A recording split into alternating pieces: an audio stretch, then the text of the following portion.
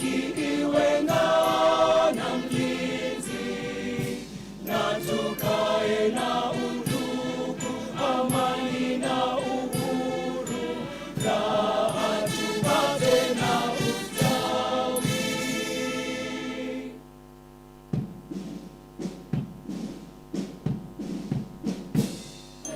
Mungu twaomba uilinde Jumuiya Afrika Mashariki, tuwezeshe kuishi kwa amani, tutimize na malengo yetu. Jumuiya yetu sote tuilinde, tuwajibike, tuimarike. Umoja wetu ni nguzo yetu, idumu jumuiya yetu. Those of us in the auditorium, you may take your seats, please. Hello, how are you? How are you? Thank you. Very good. Yes. No one? Thank you very much. So Carl is going to take you on a spin around State House, where this car is going to show you how to get in, and we've told him to be safe and careful.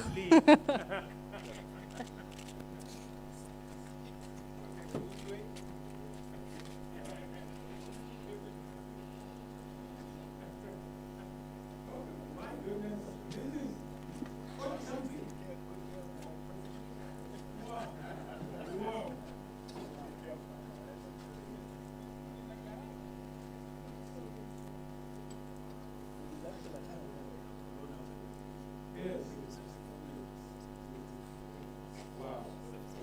Okay. So how do we do that? It's like this.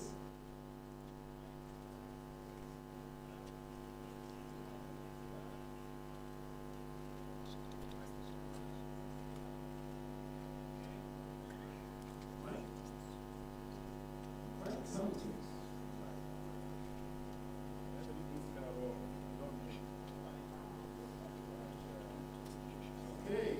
Then you have to. Okay.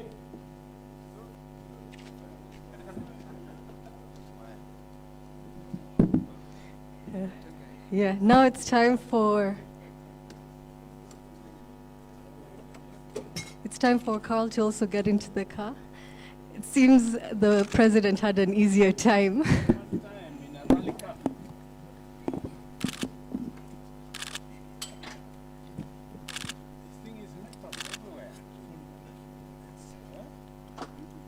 Okay, so this is supposed to prevent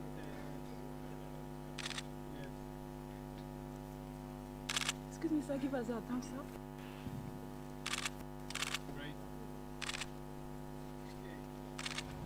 Okay, I think they are almost ready to go. We've heard the president explain that this is his first time to be in a rally car. Yes. Quickly, quickly.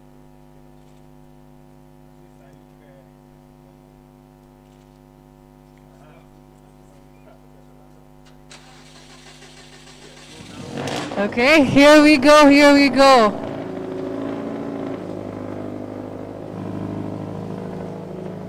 His Excellency is about to take a trip to State House.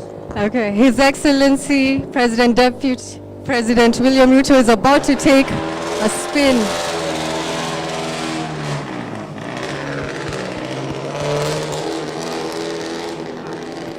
You know, they-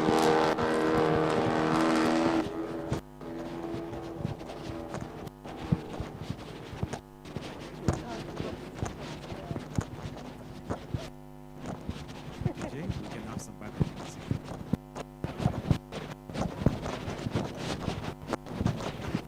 Yes.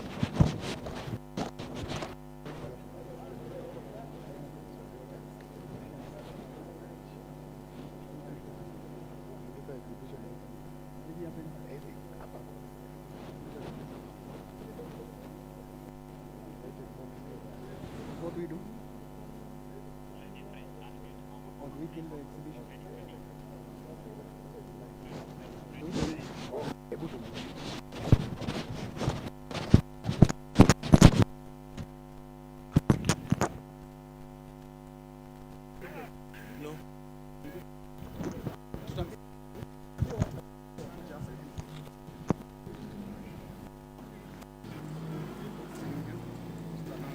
Yeah. What?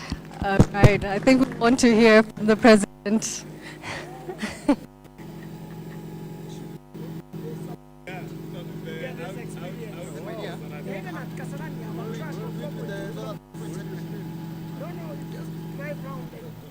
You have a feel. Okay, everyone, let's give a clap to Carl Flash Tundo and the President, William Ruto. We'll hear from His Excellency for him to explain to us exactly how that has been. Give a trophy.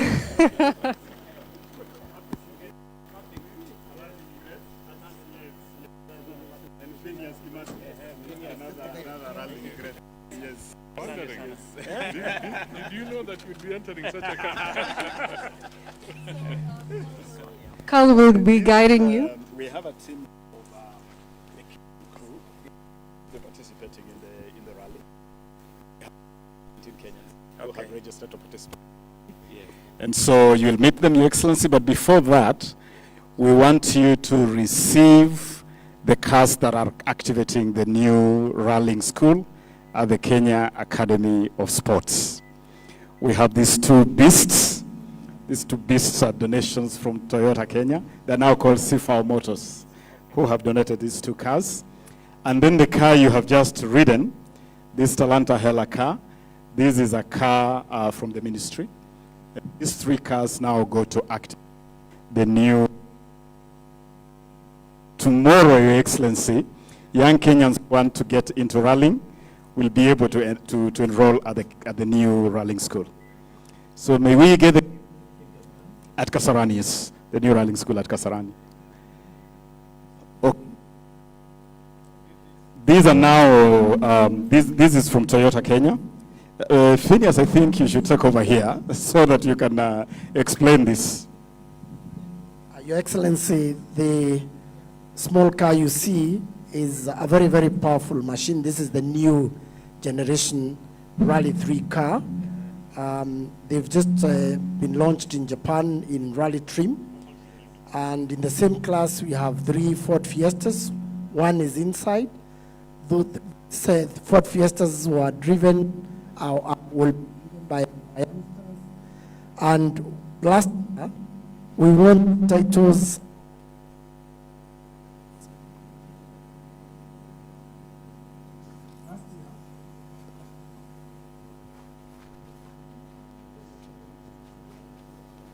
two titles in Africa. The Africa Rally Junior Champion and the Africa Rally 3 Champion. That was Amsa Anwar and McCray Kimathi. And in about 22 years, we had a young Kenyan winning a Kenya National Rally Championship, Maya Wahome. These are the 3 youngsters that we are supporting this year for the WRC Safari Rally. So we'll proceed, Your Excellency. Quickly, we want you to meet this year, Your Excellency, to bring equality and inclusivity in rally. All women crews. To participate. Yes. Excellency, Pauline is also Director of Communication at the Ministry. Yes.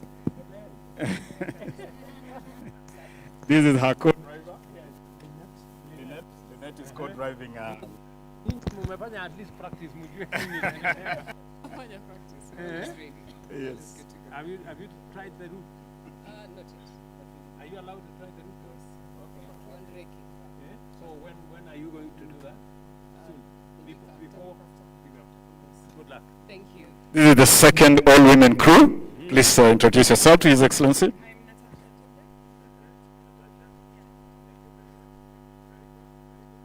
Natasha is a close neighbor of.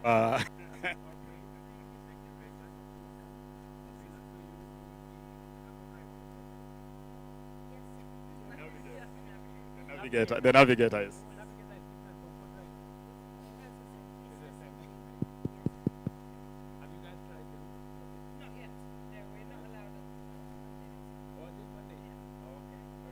Our third all-girl crew.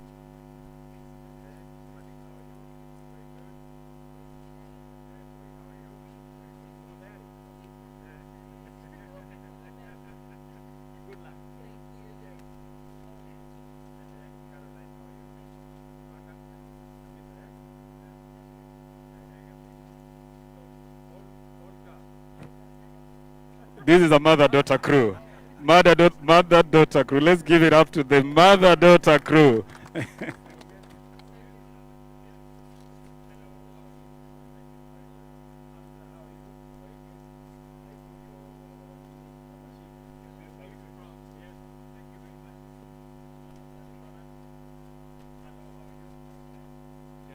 Now, Your Excellency, to introduce these three youngsters, Jeremiah, where is McRae? McRae Kimathi, and Hamza. Now, Your Excellency, this is part of the program of developing this talent from the youth level.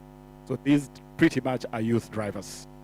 They have established themselves and they will be the face of Kenya youth in this month. Yes. Yeah. 2 years. Okay. Running. Okay. So this year, what do you expect? Hopefully puts Kenya up there.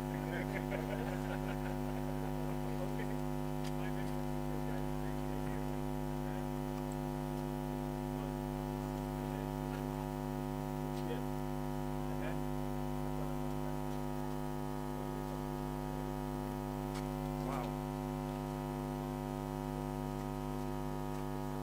Kijiti kubwa hii ndio gia.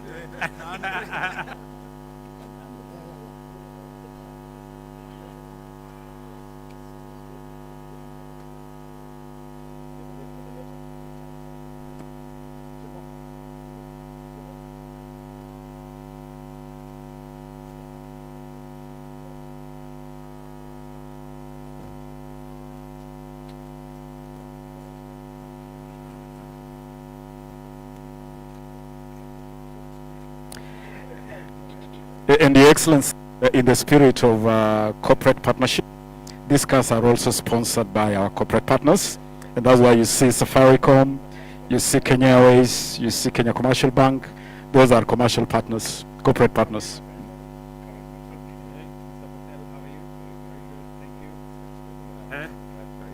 Joseph Habari. Your Excellency, Karan is the national champion, the Kenya national champion in rallying, yes. Wow. Yes, so big name. Last year's and ready to go this year again.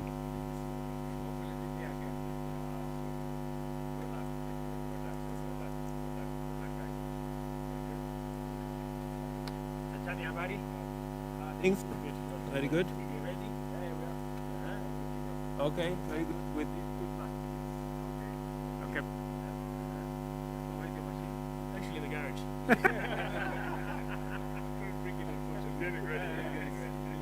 You're making it ready. Yeah. Uh-huh. Actually hit a zebra.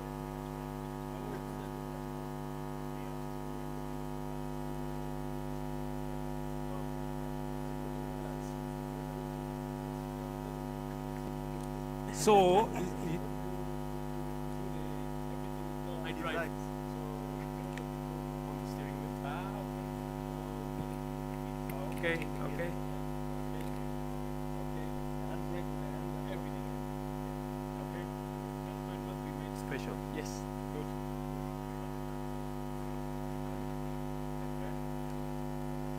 Okay, very good. Pongezi sana. Very good. Hello, how are you? You. And a farmer. like yours truly. Okay, thank you. Buddy. Very good. Njoroge habari? Very good.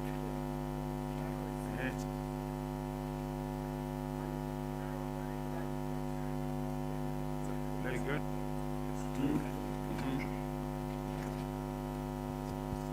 Zuri? Yeah.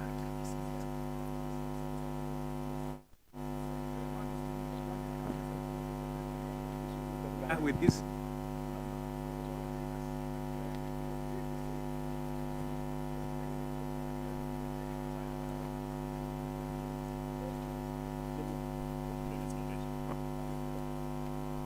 Gezi? Yes, Ian Duncan, you're here.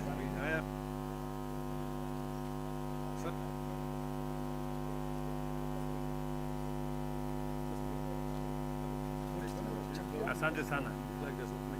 Yeah. Very good. Very, very good. You better win this one.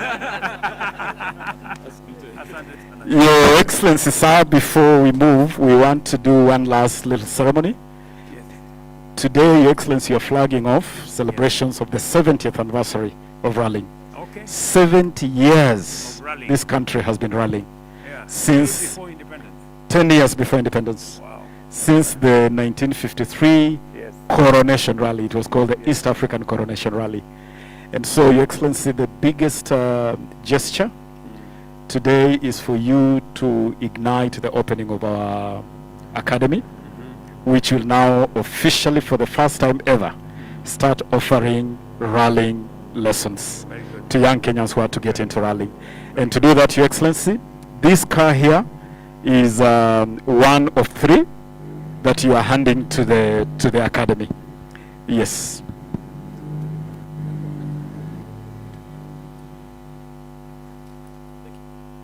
Very good.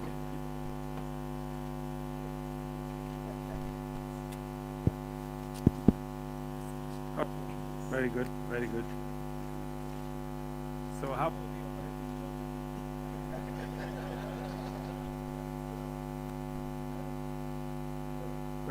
Oh, you're a magician or something. Okay, okay, thank you very much. Okay, thank you. Asante sana. Yeah.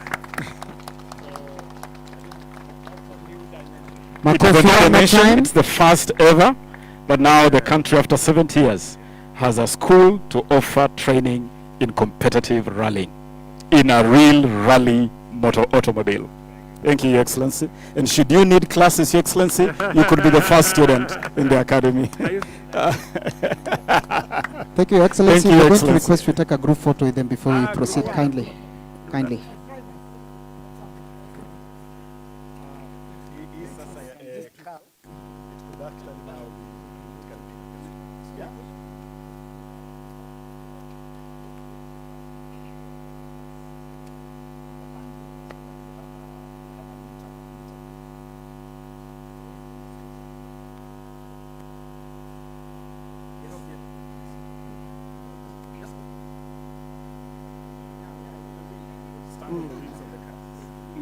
You can remove the.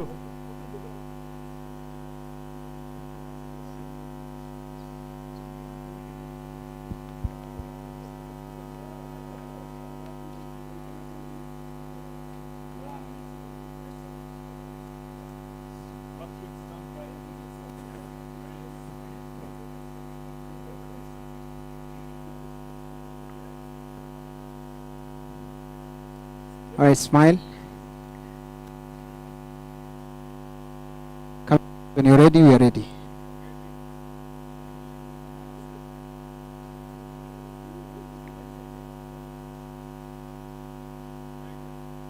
Asanteni sana. Thank you so much. That brings us to a close of that first segment of our ceremony. Thank you very much.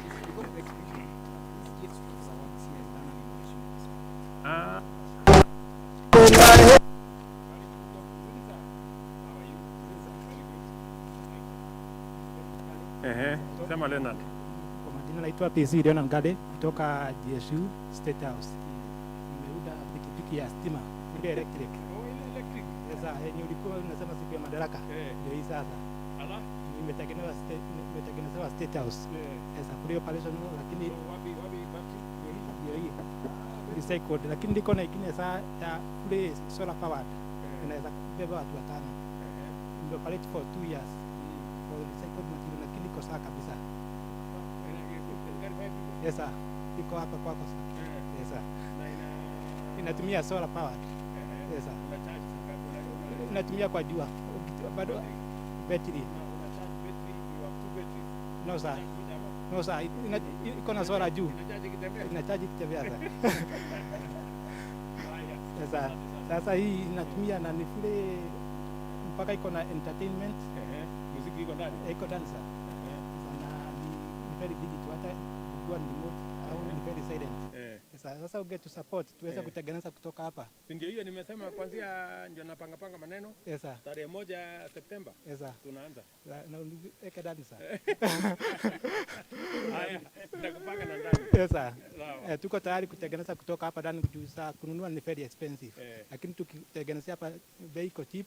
Yes. Na tena tuna hata service ndio tutakuwa tunawafanyia. So atakuwa kwa guarantee wakinunua kitu. Hata ikileta shida anapata solution.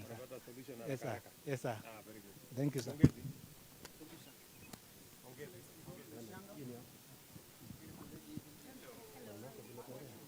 Your Excellency, we are consolidating the value chain around the creative industry and sports. Yes. And this is our amazing Ushanga products.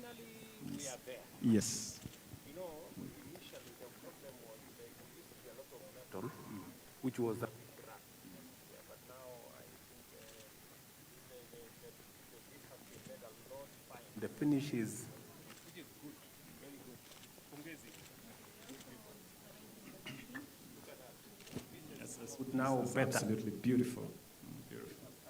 Better with the, you know, to be a lot of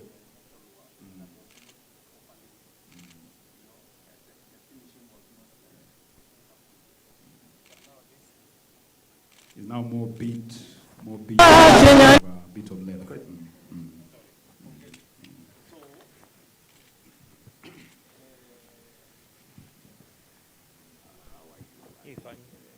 Kuna ingine?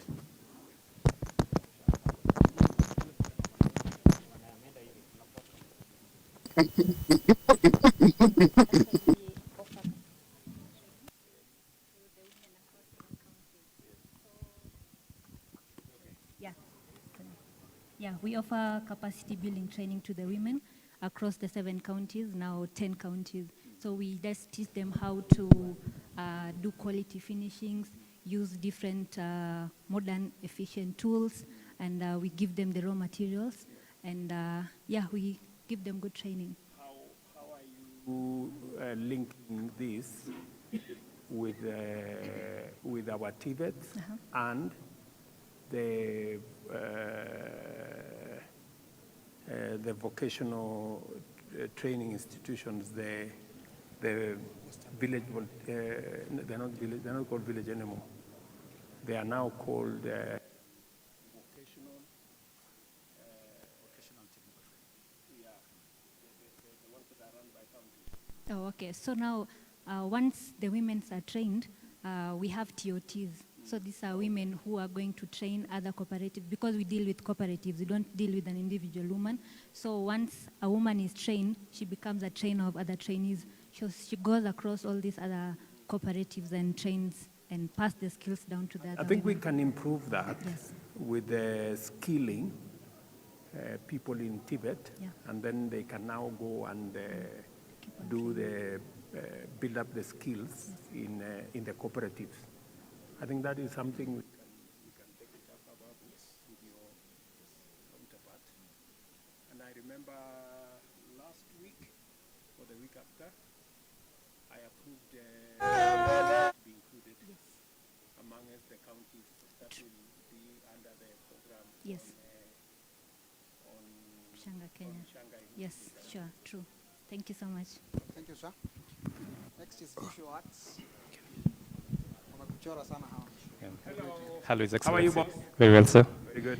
Yes, The so world of we shall arts. get started here. So this is Kenya Art 6T, and this is Ron Lux, a painting by Ron Lux. Ron, how are you? Ron Lux, yes. Habari yako? Your Excellency, we discovered this man from Mukuru, which Mukuru? Mukuru Kwanjenga. Yes. And he has produced quite a number of pieces which the ministry has bought. Yeah. And we want a lot of government institutions Yes. to really replace photos with art, pieces of art. From As- Mukuru. Mukuru Kwanjenga, yes. Very good. I have a lot of space in State House for this. Oh, fantastic. Yeah. Okay. So we continue. We still have more. So this one, you buy this one. Yes. Says this one should remain here. It's called transition. Negotiate with him. Okay, and then so yes, so you got a lot more going on. That's a Safari Valley, which is the same artist. Fantastic. That is silver. I mean that is brass. This is him, Ebenezer, from. Are you the gentleman from Busia? From Machakos. From Machakos, yes. From Machakos. Look at that. Yes. So, Mheshimiwa, normally there's just painting, but the introduction of semi-precious and precious metal into fine arts Yes. to ensure that normal people can just invest. Art can now be invested. Yes. And it will be an honor to do a gold piece for you, none other than you, sir. Why not? Anza sasa. Lakini kwanza tutapiga bengi. Lazima tuongee. There's a hyper realist. There's a hyper realist. Okay. Just So, to ask, yeah. How much does this go for? Market rate. Usilete bei ya State House hapa, buy bei ya kawaida. Mheshimiwa Rais akinipa 1,100 hapo tuko sawa. Okay, hiyo ni sawa. Lakini jamaa Ya mtaa. Tunaanza na the raw materials themselves. Yes. The raw materials. If you don't mind, if you can look at this one from Waziri. Okay. They wanted to. This one is. This is hyper realism. Hyper realism is you try to capture the painting almost close to a photograph, even make it better. It is done by Collins Omondi from Kisumu County. He is here. And this, yes, this has taken it has taken 200 hours. It takes about roughly slightly more than a week. This one, and it's done in charcoal. Not in, it is charcoal. Yes, that's charcoal. Yes. So you can put glass, yes. And that the same as that, which is Mzee and Penfold. That's charcoal. Same technology. This is it. Yeah, that is Collins from Kisumu. Yeah. And Your Excellency, the proposal is that really all government offices should really be adorned with the products from this sector, because we are coming across incredible pieces of art, as you can see on the slide. So Your Excellency, just say a word, and it may be. This we must. I endorse fully. Yep. Asante. Look at that. Yep. Now this is done by. That is Robin, and this is eco-friendly art. This is eco-friendly art. So this is grass. Yes, that's grass. That's black soil.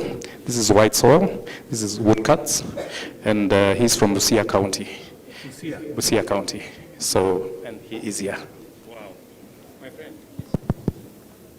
We discovered this man at an exhibition. Was it last month? Last month, Your Excellency, and we thought his art is really, really of international standard. Absolutely top class. Yeah.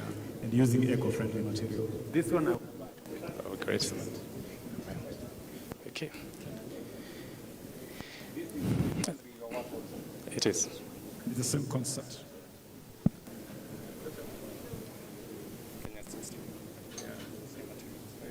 So, Excellency, instead of buying same material. the same concept. Same concept, yes. Eco-friendly sand, white sand, brown sand. It's just sisal rope. Sisal rope. Sisal rope. Sisal rope, yes.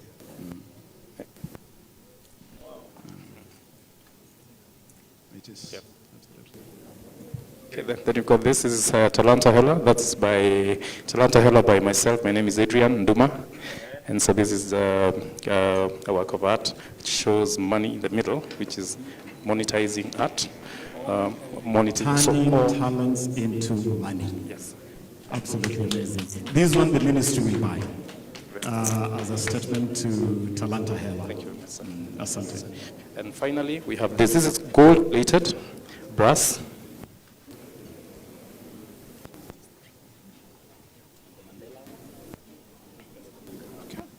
Okay, this is a gold-plated. This is gold-plated brass, which is 24 karat gold. Is the artist who is and is the artist who is combining precious and semi-precious metals and fusing them into art. Ebenezer from Machakos. Machakos, yes. Yeah. Wow. Machakos, yeah. Wow.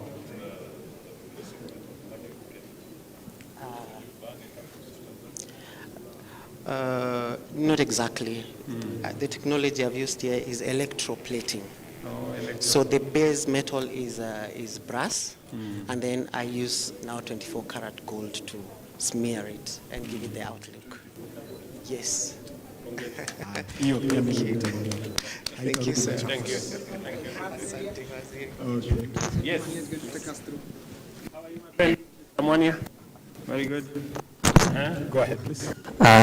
Mshauri Western Mtonex Juma. Endelea.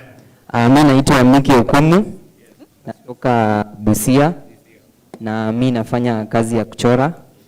Tumia nyasi kuchora. Hiyo yote ni nyasi. Amna zote. Na mimi nimejitoa kwa village kuja town kujituma. Sijaficha talanta. Anataka kushukuru kwa opportunity ya Talanta na Hela kupitia our very own waziri Mwamba. Tunashukuru sana. Mnatupatia opportunity kama hizi sisi kama vijana wadogo, at least tunapatia opportunity ya kujitafutia. Very good. Hapa hivi nimekutengenezea bendera yako kama zawadi yako pamoja na wheelbarrow yako ambayo ulituahidi. Na nimefurahia fika hapa. Najua village yote kwa TV niliwaambia leo waningojee. Na wananajua wanakulola wananilola na wanangojea kasoda nirudi nayo. Najua utaniacha hivyo. Asante. Mheshimiwa Rais, mimi ningependa nikwambie mwenyewe asante sana kwa waziri wetu wa Babu. Ababu wanaingia vijijini. Ukiona mimi natoka village. Na kama si Ababu usingekuwa hapa siku ya leo. Anafanya kazi. Asante. Thank you, my friend. Excellency, my name is Wangari Kamau. We have a children's brand called Rafiki Values Tribe. We're about molding and shaping character in children in their foundational years. And our story is that in each doll lives a tribe of values that have been passed down from generation to generation. Values such as gratitude, kindness, love, respect. This is what the children are playing with. And so when they play with our products, they're actually playing with what they stand for. So out of these dolls and bringing those products, the values to life, we then created a children's playing card. And everything is made here in Kenya. So we're very proud about that. Wonderful. Working with women in the community, we are looking to actually work with more women in the county, train them on how to make the dolls, as well as that has then led to making different products like a jigsaw puzzle. So as children go through the journey of life, what values are they picking? Of course, women play a fundamental role, and our grandparents as well. That's why we have Aguka there. And then we are also looking at exploring the animation angle. How would you want us to work with you? In what way? In especially training the women, where our bottleneck is on production. So where we can train them and they can make dolls, they can earn a living from that, because there's a huge demand for that, that our children are playing with locally made toys, and the essence of what do they stand for, values that we as Kenyans and Africans have learned over the years. This has also led to creating of stories, and it would be an honor. We actually have our first published story. It's hot from the press last night. It would be an honor for you to sign it and also keep one for yourself. And a reminder that who we are is not based on what we look like, but that which lives in us. right. Start, and then you hand over to Yes. Yeah. Yeah. This is really localizing our animation. Yes, we are. So that our children can relate to our own African It is stories. nice. Yes. Very We're like a Disney. Absolutely. Consider us as the next, so that people are playing with a Kenyan brand as opposed to consuming products from Disney. This is a whole brand in itself. We need to work with our counties. Yes. So that maybe in our ECDs, Yes. in from there, they could have this. Yes. Huh? Yes. And then So, we've actually written a whole, we have a lot of stories that we've posted on our blog, which would like children, especially in communities that do not have access to storybooks, to access with a lot of free content available. So, Your Excellency, We'd like, this with the Council of and would like Governments to, to see how this can be, formalized. like to gift you one, Your Formalized, Excellency. with Thank the you so councils. much. Thank you. Thank you. We Thank will you. connect you to the Council of Governments. Thank you so much. Sports apparels, Your Excellency. Hi, how are you? Barry, Jambo, Your Excellency, you have said we have to leverage on the Kenyan sporting Absolutely. brand to go into production of sport apparels. So, Enda, please proceed. Yeah, so Enda Sportswear is a sportswear company. Milestone. We are the first, so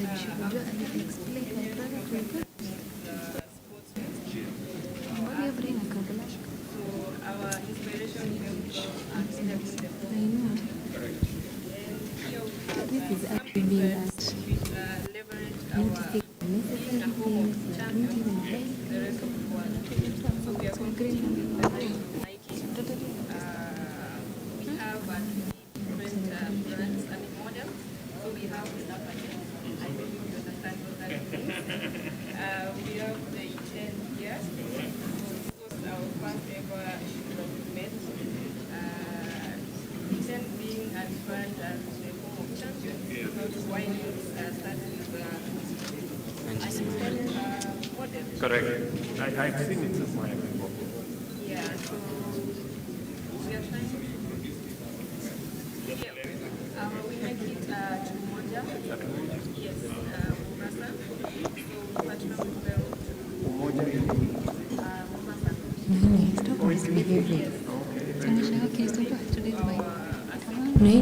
Utanisumbua kutaka. Thank you very much. Congratulations. You have outlets? Do you work with some outlets? And Your Excellency, we want to encourage even our teams representing the country to really start using this locally produced brand. Yes, Nike, Adidas, and so it has to be Enda. Yes, tuko pamoja. Wanja, go ahead, please.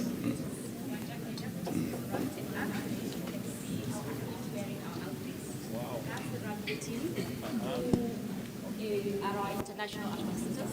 They travel to the six continents to play rugby. And now we are also going to do Nike competition in the US. And we have the tennis players here who are playing the These are actual national team players, Your Excellency, representing us at a tournament that starts on Monday. Yes.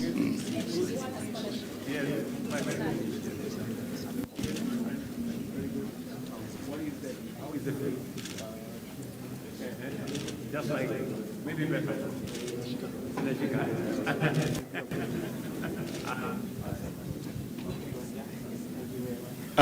One more thing, is there, this is Stacy Anyango. Yes, Stacy, maybe you want to explain your thing?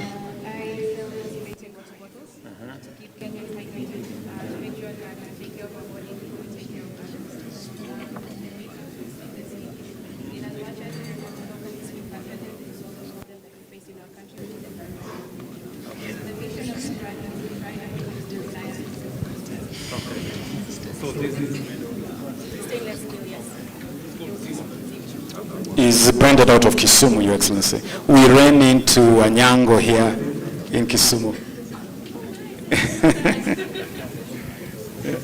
Yes, this one is from where? Machakos. Machakos. Mhm.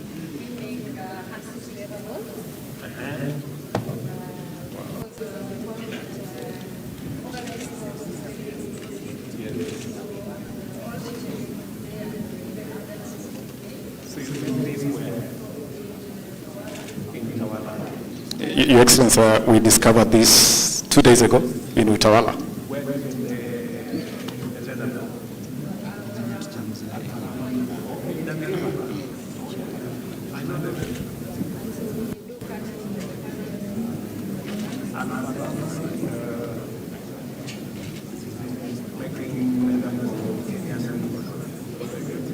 And so for the whole Talanta Hela, the bottom-up inter-county tournament, we are buying these local balls. Local balls, local kit. Okay. Asante sana. So, Your Excellency, this is the Kenya National Innovation Agency, ushering you now to the other side of talent, where we leverage innovation. So this is the Presidential Innovation Award. So this is a program under the Talanta Hela project, and it's going to be run in the youth edition, correct? Okay. So it's going to run in a bottom-up approach, where we'll be scouting talents from the county levels all the way to the national level. So, Your Excellency, the intention is to scout, recognize, and support them to commercialize. In another language, just make them go to the market and then support them through an acceleration process that will run for around 8 months for them now to enter into the market and compete with different actors. Yes. During the Kenya Innovation Week in December, you closed the last one last year. So this will culminate there and centers. And the innovation is across everything: agriculture, fishing, technology, everything. And it is part now of the startup process. Hello, Your Excellency. My name is Cliff Nyakundi, Director for Africa at the Halt Price Foundation. Basically what we do, we challenge young people from across the world to solve some of the most pressing social issues through innovation. We also award $1 million to the best startup globally every year. If you recall, our last year's winner were a team from here in Kenya, St. Paul's University, Ikobana, who are working on sanitary pads for students. Yes, that is our competition. They won $1 million. Okay. I'd now like to also introduce you to the team representing Kenya and Africa in this year's Global Accelerator. Their name is Pine Kazi. They'll also be competing for $1 million. Okay. Yes, this is Steve Pine Kazi from African National University, Kajiado County. We are a sustainable fashion company, and we make sustainable textiles from pineapple fibers, and we use natural dyes, so our products are 100% natural. Yes. Pineapple fiber. Yes. The leaves. Yeah, the leaves. Okay. Yes. Okay. Yes. And it goes all the way to shoes. Yes. And this recyclable rubber For the bottom. And apart from that, we create jobs for youth, which is in line with the economic agenda for the youth. And we also empower women, which is also in line with the agenda for supporting women. Yes. Thank you very much. I'm happy you are having a conversation about creating jobs. Yes. Yeah? Yes. You know, it's a big issue, eh? Yes. You know, we have so many of us who are not working. Yes. And we must do everything. Yes, Yeah? definitely. Including innovation, including what you are doing Yes. sustainably. Yes. That's very important. Yes. Okay. Thank you very much. Your Excellency, Thank you. The team would like to provide you with your pair of shoes and Her Excellency Mama Rachel. Okay. Later, within 7 days. Okay. I will get you the size. Yes. Okay. Thank you. Asante sana. Quick one here. Yes. Hello. How are you? Very quickly, please. This is the team from Cut and Shop. Yes. What we do is we power all these businesses online. Yes. So we basically a Kenyan company putting more than 2 million businesses online. Yes. Yes, and this is our CEO, Joe Ambogo. Online. Yes. and he will take us through what we have. Yes, Your Excellency. So after all the hustlers have manufactured, they have prepared their products, we are the ones who digitalize them. We take them online, they're able to sell locally and internationally. So basically what we do, we are an engine that powers merchants to be able to sell online. We can be able to set up 2 million businesses within a day. And we are digitalizing Mama Mboga. You can see Mama Mboga who is selling in Kiambu County, already selling their products online. We have hardwares that are selling online as well. And most importantly, we are partnering with counties to give them marketplaces and be able to sell their products online, both locally and internationally. We just launched last Friday Nandi County Marketplace, and already it's trading on what we call a B2B platform. And most importantly, we're also partnering with the government parastatals to do delivery. As you know, Posta has over 638 fulfillment centers. Correct. And all those products, when they are bought, they are fulfilled by Posta. If today Makueni County bought 10,000 bags of maize from Nandi County, Posta will pick it from cooperatives, and they are able to deliver to Makueni County, and the cooperatives get their money. And that is what we do. Asante sana. Thank you, Your Excellency. We end here with the Permanent Presidential Music Commission stall. Hawa sasa ni watu wa muziki. How are you guys? I thought we said we are changing that, right? Yes, and we already started a process. Bishop Toro here is in charge of the commission. We have started the journey. A creative, Presidential Creative Economy Commission. Yes. Yes, that's what we are doing. So, why have you defied Your Excellency, we wanted to show you the journey where we've come from and the future that lies ahead of us. Your Excellency. But this transition has started, Your Excellency. The Commission has been guiding matters to do music and dance, and we are glad that now the ministry will also be able to expand this to the other creatives. We also have been developing talents across the country through many programs that have been run by the support of the ministry and your government, Your Excellency, sir.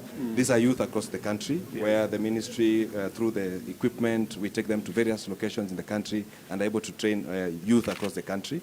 We also provide rehearsal spaces that help these youth create content. And now that we're talking about Talanta Hela, this is the content that we are looking forward to monetizing, Your Excellency, sir. So these are all opportunities that are available within the same space. We have recording studios, sir, state of the art, that produce this music. And Your Excellency, after this... Yes, sir. Yes, Your Excellency. Yes, Your Excellency. It is doing well, and actually they took the model from our ministry studio, yes, and we guided them through the whole process, Your Excellency, sir. And we even look forward to making a content creator today, sir, as we prepared something for you here, sir. We also do entertainment for state events, sir, and this has, with your support, we've been able to work with thousands of artists across the country. You guys are just special. The seamless, how you change the different people singing at the stadium. Thank you, Excellency. Thank you, Excellency. We also have wanted to share with you, this was the overview, perhaps from the dais not possible to see. For the first time, we got the map of Kenya correctly, without selling or buying any other neighboring country's land, and also being able to bring the various creatives, and by giving them the opportunities to be able to create more content. And towards this era of Talanta Hela, Your Excellency, sir, it is giving us the platform of what to do with this content once it's been produced. Correct. These are some of the products we have from the trainings, and they are moving on to the next level. Your Excellency. Can we go live? Yes, sir. Can we go live now? Yes, sir. Okay. Let's go. As we talk, Your Excellency, there is a training camp the ministry is conducting in Mombasa that is training 85 youth that are currently in training. These are live links, sir, to the training that's happening right now in music and dance, songwriting, copyright, matters to do music business, and also how to monetize their talents. So it's a 15-day boot camp at the Kenya School of Government in Mombasa that is running for 15 days. We are on day number 6 today, and you can hear the progress, Your Excellency, sir.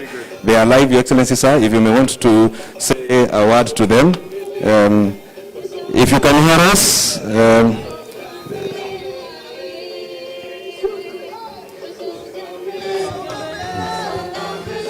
they are excited, Your Excellency, that they have you live from here. Yes, and Your Excellency, sir, we want you to be a content creator, Your Excellency, and we will monetize your content. We will send it commercial. This is the best producer we have in Kenya right now. It's called Motif the Dawn. So it's going atafanya usarakasi. Hapa nataka utuimbie kidogo. A few lines. It's just a few lyrics. There's a track.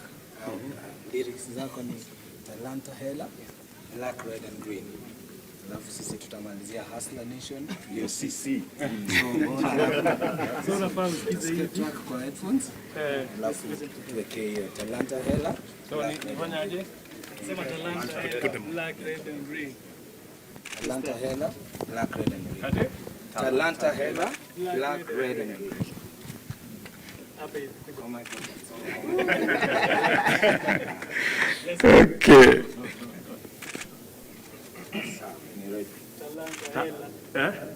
Talanta Hela, Black, Red and Green. Talanta Hela, Black, Red and Green. Talanta Hela, Black, Red and Green. Talanta Hela, Black, Red and Green. Talanta Hela, Black, Red and Green. Yes, Talanta Hela, Black, Red and Green. Talanta Hela, Black, Red and Green. Talanta Hela, Black, Red and Green. Hapo sawa. Amazing. Mustafa, kutana na His Excellency. Thank you. Yes. Okay, very good. Asanteni sana. Okay.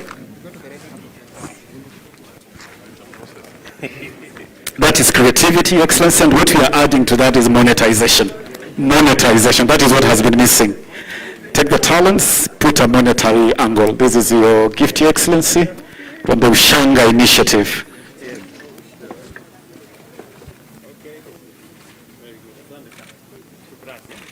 Thank you. Okay.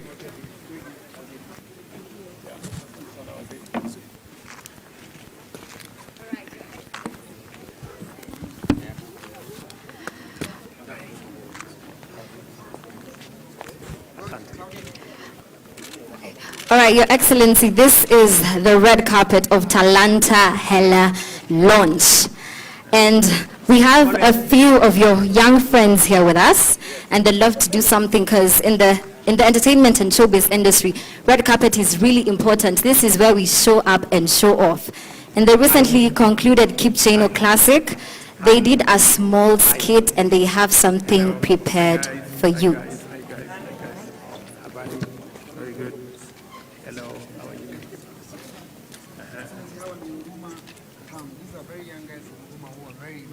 Okay. Yes, so one of them, the youngest representatives, hawa ni wasanii wenye bado pia wanasoma.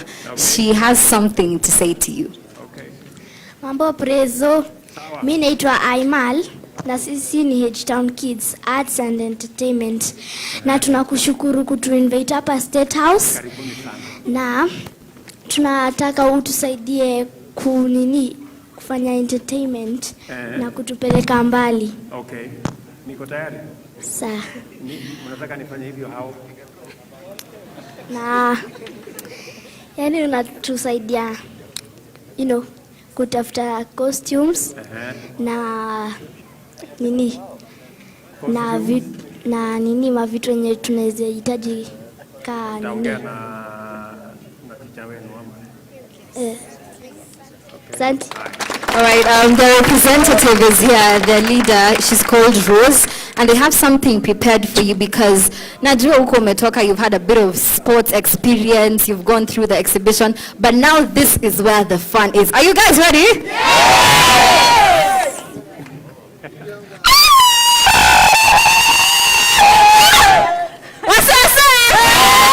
Tuko wapi huku?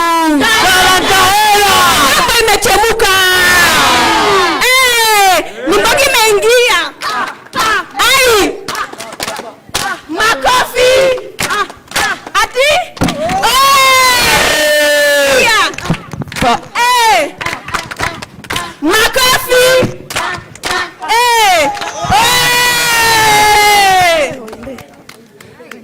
A quick case with the Huruma kids, Your Excellency, please.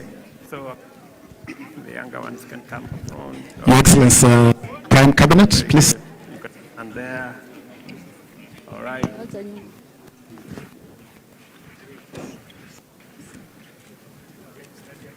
Very good. Asante sana. Asanteni sana. Huruma Town Kids. We love you. Tunawalombo sana. All right, over to you, Michael Gitonga, in the main arena. Thank you. Thank you. Thank you. Asante sana. Thank you. Shukrani. Thanks, my dear. Very good. Asante. Good. Good, good, good. Thank you. Asante. This is all quite something. Welcome. Thank you so much. Let us all rise. His Excellency, the President of this great nation. Tunaweza tukamkaribisha kwa makofi. Karibu sana Rais. Na tunamshukuru kwa kushikilia talanta mwenyewe kabisa. Karibu sana.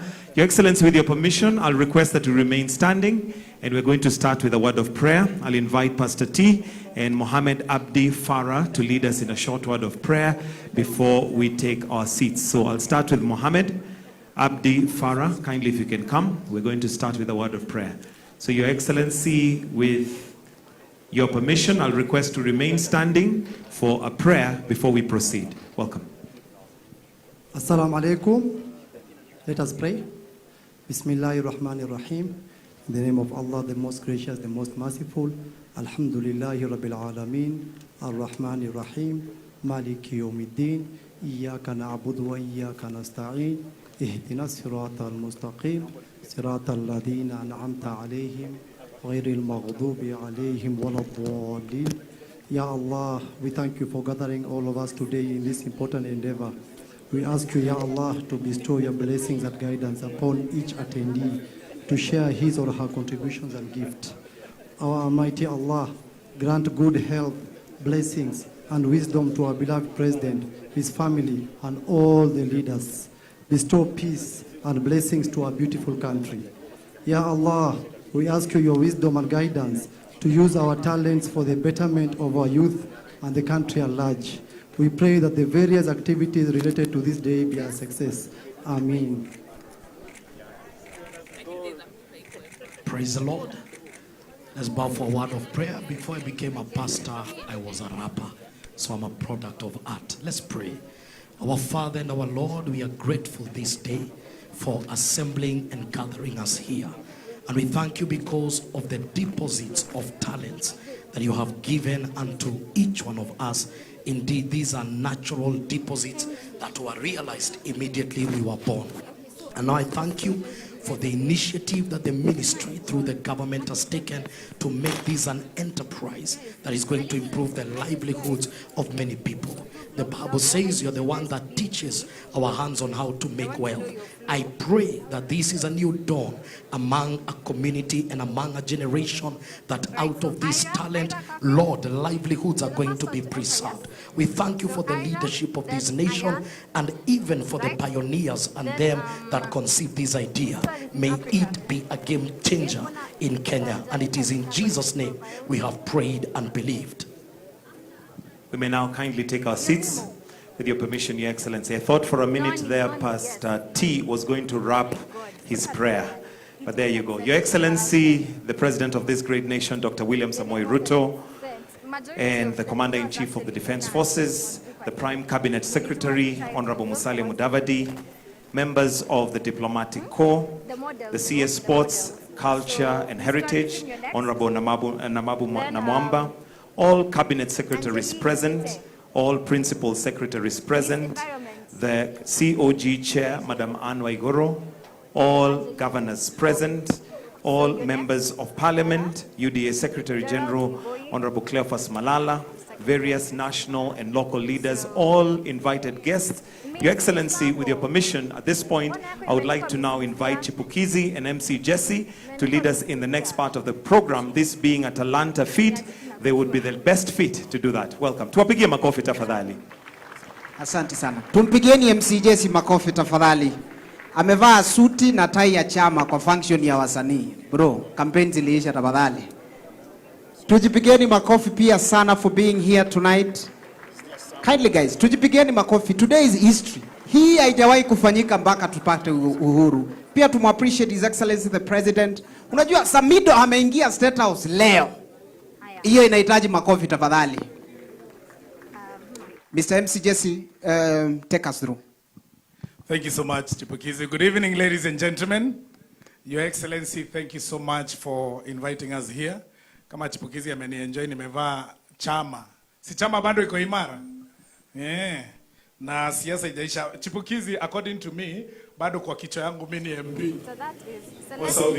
Your Excellency, unajua huyu alisikia ukienda unaambia watu Harambee, wanasema UDA. Pia yeye akaenda huko akawaambia Harambee, wakamwambia rudi Churchill wewe. But no worry, tuko hapa because of the talents, and of course, Your Excellency, we want to thank you for giving us a CS that is able to take us further. We are products of art. I am a product of arts. Chipukizi is a product of arts. And finally, we have a home. Yes. We got a CS that acknowledges talent and the president that is for the arts. Let's appreciate our president for giving us a CS that appreciates us. And Your Excellency, the art industry, the one we are launching today, Talanta Hela, is not just music, Chipukizi. Si mambo ya kuimba. Let people know at home that the Talanta Hela is about film, is about fashion, is about theater, is about music, is about sports, and the content creators. And we are talking about the kind of money that we are going to be having, because Talanta Hela is about monetizing talent. We are talking of South Africa. They are doing about $7.5 million in terms of talent and media industry. And when it comes to Nigeria, they are ahead of us kidogo with $6.4 million. In Kenya, it was projected that we are going to be having $2.36 million by 2022. Na sasa 2022 iko hapa, we have a new president, and it is now projected through Talanta Hela and monetization, we are going to hit over 5 billion in terms of monetization. So MCGS, we're going to take a little time to have some entertainment. Tuko na some of the best entertainers we have in Kenya. So ladies and gentlemen, when we introduce them here, fuel ya usanii ni makofi. Wapi makofi, shangwe, vigelegele za Guardian Angel as he opens the stage for us tonight. Karibu Guardian.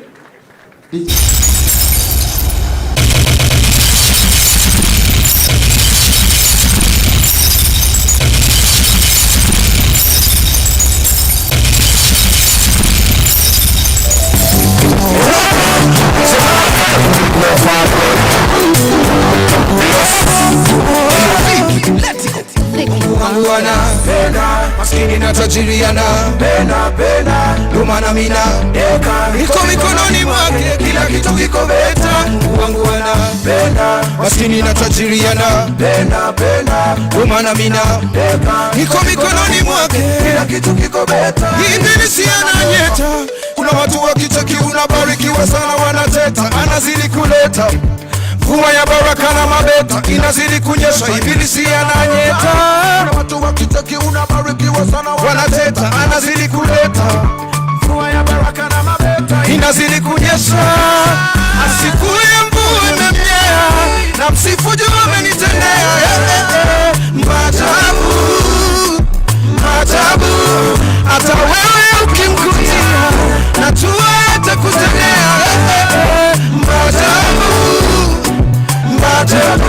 Kuna wenye dhambi, wengine takatifu, jua likiwa kali na wakia wote, wengine takatana, wengine waaminifu, mvua ikinyesha inawanyeshea wote. Kuna wenye dhambi, wengine takatifu, jua likiwa kali na wakia wote, wengine takatana, wengine waaminifu, mvua ikinyesha inawanyeshea wote. Maskini na tajiri anapenda, lumana mina iko mikononi mwake, kila kitu kiko beta. Mungu wangu anapenda maskini na tajiri, anapenda lumana mina iko mikononi mwake, kila kitu kiko beta. Selector, pull up. Nataka umgeukie tu jirani yako kama uko hapa Talanta Hela, umwambie ulivyo leo Mwambie tena ulivyo leo. Hiyo ni ya leo. Kesho rada yako inaweza kufanya nini? Kubadilika. Sawa sawa. Leo unaweza kuwa uko chini. Leo unaweza kuwa mama mboga. Kesho ukuje hapa Talanta Hela. Au sio? Leo unaweza kuwa uko chini. Kesho rada yako ikafanya nini? Ikabadilika. Au sio? Selector pako ikiwa moto hapo kabla. Asante. Chimana kwanso ulivyo leo, hiyo ni ya leo. Wenda kesho hiyo rada ibadilike. Matatizo ulionayo ni ya leo, hizo shida ulionazo ni za leo. Wenda kesho hiyo rada ibadilike. Rada ibadilike. Rada ibadilike.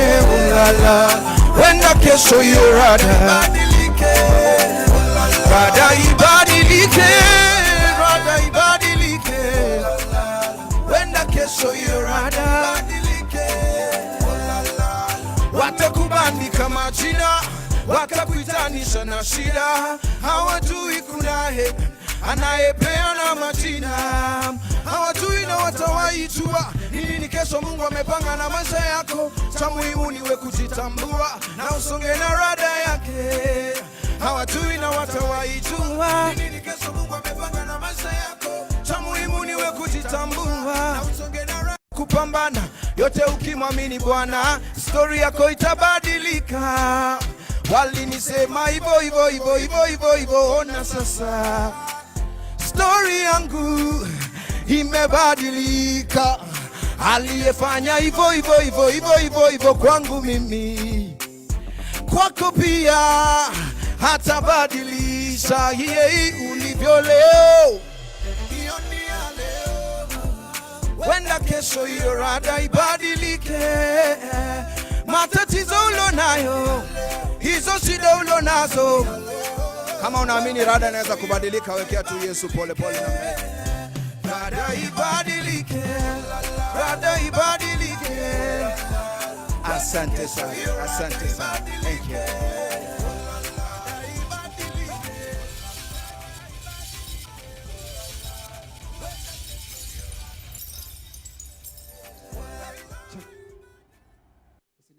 Guardian, kindly before you leave. Kindly Guardian. Ni vizuri tujue story yake, ametoka wapi, amefika wapi mpaka mahali yako. So Guardian, labda utueleze muziki wewe umekuwa ukifanya kwa muda kidogo. Yeah, man. How has it been? How has the journey? What's your story mpaka ulipata leo na perform State House Ndosi?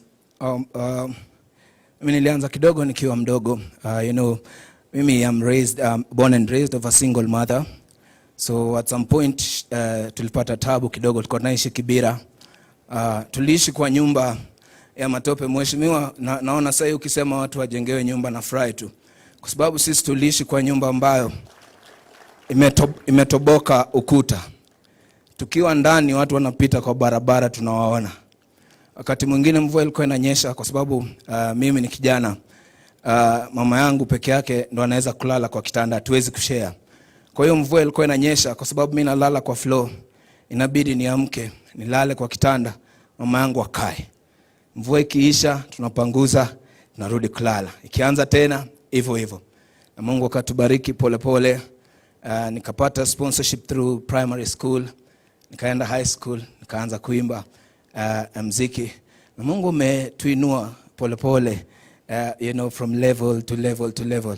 Na mimi nafurahia sana kwamba siku ya leo tuko na rais ambaye pia anaweza kumuongelelea Mungu. Sisi tumeonja yale ambayo Mungu anaweza kufanya. Nimepata people supporting me through singing and music video recording, but shida imekuwepo kwamba hatuwezi kumonetize. Hatujui kumonetize, hatuna structures za kumonetize. Kwa hiyo unapata uko na talanta sana, lakini unapata mtu anakufanyia audio free, unapata mwingine anakufanyia video free, alafu ukimaliza anakupatia, ujui ufanye nini. Kwa hiyo amekupatia product ambayo ujui utaenda nayo wapi. So utakaa nayo, uimbie watu kwa kanisa 2 3, alafu urudi tena kuomba msaada. Tena akufanyia the next song for free. tena hivyo mpaka sasa mtu anafika mahali anachoka na wewe, unaona. Kwa hiyo mimi na feel kwamba Talanta Hela itatusaidia sana wengi wetu ili as creatives tuweze kukuwa na sustainability. Unaweza kufanya nyimbo moja alafu upate kitu kidogo ya ku sort bills, alafu uweze kufanya nyingine. Kitambo wazazi walikuwa wanakataa kabisa, ukimwambia unataka kuwa msanii anakuambia hiyo vitu haina kitu, kwa sababu wazazi hawaoni kama iko na kitu, unajua. Lakini namshukuru Mungu sana kuona mtu kama Tricky yako hapa, Chifukizi yako hapa.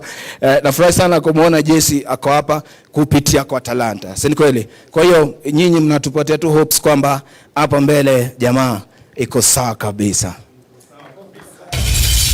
Asante. Meanwhile, right now, after growing, God has helped me to be one of the top gospel artists in this country right now. Na mimi namshukuru sana Mungu. Mama yangu pia ako sawa mahali yuko, na Mungu ametusaidia sana. Na naamini kwamba mbele tunaenda vizuri pamoja. Asante.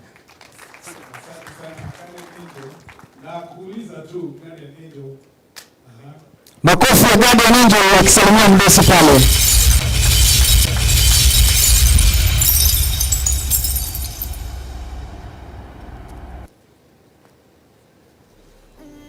Thank you. MC Jesse. Guardian Angel kabla uondoke.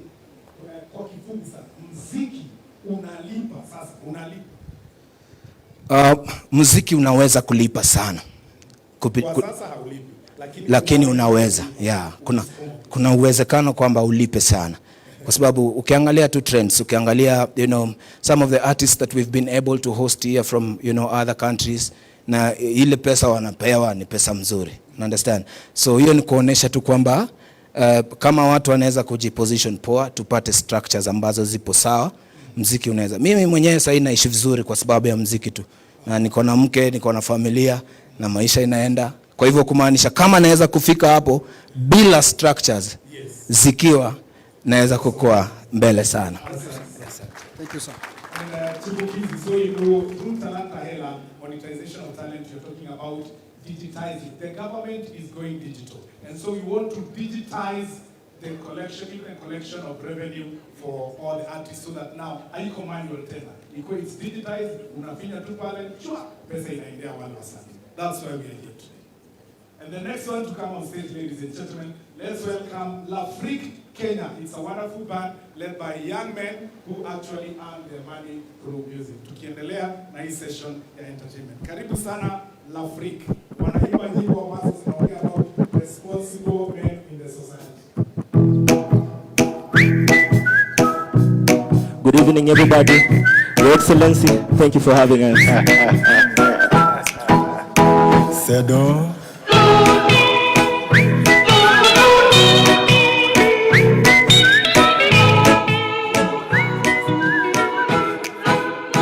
Usipoeni manyanga, unakuota mchana, usiku nikilala, siwezi yote mingine. Ukikuwa katika, ukinivipi kupiga, wewe pia nitakutuma, ili mradi nikuone. I just wanna be a good man, a good man, a good man, a good man for you, a good man for you. Oh, I'm gonna be a good man, a good man, a good man, a good man for you. I wanna be a good man for you.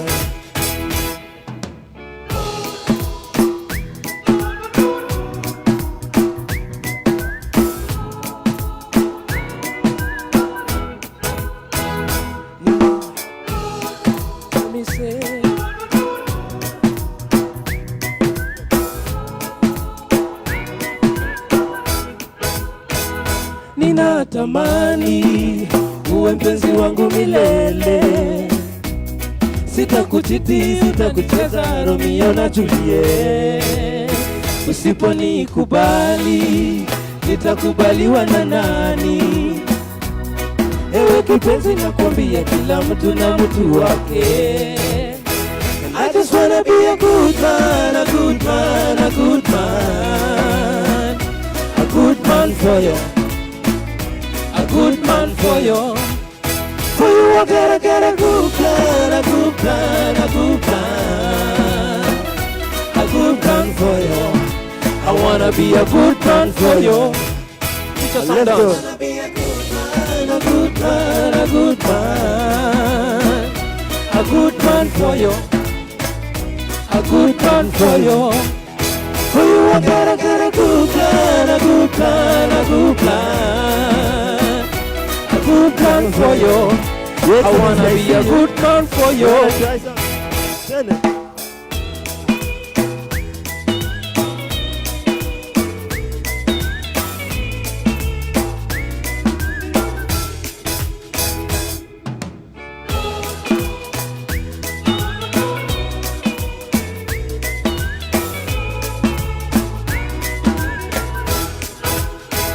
Thank you so much. Thank you so much.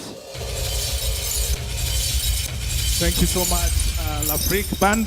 And of course, just to remind you that Talanta Hela is also about scouting fresh talents. Mnaweza kuwa mwajui sana, but in the near future, courtesy of Talanta Hela, hawa mtakuwa mnawalipa mapesa ya mapesa. Vile mshabook ticket za Boys to Men, ndio hawa wetu. They are coming up. So thank you so much, Lafrique. The next on stage is Milka Omondi. Let's welcome Milka Omondi with a round of applause, ladies and gentlemen.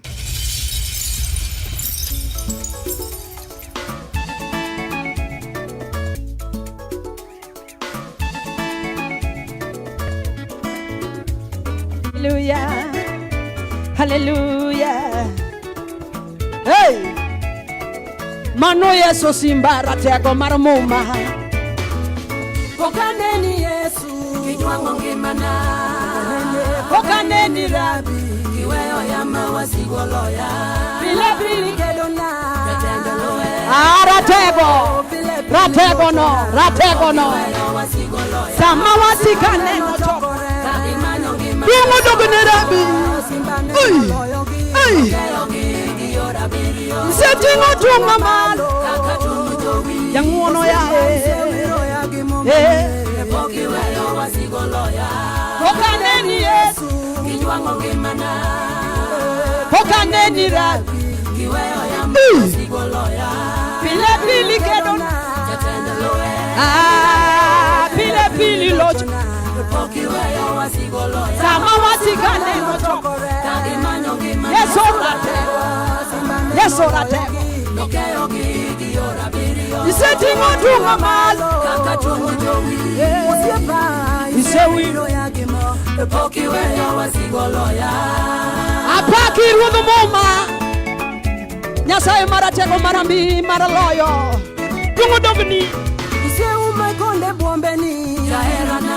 Adera mani elu kuot kodo kumbana. Kendo ini ekara gengero. Tiko manaike. Nyasaye. Janguono. Atego imi alo chopile. Sacho gandaloe. Unu parwoko ini wabele na elu. Poki juanga maluenyo loya. Hata kaleo. Okana luo.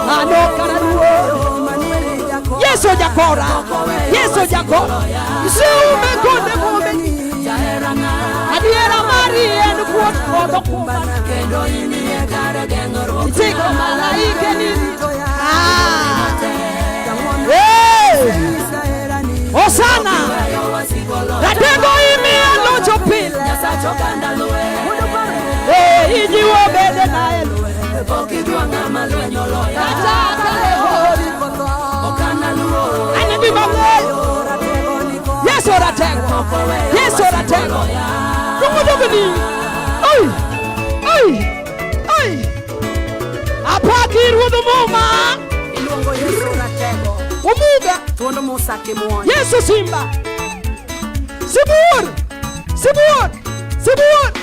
Ay.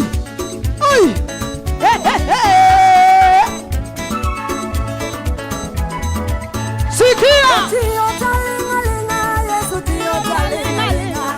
Tio talinga. Tio talinga. Yesu tio talinga. Tio talinga. Manuel yae. Tio talinga. Yesu tio talinga. Tio talinga.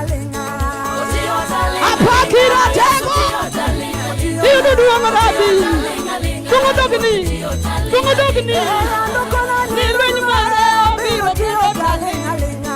Osama la tego. Yesu apaki Emmanuel. Yaro kona nilwenyi mare obiro kiro talinga. Okedo wasika woro, kiro talinga.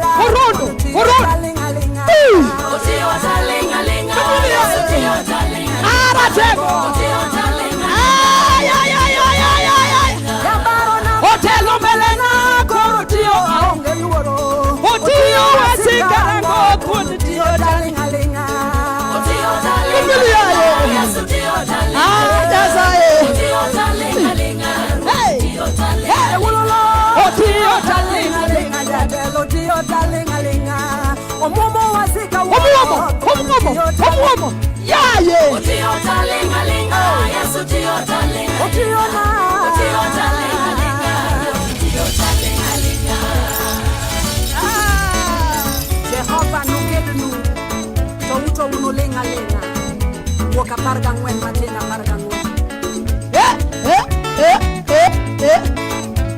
apaki ruono muma ero kolani lwen mare obiro tio talenga okedo wasika woro atwono tio talenga tio talenga Yesu tio talenga amina yo tio talenga wango tara motelo na koro tio talenga obobo wasika tio talenga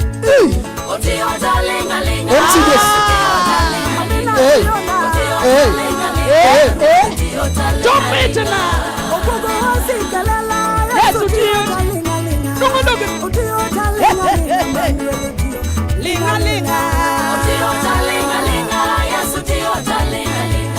Wapi makofi ya Milka Omondi? Chipukizi, you know, DJ usizime. Ukitaka kuimba Kijaluo, yes. You see our excellency amekuja hapa, yes. Akadansi kikale. Karibu akimbie. Kijaluo lazima ukondoe mapua. Na usmile for no reason. Na usidance sana, watu watafikiria hauna pesa. Na ukiona mtu unapenda, unamwendea na smile.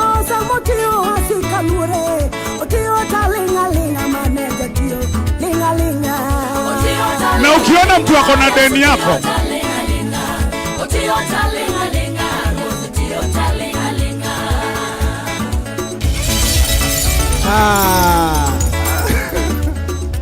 wapi makofi ya Omondi tafadhali?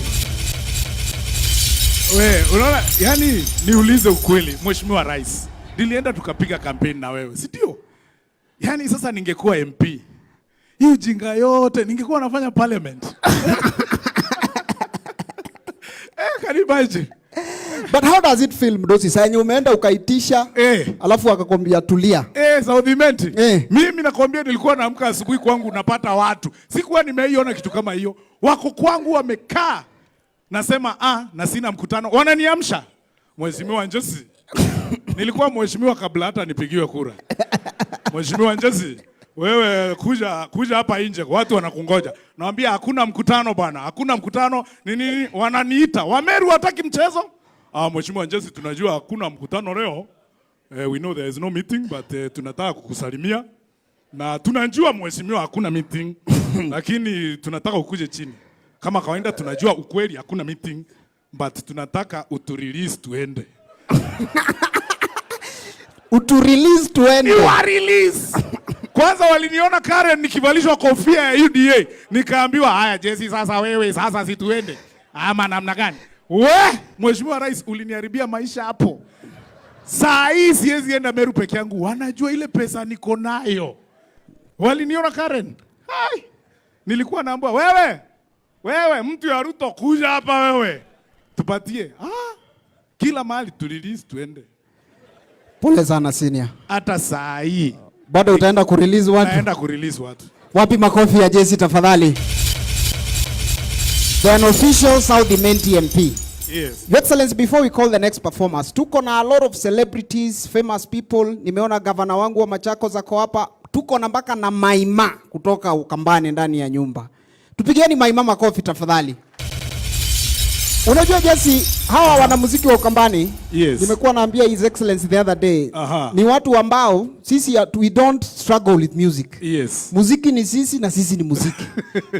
Na unajua kwanza ukiandika Mboch Mukamba kwa nyumba yako, Your Excellency, usiandike mfanyikazi wa nyumbani mwenye ametoka kwa kina gavana wa Vinya, atachoma. Unajua Jesse, imagine wageni wanaingia kwa nyumba, bosi wako wa Ukambani anafanya kazi ya kiimba. Mbosi wangu ni matope, bibi yake mwanyaji asi. Alafu unajua mtu kama Maima, huyu Maima ako hapa. Wakamba we don't struggle with music. Mukamba ni mtu ataenda asome kwa gazeti imeandikwa tarehe 7 mwezi wa 8 bomu kubwa ikalipuka Nairobi. Hiyo ni wimbo.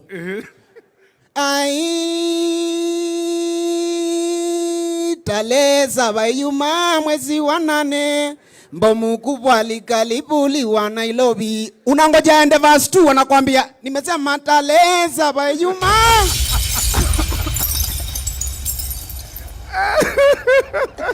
Hao tu wetu. Jaribu mfute kazi. Wavinya Ndeti knows very well that the former governor alikuwa ameandika Ken wa Maria kama mfanyikazi. Akamfuta. Akatoa ngoma yake inaitwa Sinema. Kuna mwingine rafiki yangu alifutwa, ni musician. Bala aende home akaingia studio. Na hii wimbo itafanya umrudishe kazi, juu ana kudis. Oh, na nivuta kazi bibi yako anashinda kwangu.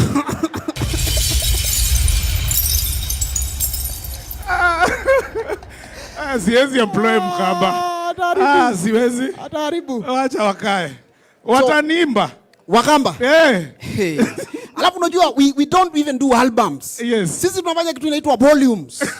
Volume 1, 2, 3. We have to tell the whole story. Yes. Mtu kwanza anasema volume 1, mtu anasema mpenzi wangu Cherono nakupenda sana. Penzi wangu Cherono nakupenda sana we. Penzi wangu Cherono nakupenda sana we. By the time atuwe volume 2 walikosana. So penzi wangu Cherono nilikupenda sana we. Anatoa volume 3 sasa ana apologize. Penzi Cherono na yuwa nilikutupa lakini ni uchochezi wa mambeste. Cherono anarudi mtaani. But I was telling you, we have so many artists. Nimeona mpaka Jagwa kabla wewe. Your Excellency. Hii comedy ni part of content creation. Tumekuwa hapo ama mjatuona? Live kwa TV kuanza tukiwa wadogo, that time Chipukizi ilikuwa na kichwa kubwa, well he still has. Alafu tukakuja mpaka tukafika hapa. Mbele ya Mheshimiwa Rais. Haina haja useme niko na kichwa kubwa mbele ya rais. Na mimi sijasema wewe unakuanga na umama mbele ya wadosi. Your Excellency, sijaiona mwanaume ako na umama kama huyu mimi. Unajua hata I think we are ready with the next models. Yes, we are ready. Tukimaliza utatufanyia ka modeling na hiyo MCJ na hiyo umama, yani mimi na umama. Nafurahi sana Your Excellency ulikataa ile bill. Juu huyu angetu confuse. Ati wewe! We! Lakini si vile huko tu boss. No, I am saved. Kitambi vile unatembea. Tukuelewi. Coming on stage next. We are going to have Tunaona umama, mwanaume anasema, unasema kama macho ngumu. No. Meru, wacha nikwambie baba, Meru hakunanga hizo mnasema sijui LGBTQ. Meru hakuna. Ujaribu njoo nicheke kuone. Baba kwisha. Huko kwetu ni wanaume kamili. Now, coming on stage, you have a fashion designer. Your Excellency, the next part we want to have fashion. We said from film, fashion, theater, music, sports, content creators, all these are talents that we are monetizing courtesy of Talanta Hela. And before I call them, we are going to the session of the fashion now. Before I call this wonderful lady called MC Akinyi Odongo, I want you to tweet using hashtag Talanta Hela. Come on guys, mumekuja State House. So ulipiga picha. Hiyo picha ukipost hashtag nini? Talanta Hela. Hashtag is Talanta Hela. And so this lady coming on stage, she's a fashion designer known globally. And she's a mentor in the fashion industry. She has a school of fashion and trains other ladies to do what she's coming to show us here. So ladies and gentlemen, please, with a round of applause, let's welcome MC Akinyi Odongo, OGW.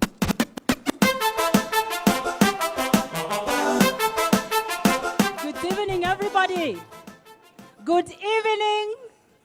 On stage, I know you were expecting me to come wearing some very different thing, but we're going to have a sports fashion show first. That's why I'm dressed like this.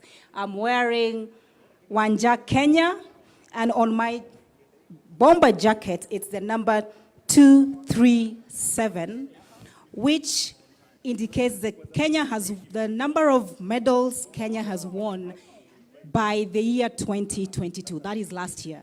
So the number 237. We have 3 brands, which we're going to show you on stage. And the first brand that is going to come is Mimo Fashion. So Mimo.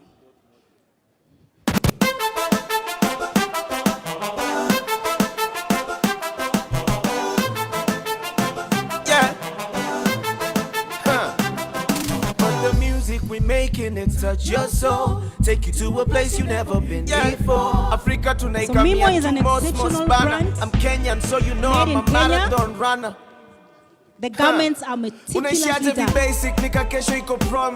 It stands as a symbol of unwavering dedication to Kenyan fashion and Kenyan athletics.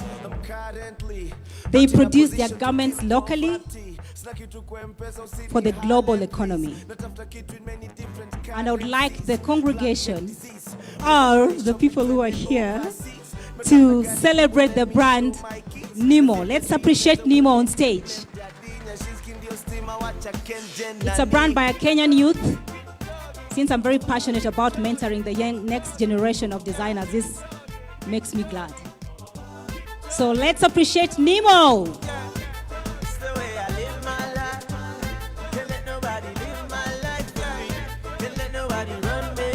And Nimo is wearing Enda shoes. Enda. Hata mimi nimevaa Enda, nimedunga Enda hapa. So Enda shoes on stage, and the water bottle is by Ziwa. So hawajabeba tu chupa. Mnaona ni nini wamebeba? Hiyo wamebeba a brand that they are representing.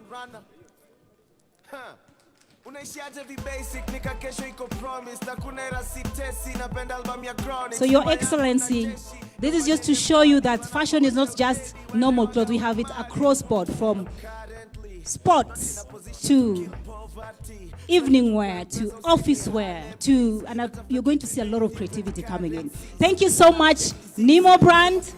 And next on stage, we are going to have Warrior Sports.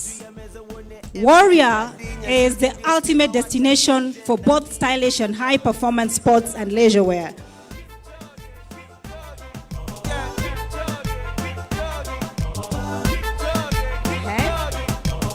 The Kenyan youth aren't joking. Have you ever worn a sportswear with some heels? I don't know how that works, but yeah. I mean, we are showing you what is good. I mean, you can still rock it with some heels, you know. Of course, not to the office, but yeah. They are thrilled to be a brand that combines the best of the fashion and functionality, catering to people who embrace an active lifestyle while maintaining their sense of style. Sasa hapo ndio football.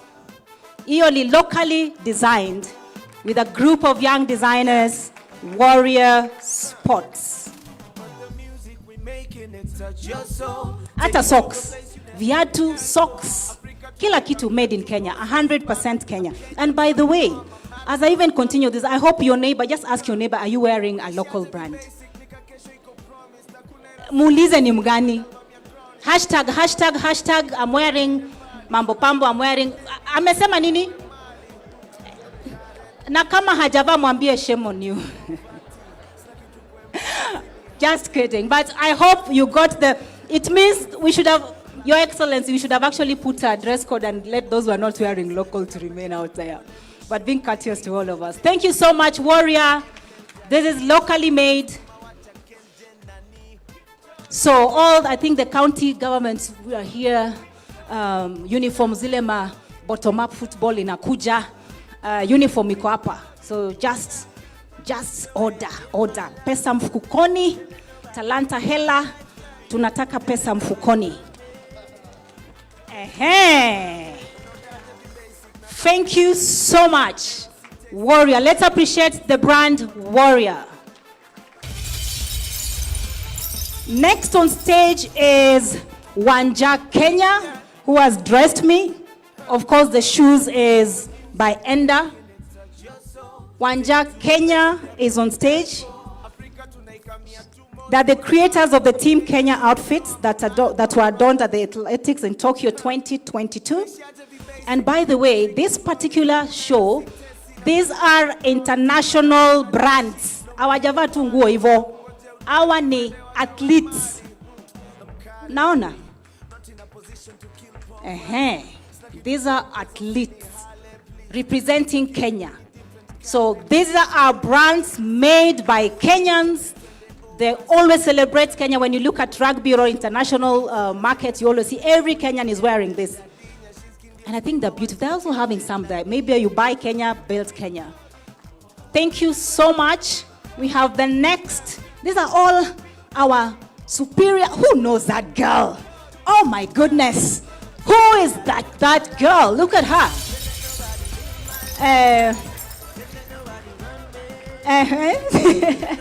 She looks, sometimes modeling is not easy. Modeling is not an easy job, but yeah, we just told them, just wave. But let's appreciate our sportsmen and women who are making us proud as a country, representing us internationally and making us proud. Thank you so much. Wanja Kenya draws inspiration from Kenya's rich cultural heritage and diverse tradition, creating sports apparel that fully showcases our uniqueness on a global stage. They combine the deep expertise with functionality with local designs. So, all of you who are watching here, you really can't tell us why you're buying things from outside. We have everything we need here. The fashion industry in Kenya has grown tremendously. And Your Excellency, as also a fashion designer in this space, last year and the last Olympics, we had an opportunity to do a competition to the young designers in Kenya to create a look for the designers who are traveling. So it's a market that is ready. We need the support, how to import fabrics, how to get things that could be affordable for the local industry. That is some of the things that we need to look forward into even engaging with you further, because we do really have some challenges. Hata kupata zips zingine, quality mzuri, all of you know sometimes you got the zip bust somewhere. So there are things that we need to have engagement on. So on stage, I want to invite the designers behind these three brands to come on stage. Let's celebrate the Kenyan designers who are, that is Wanja Kenya. She's representing Wanja Kenya. She's done an amazing work representing our brand, Kenya. And we have Nemo, the designer behind Nemo. Fantastic. Even the hair is designed. Yeah, the design. And then that kind of a design, shoulder moja iko si ati imeraruka. Hapana, it's a design. And then we have the designer from Enda. And I think I need to have Enda mbele. We have Warrior on stage and the designer from Warrior. And I want to invite on stage to join is Enda, the lady from Enda. Thank you. Did I miss anybody else? So let's all appreciate all the designers who are here. We were not able to showcase all the brands that we have in Kenya. We have many brands. So let's appreciate, a picture. Oh, that's fantastic. So, should I also join? I'm jealous. Yeah. join? Should I?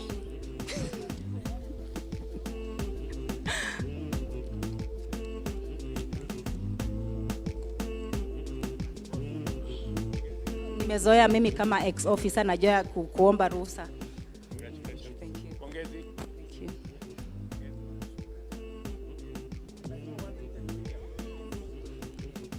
Thank you from Warrior. There's William. Talanta hela. Amelipa. Unajua tunasema monetize yote. Lakini sasa kama ni pesa ngapi? How much is it? Kuna tatatuma. What we are selling here is Talanta hela pesa mfukoni. How much is it? 3,500. Itatoa. Sawa sawa. I'll confirm.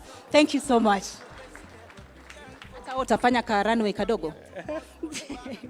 Thank you so much. Kwa Hustler Fund. Na tujaipata bado. Thank you, thank you, thank you. Hey DJ, we need the music as we leave. Not in a position to kill poverty. Sina kitu kwa M-Pesa Thank you. usinihale please. Natafuta kitu in Tuwapigieni Akinyi and crew makofi tafadhali one more time. MC Jesse, do you think that unaweza fanya modeling?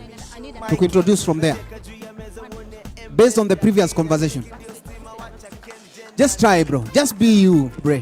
Ningekuwa nimepewa hizo nguo zao ni sawa. Si ulinienjoy nimevaa nguo za chama ya UDA. By the way, my secretary general wako hapa Malala. Mheshimiwa Malala is an artist. Did you guys know that? Huyu tukimwambia ni ingine noma sana. So ukiniambia niko na mama na ndio marafiki zangu, unataka kusema sisi tuko na nini? Wacha kuvuta kikosi kwa historia yako. Inaweza vuta kikosi. Umama ni personal bro.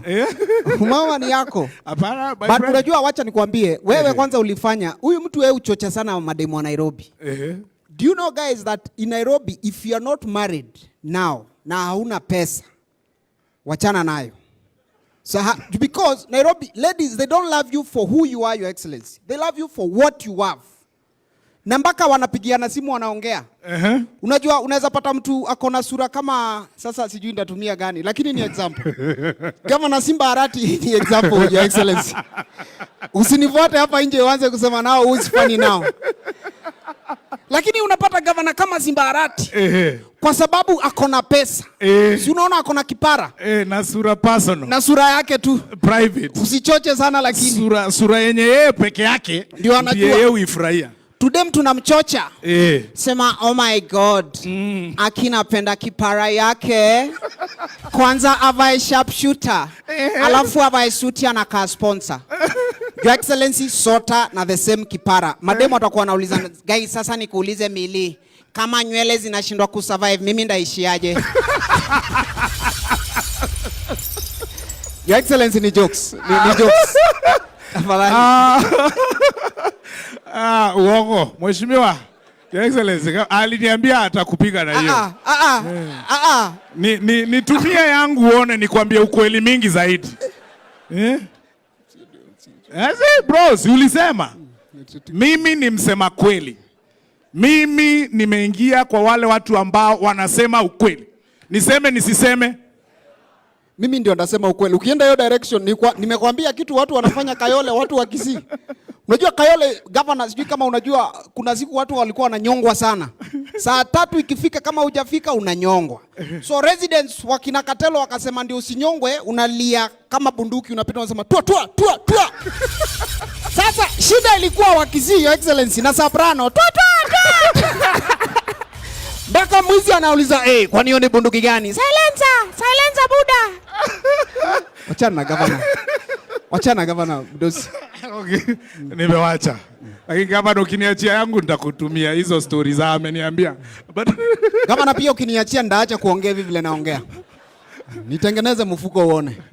Pia Jago yuko hapa. Wewe governor alisema ati wa Kisii ni wachawi. Hiyo ni story yako. Pia amesema niseme. Okay, sawa. We have a lot of content creators in the house here. Wako wapi? Content creators wako wapi? Content creators in the house. Simameni tu tuone. Tusimame tuone. Tuko na Jemo ule msee ndani ya nyumba. Nimeona tuko na Cliff. Wacha niende hapo. Enda hapo. ndio tuwaone vizuri. Tukiwa point tukiwa hapa wataona chipukizi. Nani huyu amevaa nguo za rasta? Huyu hapa? Si ni rafiki ya Wajakoya? Oh. Security kindly, kabla muangalie tafadhali. Nakada is needed. That is Jemaule Msee. Jemaule Msee, tupigie makofi yako hapa ndani ya nyumba. Jemaule Msee ndio amelea huyu kijana MC Jesse anaitwa Cliff. Amekuwa akiact, yeye ndio supporting wa Cliff na akiwa security. Akiwa security. Na wanatumia zile vitu Wajakoya aliwaachia. Nakada has that data, we are dealing with it. Thank you. Yes. Asante. Na huyo mwingine nani yule wonderful beautiful lady there? That is Aziad. We have Aziad there, tumpigeni makofi. Aziad Nasenya is here in the house. Thank you so much Aziad. Alafu tuko na Miracle Baby. Unajua Miracle Baby? Miracle Baby. Huyu ndio alianzisha zile ngoma zinaitwa Gengeton. Na ako na bibi yake anaitwa Karokatru. Ala. Saizi wameacha kuimba hizi ngoma za Nairobi, wanaimba Mugithi. Tuwapigieni makofi tafadhali. Oh, wonderful Miracle Baby. Alafu tuko na Sini hapa ndani ya nyumba. Jina yako ya kizungu. Najua ile ingine ya kipindi. Sasa yako ya ukweli nimesahau. Daddy Mato. Daddy Mato na ana mtoto. Acha kudanganya watu mbele ya serikali bwana. Ni watoto watatu bwana. Nangangana hii Nairobi bwana. Hao ni wale tunajua Jesse Barisoke. Daddy. Alafu tuko na Mami Francis. Mami Francis pia content creator in the house. Your Excellency, tuko na Katelo hapa. Labda Katelo useme hiyo salamu yako tu ndio security wajua uko cleared kukua hapa. Sema tu hiyo kitu yako. Oya. Mimi unaweza niita Katelo ama unaweza niita kwako Mbogi ni ya Kimonyoski tilafu sako ina the area representing. Na ukiona nikijidai ujue nimejikopa oya. Na nimetoka Kayombo Tole. Kwa hivyo mtu akipotea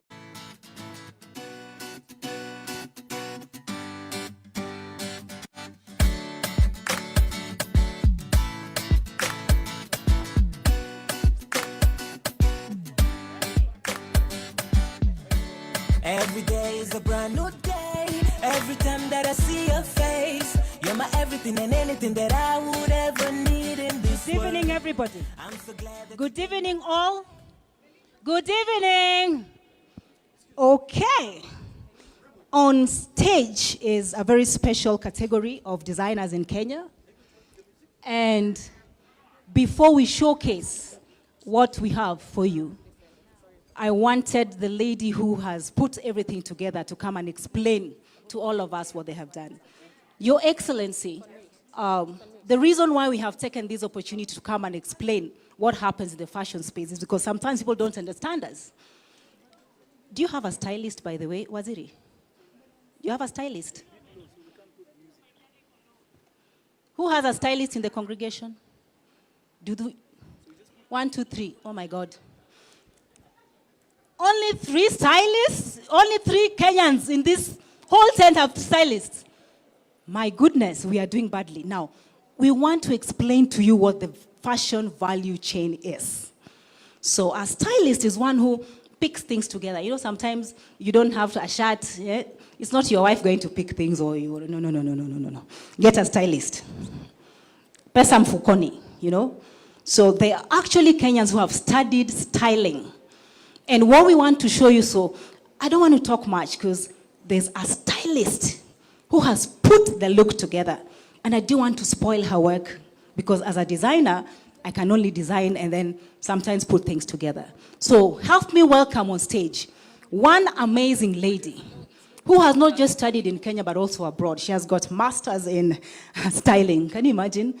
We need educators who are here.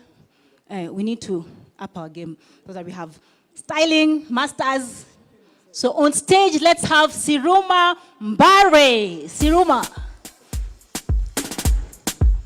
We. Suti ya pink. Ama hiyo ni kala gani? It's pink. So Siruma, the stage is all yours. Thank you very much, So Akini. Siruma, how, you know, we were supposed to have a backstage show so that you see what's happening, the makeup going on and everything. But due to time or technical, we were not able to do it. So let's just bring it here on stage. Yes. And I've been behind there. There's a number. We have models. Yes. We have makeup artists. Yes. We have hairstylists. Hairstylists. We have a choreographer. So fashion I want to, now I can't talk, oh shame on me now. I can't explain because that's not my area. So I want to leave the stage for you to educate Kenyans. Just what have you put together and what are we expecting? Over to you, Siroma. Asante sana Akinyi. Good afternoon, everybody, all protocol observed. My name is Siroma Mbare, as Akinyi has said. I am a professional fashion stylist and I have been working in the Kenya fashion and film industries for over 10 years now. So what we have backstage is a collection. We are actually over 30 people who have been put together to actually prepare the fashion showcase you're about to watch. And what we want to present, Akinyi, is reimagining Kenya through fashion and culture. And so I'm very, very excited for you to see what's going to come out on the runway. And I really hope you will love and enjoy it. So, before you leave, mimi sitakuwa na maneno mingi. Kuna kizungu zingine siwezi elewa. But in the looks, did you consider different parts of Kenya, or are we just going to see? I mean, because our culture is very important to us. And very rich. They're very rich, so we expect something that is quite rich. Yes. Okay, Siroma. Now the stage is mine. Kindly walk back as I do my work, and we're ready to show the fashion show. And the first look is from Agatha Oturi. So Agatha Oturi has put something together here, and we have the outfit is inspired by the Masai Moran DJ.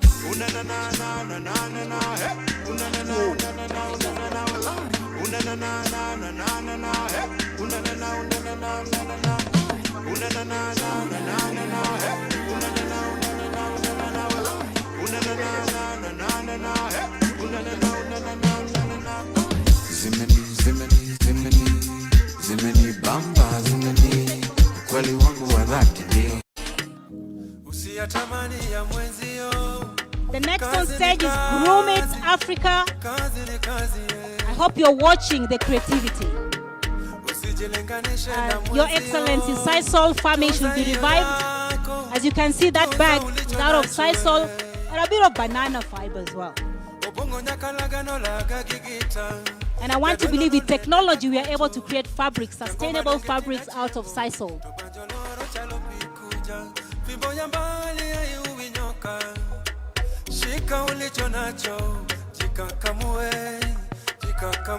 The next design is by Agatha as well.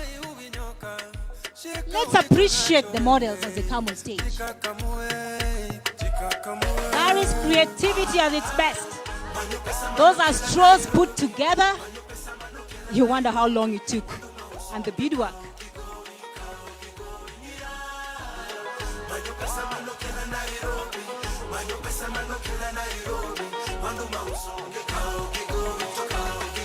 And then we have Africa Yuva.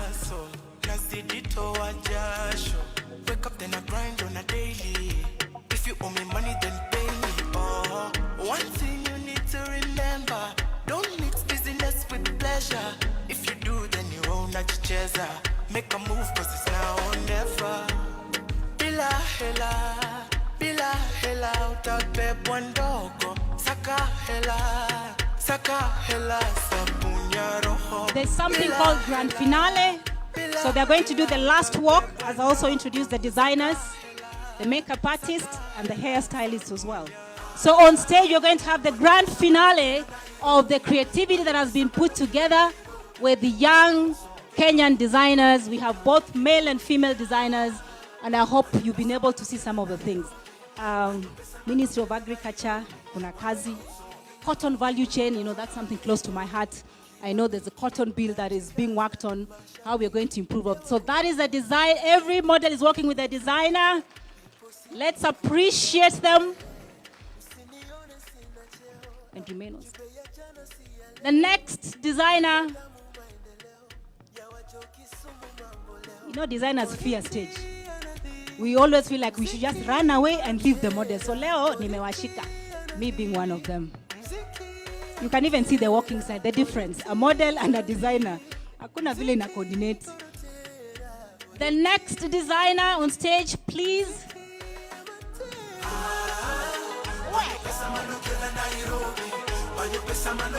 That designer looks huyu designer anajua kutembea. Sasa who is the designer, who is the model? Hey, queen. Hey. Next designer, please. I tell you. By the way, this piece is done by a group of women in Mombasa. So they represent a group of women here.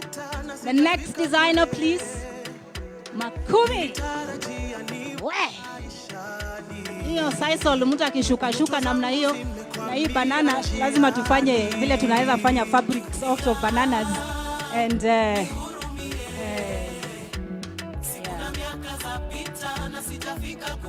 hiyo ni another designer who makes amazing pieces.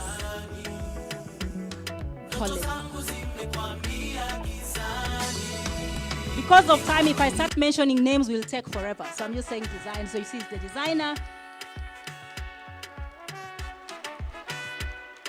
Agatha Oturi. And by the way, this collection with the group that we have here, we have from veteran designer to the youngest designer. So we wanted to showcase, and Agatha Oturi is among the veterans. Hata mimi amekaa kuniliko. So I have to humble myself. Yeah. So these are the looks that we had. And next on stage, we are going to have the makeup artist. Makeup artist, Jesse. Where are you? Makeup. Makeup artist. Mganga Jigangi. That is Jesse, who has done the makeup for all the team here. And Your Excellency, the makeup we have used, this urembo yote ni ya Suzy Beauty, Suzy Wakabi, a Kenyan brand that has changed the makeup. So we need to start creating a car. We are all with you. Fashion tunakuja. Then we have the stylist, Siru Mambare, who has put this thing together. Sasa nawauliza, mbona msikuwe na stylists?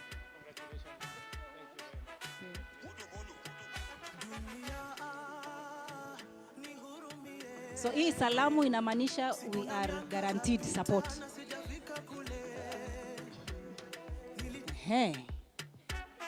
Hiyo nywele umeona iko creativity, iko Kenya, talanta hela.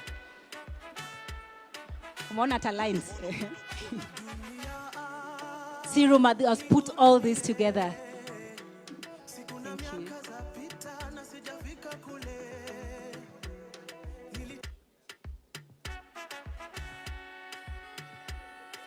The hairstylist Johnny.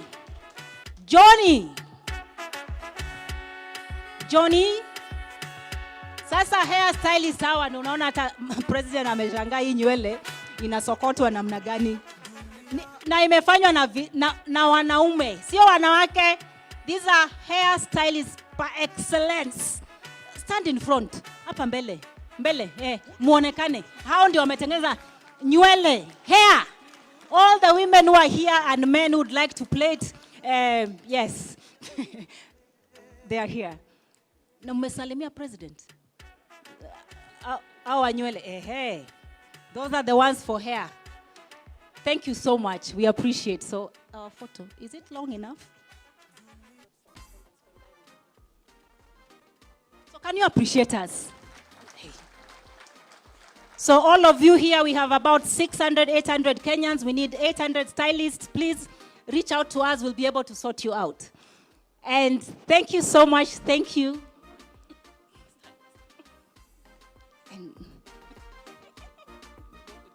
So we can now leave the stage.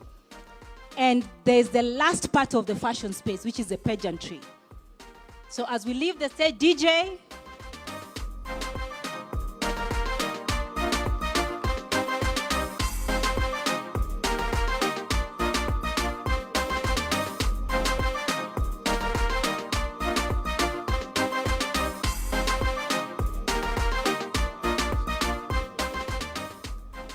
And next on stage is the pageantry.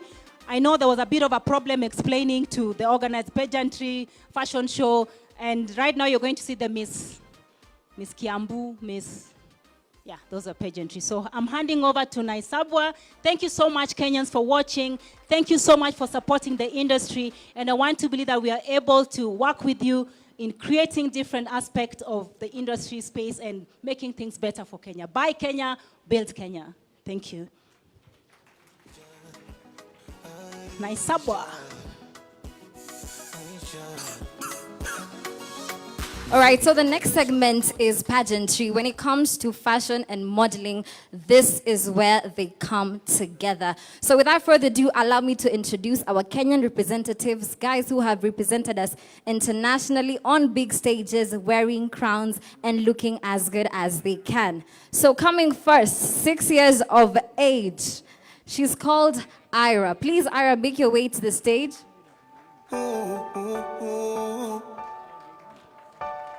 Ira is Toto Miss Africa Kenya 2023, Confidence Queen Africa 2023, and she won in South Africa this April under Little Mr. and Miss Africa. Oh, wow. Ooh, it's the confidence. It's definitely the confidence for me.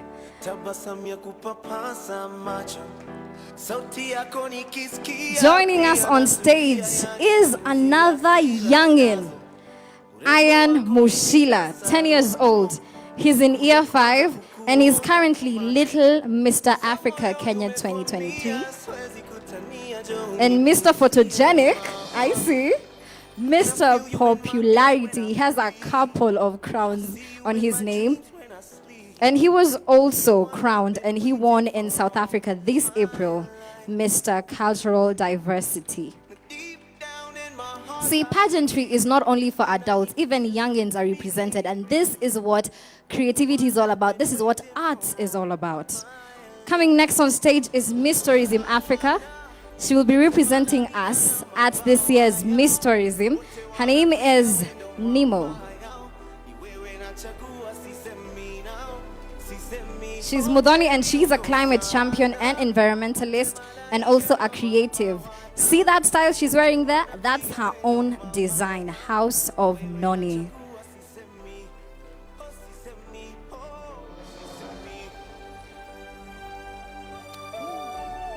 All right, making her way to the stage is Angelina Kite, also a crown holder right now.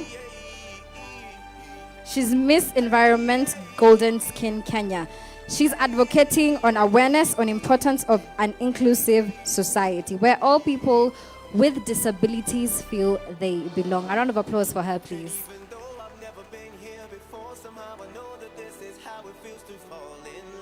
Coming up next, such a stunner, Mr. Kibra. By his name is Gerald Liboyi, and he's advocating for peace and mental health. And he is the Peace and Mental Health Ambassador in Kibra.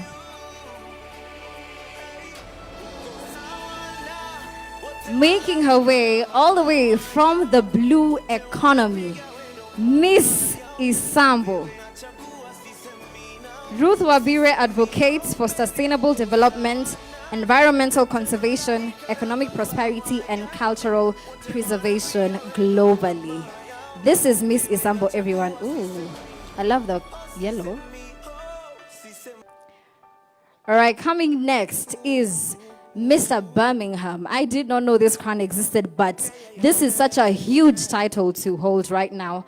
Mr. Birmingham is called Desmond Rayola, and his Mr. Birmingham Creativity 2022.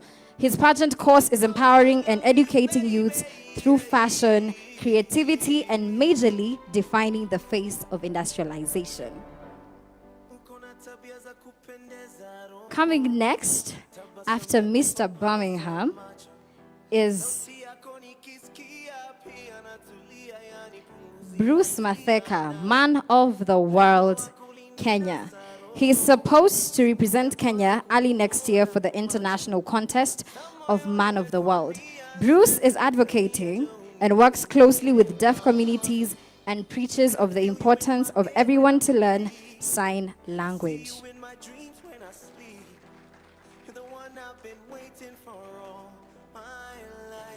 Follow him closely is Celestine Awor Otieno, Universal Woman Kenya, and now Universal Woman Elegance.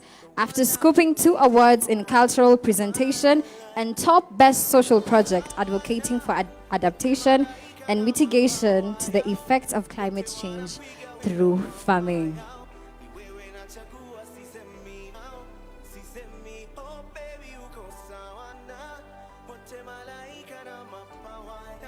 Lastly, we have Ivy Teresa Muhenje, Miss University Africa. She's a current Miss University Africa Kenya from the Cooperative University of Kenya, who's very passionate in advocating for women empowerment through decent dressing code. She'll be going to represent Kenya in Abuja, Nigeria for Miss University Africa in August.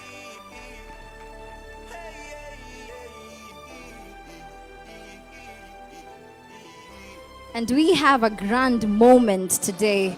We are blessed at the Talanta Hela launch to have something really grand happening. But before that, I'd love to invite all the pageant kings and queens to come with us on stage.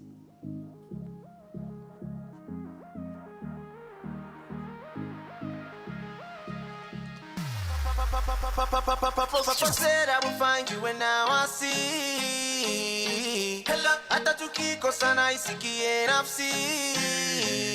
This is our Kenyan representatives. I need a bit more of Kenyan spirit, Kenyans.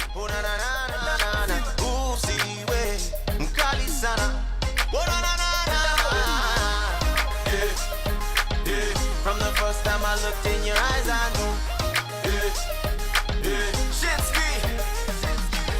Loving you feels like destiny.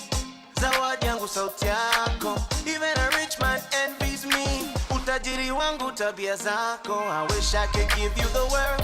Tamani yako ipimiki the world. Outside Kenya, these are the faces that are representing us, and I just have to say, they look amazing.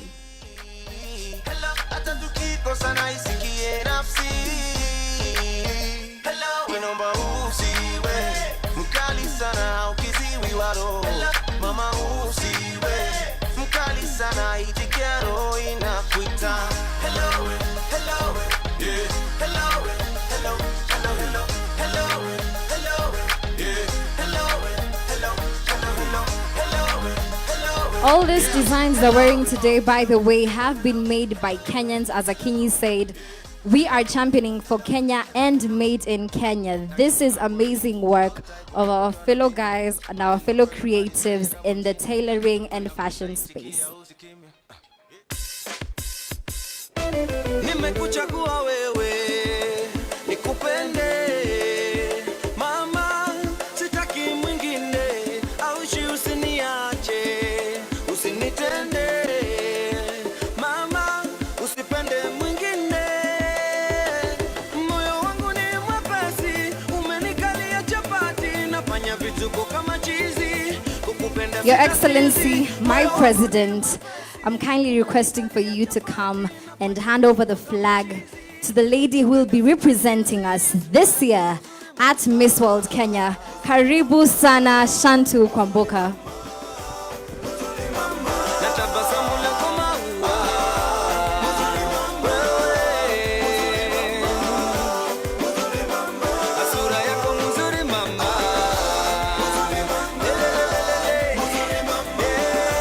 Taking her gracious walk as the Queen representing Kenya. Such a beautiful face. One more time, please applaud Shantu Kwamboka.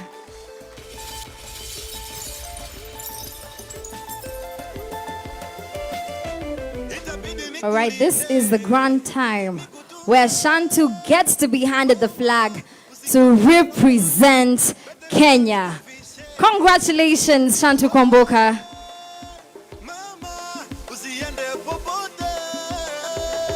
Makofi tafadhali, one more time. Makofi, makofi. His Excellency Governor as he joins them, Waziri. Makofi, let's appreciate them one more time, ladies and gentlemen. Well done.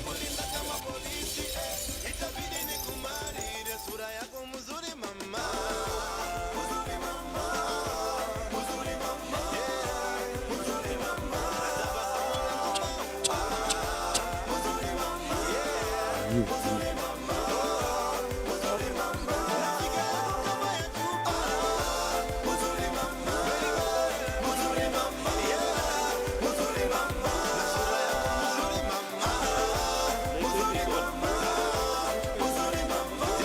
right, I hope the camera team and the media team is ready to take this iconic picture.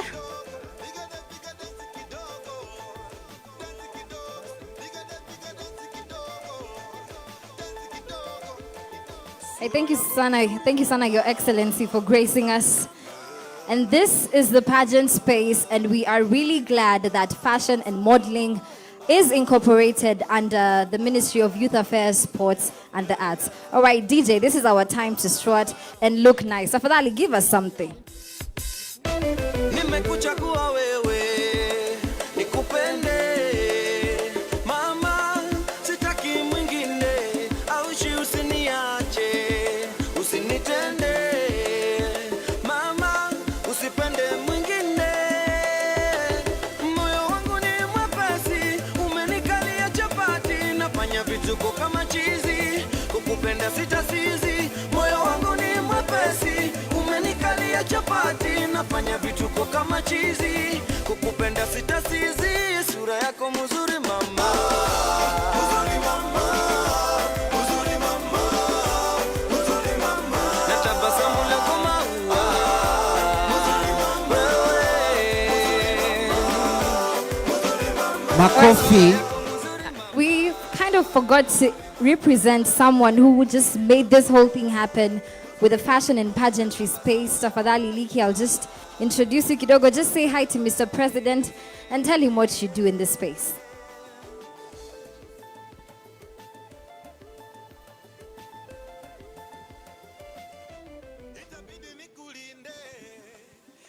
Thank you very much.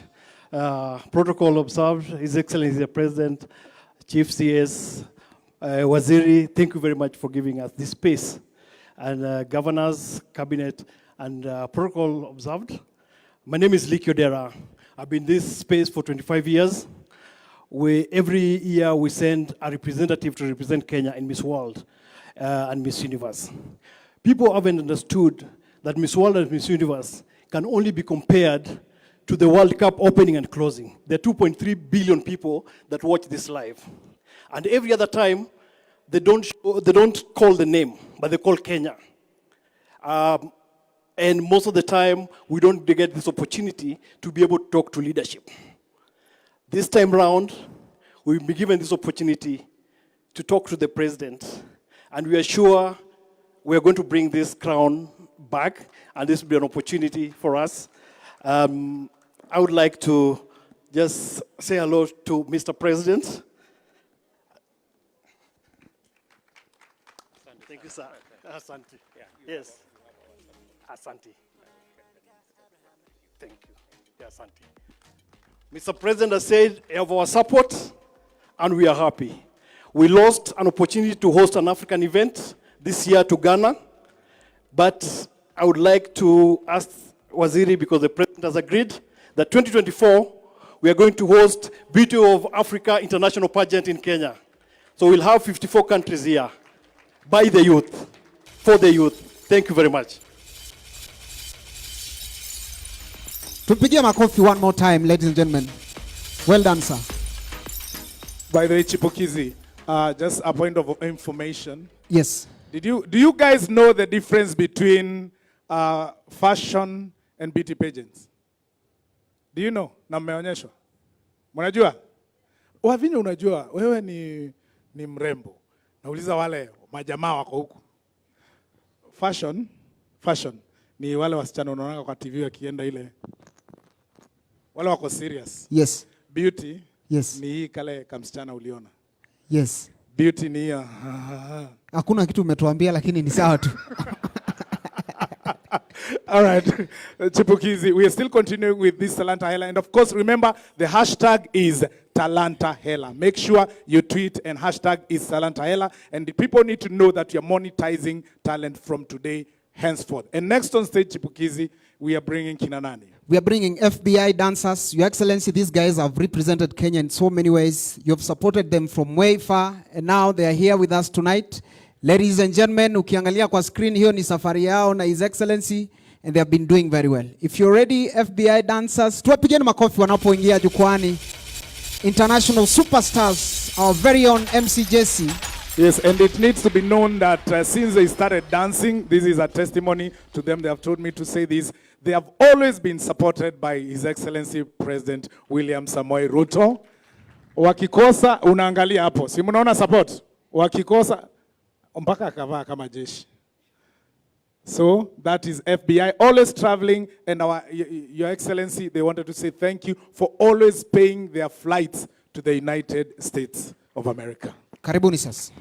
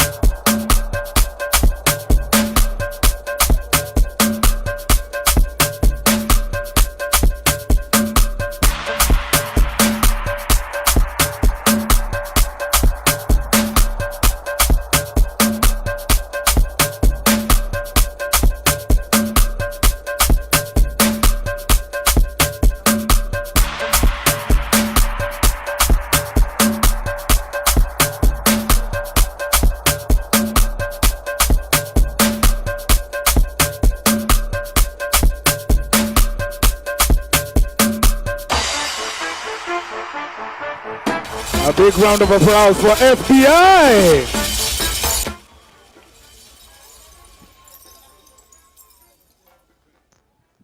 Nafikiri ni vizuri kabla waondoke tuwaulize maswali mbili tatu. MC Jesse nisaidie na hiyo microphone. Tutaanza na mrembo hapo. How does it feel ukingangana na wanajeshi kama hawa as a lady? How has that journey been for you? What a man can do, a woman can do better. Right? Yeah, so I just want to say thanks. Thank you so much. So 2018, 2019, you supported, you blessed us. We went to represent not only Kenya, but Africa in the World Dance Olympic in States. And we won the best cultural acts 2 times. So we are super happy to see you because we haven't got the chance to meet you so that we can tell you that because of you, we won, not only for Kenya, but Africa.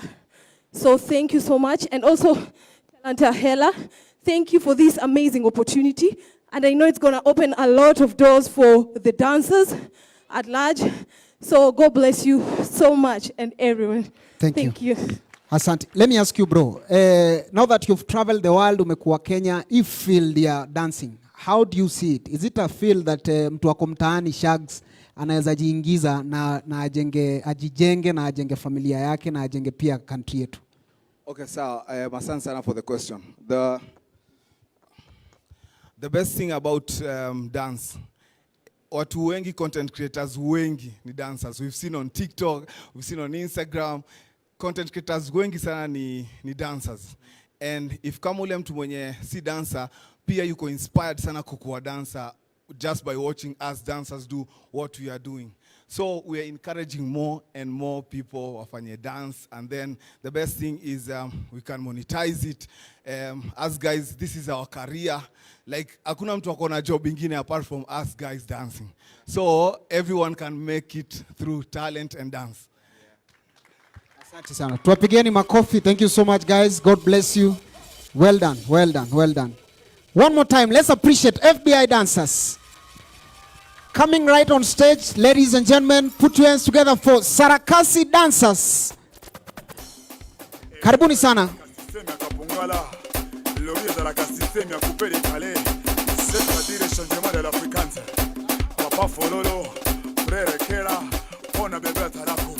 Ayo leo kuna moto, kuna waka, kuna moto. Tunakata mpaka chini, tunadance kada ukili, tunazitupa mikono, tunaburuka kandege, tunazikunda kachumbili. Sifu Mwokozi, Yesu Mwokozi, tena mkombozi.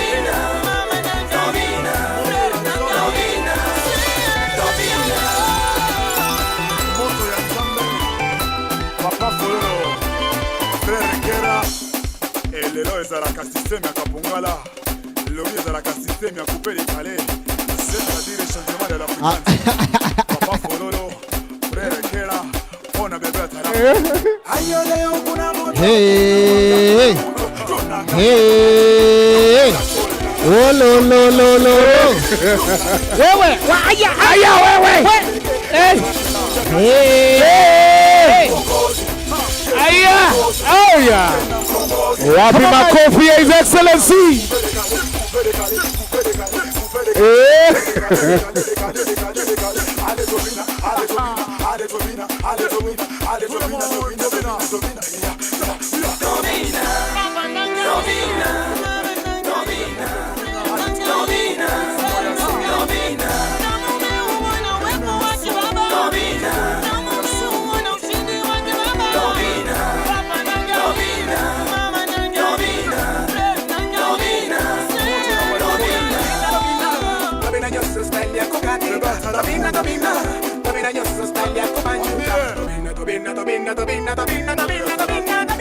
Makofi kwao, ladies and gentlemen.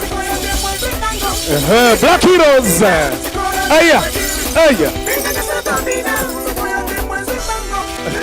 Makofi zaidi kwa acrobats, ladies and gentlemen. Chipukizi. Mdosi. Kwa nini hawajachukua Musalia? Wewe wacha mambo mingi wewe. Wewe wacha maneno mingi bwana. Si wangemchukua. Si wangemchukua nione. Unadhani ati ingeendelea? Ingebomoka wa kwanza hapo. Umesema tungeona earthquake. Earthquake. MC Jesse. Yes. Unajua mshahara yangu ijaingia bado, kwa hivyo usichome sana ndugu yangu. But Chipukizi, so that people can get to know Talanta Hela and acrobats. What actually, I know some of you that drive around these suburbs, munakutangananga na acrobats wako kwa roundabout. Wanaruka alafu wanachangiwa kidogo. We want to make sure that hiyo kitu haifanyiki tena. And thank you, Your Excellency, for allowing us to have such talents ambazo to make sure these artists are no longer begging kwa hizo roundabouts. CS na Mwamba najua unawajua wote, ako na list na mtawapata kwa barabara tena. Chipukizi. Coming on stage right now is a football juggler. These people, they have gone all over the world, and this coming 25th November we'll be hosting World Freestyle Football. So ladies and gentlemen, introducing our jugglers here, and they will be played, the mix master who is playing is visually impaired. Anapenda kujiita the blind mix master. Tumpigieni makofi tafadhali. Na ameniambia Jesse, ile collabo His Excellency alifanya pale na Motif Don iko tayari. Iko tayari tuisikie? DJ.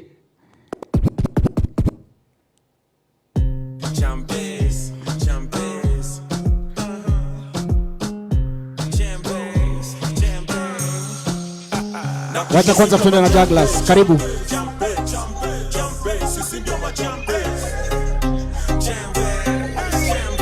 Big shout out to Vince on the beat track. I had to do this for the fans' sake.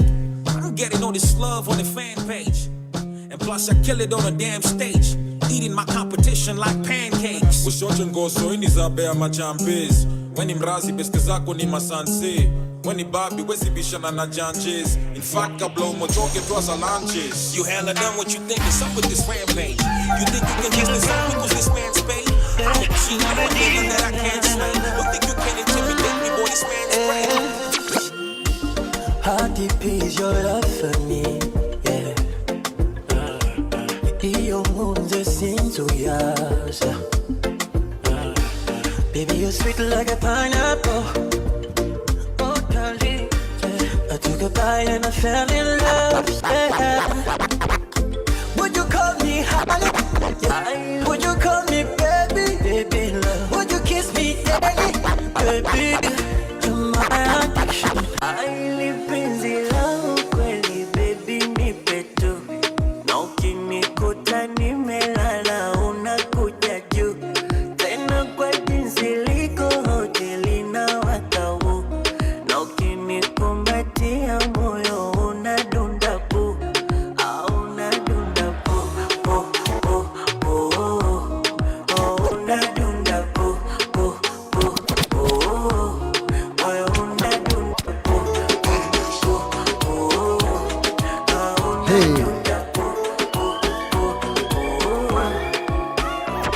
My hands, your waist, my heart. Awe kunani kuna kuna. Kuna kuna. My lips, your lips, they touch. We kiss unani kuna kuna. Ni kuna kuna. Nipe nikupe, come to the dance floor, babe. Leo tuna festa fe banga, ama tuta do it your way. Yeah, wacha nikuse. Champes. Champes. Na kushosi kama champe, champe, champe, champe, champe. Sisi ndio machampes. Big shout out to Vince on the beat track. I had to do this for the fans' sake. I'm getting all this love on the fan page. And plus I kill it on a damn stage. Eating my competition like pancakes. Ushote ngoso ini za bea machampes. Weni mrazi beske zako ni masanse. Weni babi wezi bishana na janjes. In fact kabla umochoke Wapi makofi ya Gatuso na Kamanda one more time. You think you can just insult me cause this man's paid? Gatuso representing World Freestyle Football. You can intimidate me, boy, this man's brave. nishakuwa practice. Uzuri umezaliwa kwako naridhia. Anapatia His Excellency pale. Wacha tuone. Hey! Hey! Hey! Bado hata mdozi haamini.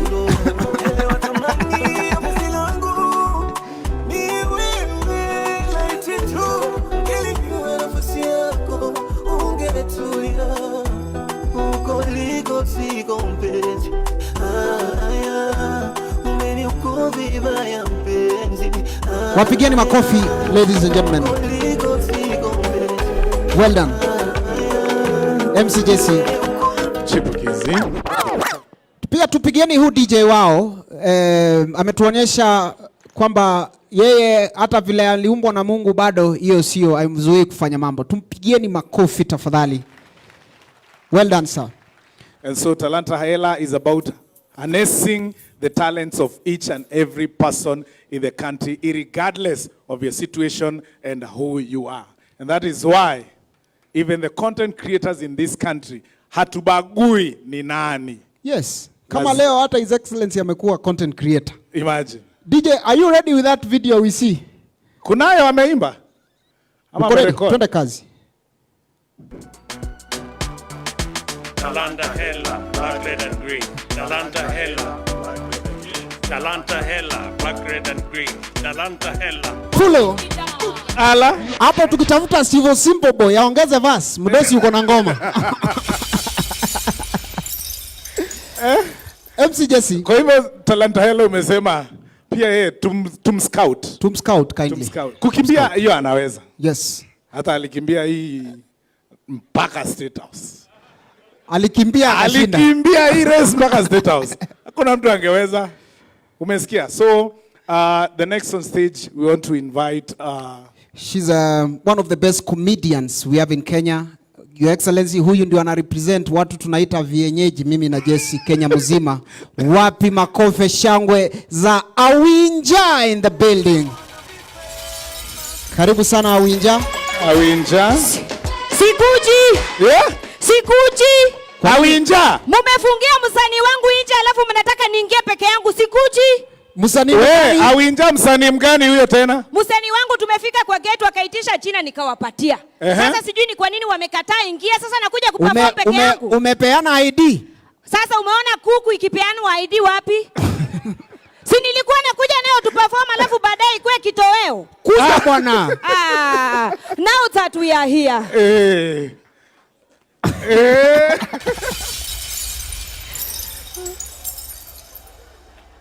Umekuja kutulima. Habari ya kila mtu. Muko asima. His Excellency, hello. Ango Mutavadi ubendi. Mimi msione hivi, mimi sio mtu hivi. Mimi na Mheshimiwa Musalia Mudavadi tunatoka Sabatia wote. Yaani sisi ni machirani. Sasa yako kwa balkoni yake anasukua meno. Mimi niko hapo kando natoa kuku zangu naambia Ango hello. Hata isulipata ile credit ya 20 papo ulikuwa umeniitisha asubuhi. Yeah, like feel free, usikuwe na embarrass yoyote. Kama ukiwa na shida yote call me. Sisi wa Marakoli hatunanga chuki. Otherwise now that we are here, His Excellency, najua kuna finance bill. Ni sawa. Hata mimi nimekaa chini na task force yangu, tukazungumza na committee na tuka come up na Awinja's finance bill. Na hii hapa sana sana inaenda kugusia kina mama, italinda kina mama na ilinde ndoa zetu. Si kina mama ni hivyo?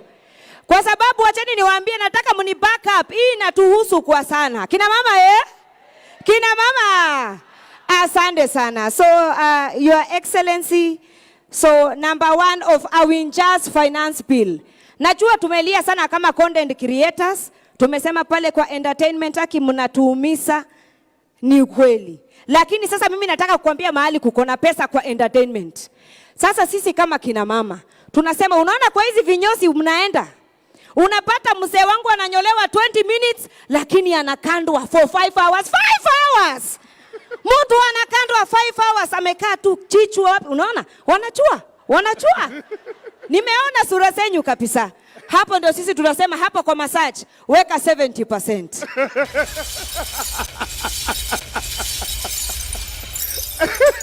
Your Excellency, haujawahi jiuliza kwa nini wabunge wengi ni vipara?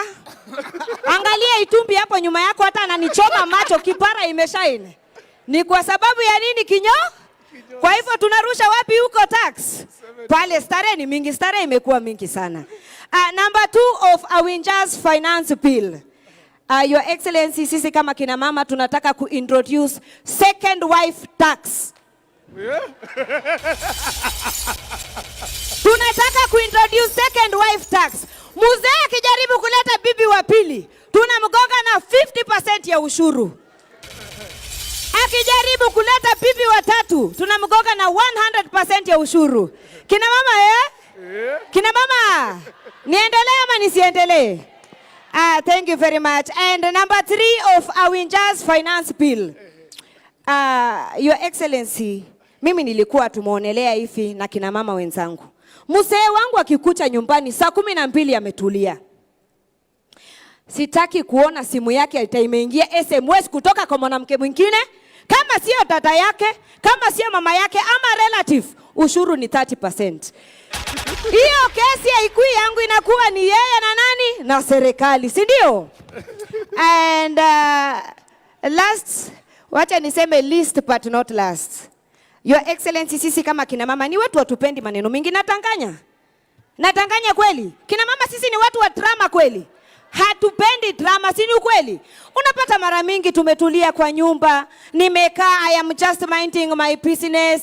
Mzee wangu labda ako huko kando kwa bafu anaoga, amewacha simu yake kwa mesa. Amewacha simu yake wapi? Kwa mesa. Mimi say I'm minding my business, lakini simu ya mzee inaniita iko tu. Mimi I am minding my business, simu ya mzee inaniita tu, Awinja, kuja uone hapa WhatsApp kuna mambwembwe. Tunajua password, kuja utuangalie. Mimi sitaki, I am minding my business. In fact, ikianza kuniita naamka, naanza safari naenda jikoni, inaanza kunifuata. Na nyinyi kina mama mnajua simu zetu za wazee siku hizi ziko na miguu, si ni kweli? Simu inanifuata mpaka jikoni. Simu inanifungua mpaka macho. Inanisomesha message, inaniingiza WhatsApp. Mimi sijaigusa. Na end up nimeona messages samse na vitu zingine za ajabu sitaki kusema. Kwa hivyo Your Excellency, mimi nilikuwa nataka kusema, for every screenshot natumia serikali, ninataka mzee wangu anipatie tax ya hardship allowance, because I cannot fathom. Imekuwa too much. Kina mama mmesikia finance bill yetu? Kwa hivyo msiseme siku wa warn. Okay, and as of those of Awinja's finance bill say aye. The ayes have it. Thank you very much. Wapi makofi ya Awinja, ladies and gentlemen. Superstar wetu huyu. Ala? Ebu pande hiyo ingine. Finance. Hii nilikuwa nataka nani ndio Mudavadi yesi kuelewa, na babu pia elewe, na Oparanya pia yesi kuelewa. We are very accommodative in this finance bill. Asante sana. Makofi ya Awinja, ladies and gentlemen. Umeona mambo ya Waluya? Unajua Jesse, Mluya ni mtu akikula usimuulize kama umeshiba. Namwambia umechoka. Ndio unaona ako na dhamos hapa. Finance bill.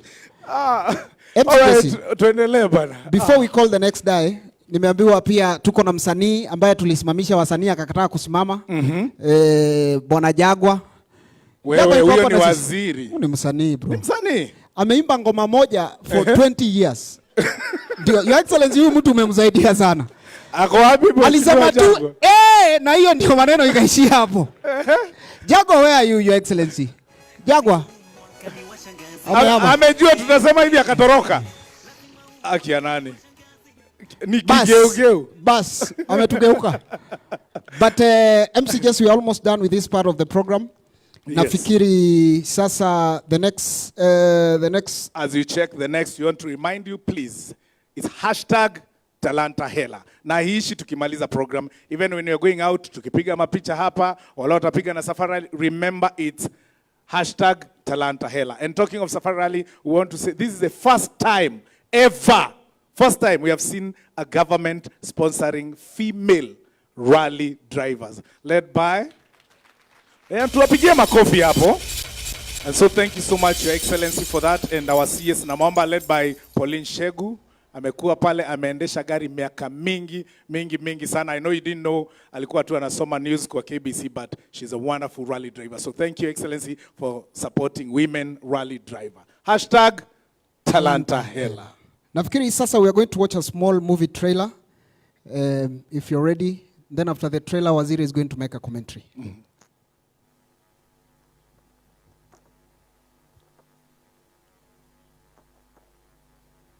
1,200-year-old artifact, that's the final piece of the puzzle. On screen, please. I'm about to change the world with this discovery. I want you to meet Lieutenant Adrian Raleigh. He's young, but he's one of my best men. I've never seen anything like that. The way that thing moved, our bullets couldn't touch it. I am the Ancient One. This world came crumbling down in glorious flames under my hand of power. An enemy of cosmic proportions is about to inflict its rage on an entire planet, and you want us to just sit and do nothing? Our objective is to track down the artifact, and we've been authorized to use lethal force.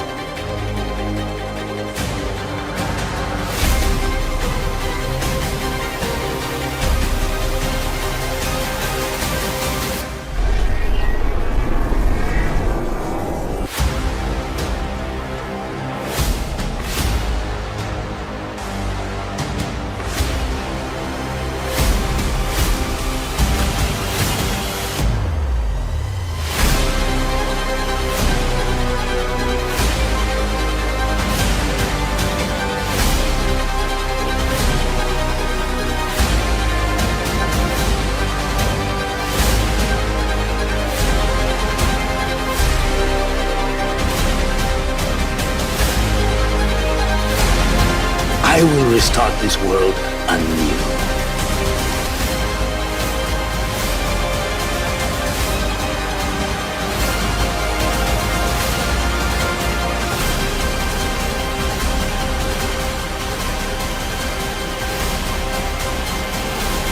Who can stop a god?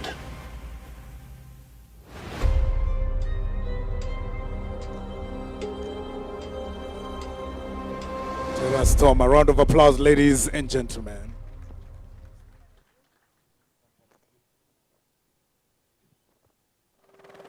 You can play for us the next video if you're ready. Thank you.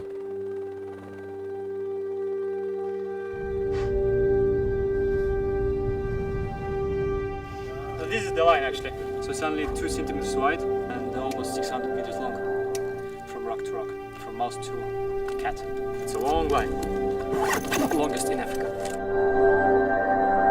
It's not just flat, slack line. It goes down and then it goes up. And probably most of the time I will walk uphill. It's all about being prepared.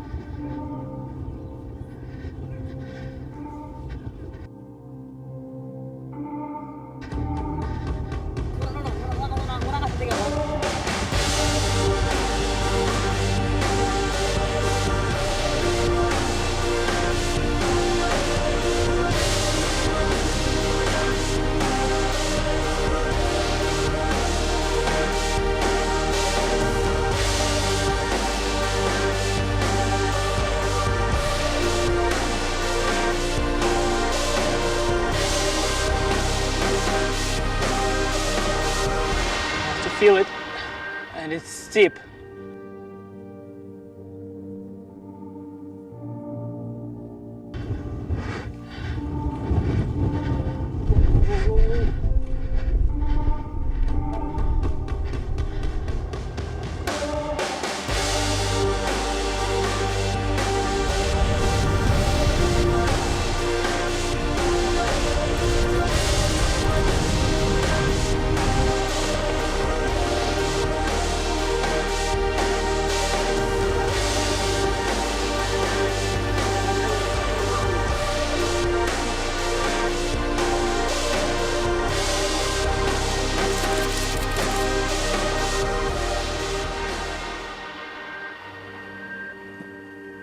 Let's appreciate the production na makofi tafadhali.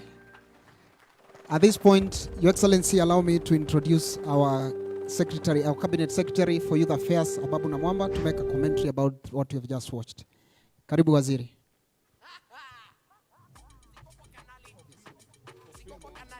Waziri, this part is whereby you're going to tell us, it's not your maiden speech, about the film industry. What Talanta Hela is doing to support the film industry and make sure we are monetizing it. Thank you.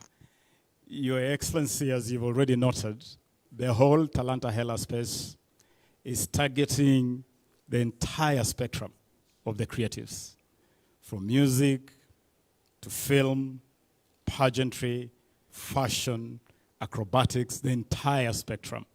And the purpose of Talanta Hela is really to consolidate this space. For the film space, we are focused on 3 main targets. The first one is to offer an opportunity for Kenyan filmmakers to make film and then to project that film to a global audience.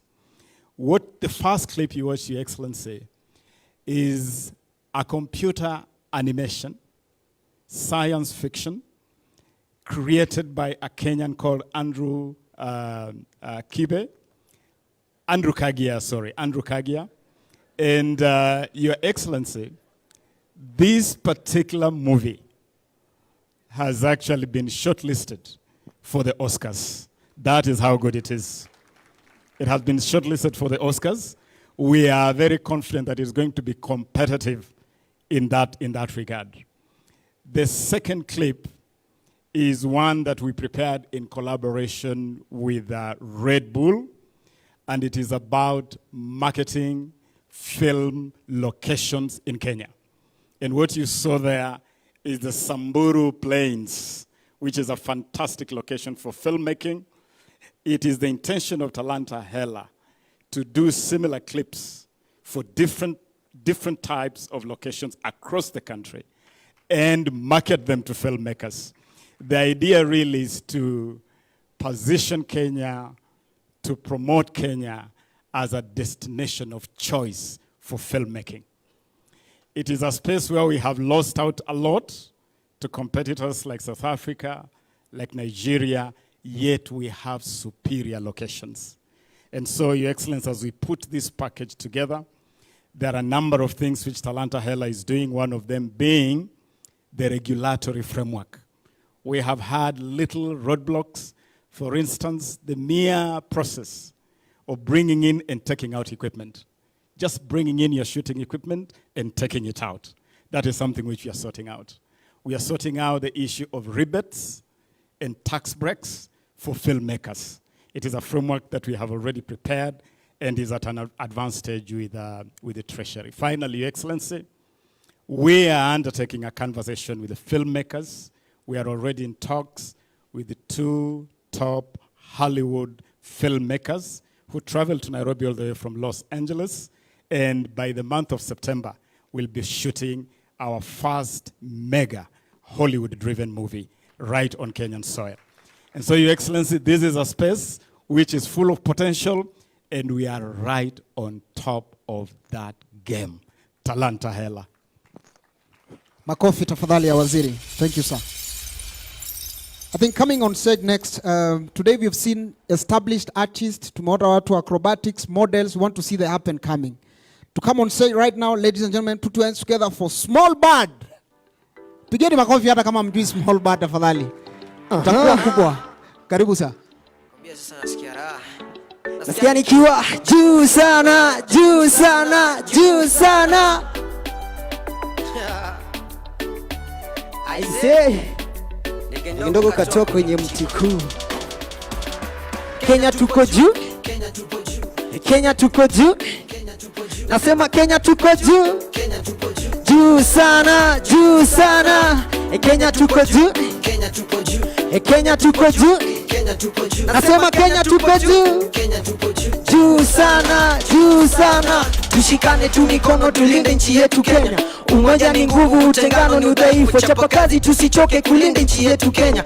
Mola wape nguvu kutumikia nchi yetu. Kenya ni kwangu, Kenya ni kwako, sisi sote tuungane. Kenya ni baba tena mama, sisi sote tumbo moja. Tuzidi na kupendana kama ndugu na dada waliozaliwa kutoka kwa tumbo moja na mama. Shida yangu, shida yako, tusaidiane kwa pamoja. Mtafutaji tu achoki, akitoka amepatiwe kidogo, tule sote tufurahie kwa pamoja. Kwani mimi na wewe sote ni watu wa maana. Mombasa, Nairobi hadi Kisumu tuko sawa. Mambo ya kistaarabu utazipata kabaraka. Nchi yetu tuko juu, tuko mbele tunang'ara. Karibu nyumbani, tuko kwetu furahie. Kenya tuko juu. Kenya tuko juu. Kenya tuko juu. Kenya tuko juu. Nasema Kenya tuko juu. Kenya tuko juu. Juu sana, juu sana. Kenya tuko juu. Kenya tuko juu. Kenya tuko juu. Kenya tuko juu. Nasema Kenya tuko juu. Kenya tuko juu. Juu sana, juu sana.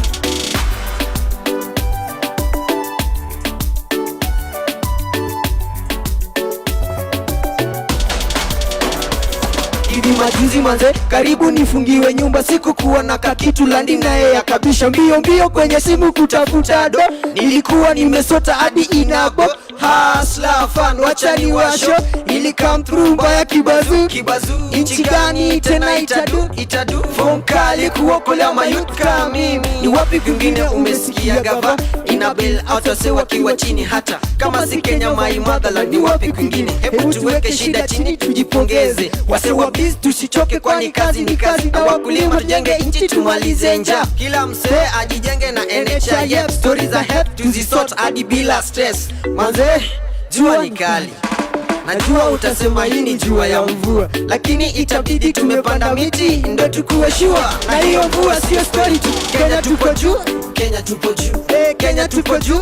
Kenya tuko juu. Nasema Kenya tuko juu. Kenya tuko juu. Juu sana, juu sana. Nasema Kenya tuko juu. Kenya tuko juu. Kenya tuko juu. Kenya tuko juu. Nasema Kenya tuko juu. Kenya tuko juu. Juu sana, juu sana. I say ndege ndogo katoka kwenye mti kuu. Nasikia nikiwa juu sana, juu sana, juu sana.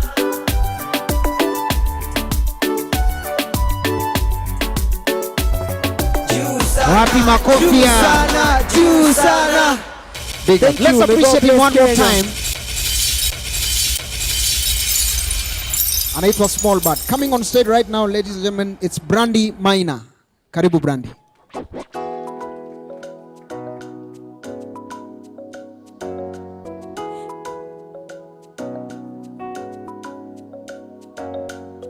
Nataka kukuona, karibu ni kutext. Tutaonana lini, karibu ni confess. Nina mafilo lakini I know. Kwako ni kalongo, kwangu ni kulove. Mina lololo, bado nakumiss. Sijai forget ile kiss. The best timing was this. Our loving was real. So siati na kudis. It's better like this. We've gotta. Ati wanafanya nini? Wanaogopa. Dark skin anachocha. Melanin alova. Nobody can boga.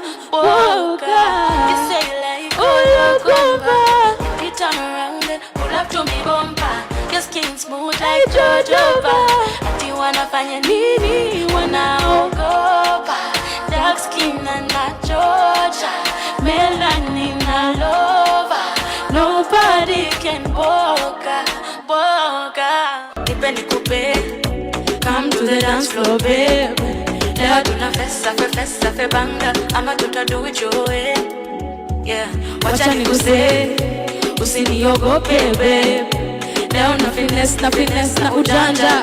Leo ntame ukinikuna back nitakukuna front. Ati ebu baby don't let go. Ukinipesha nitakupenda. Hey, this the kind of love. Now make you do it. Cheza, do it.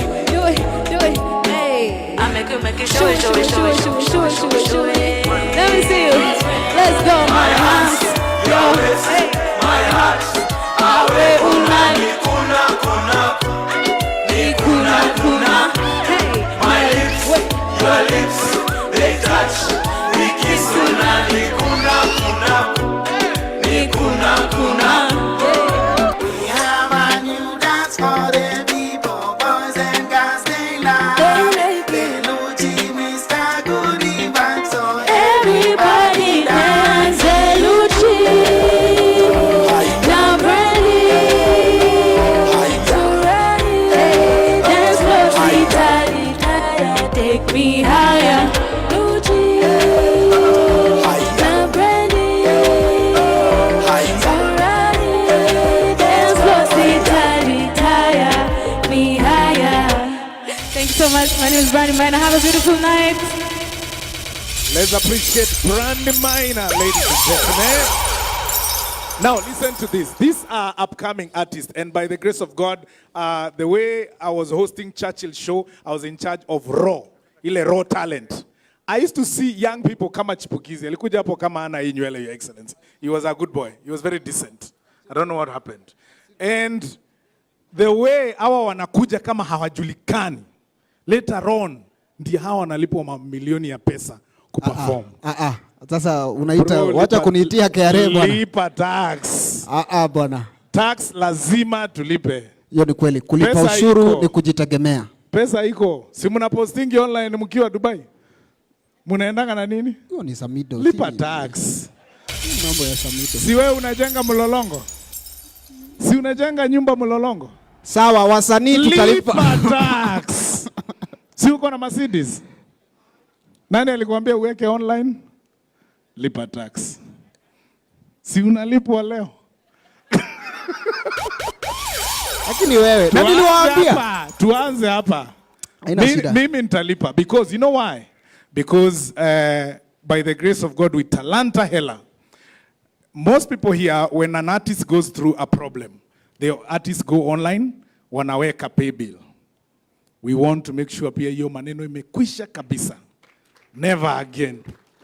Through monetization of talent, you'll never see artists coming to beg at you, niko na shida, tusaidie hapa na pale. The first stop itakuanga kwa ofisi ya Babu na Mwamba, ndio tujue kwa nini ya monetize.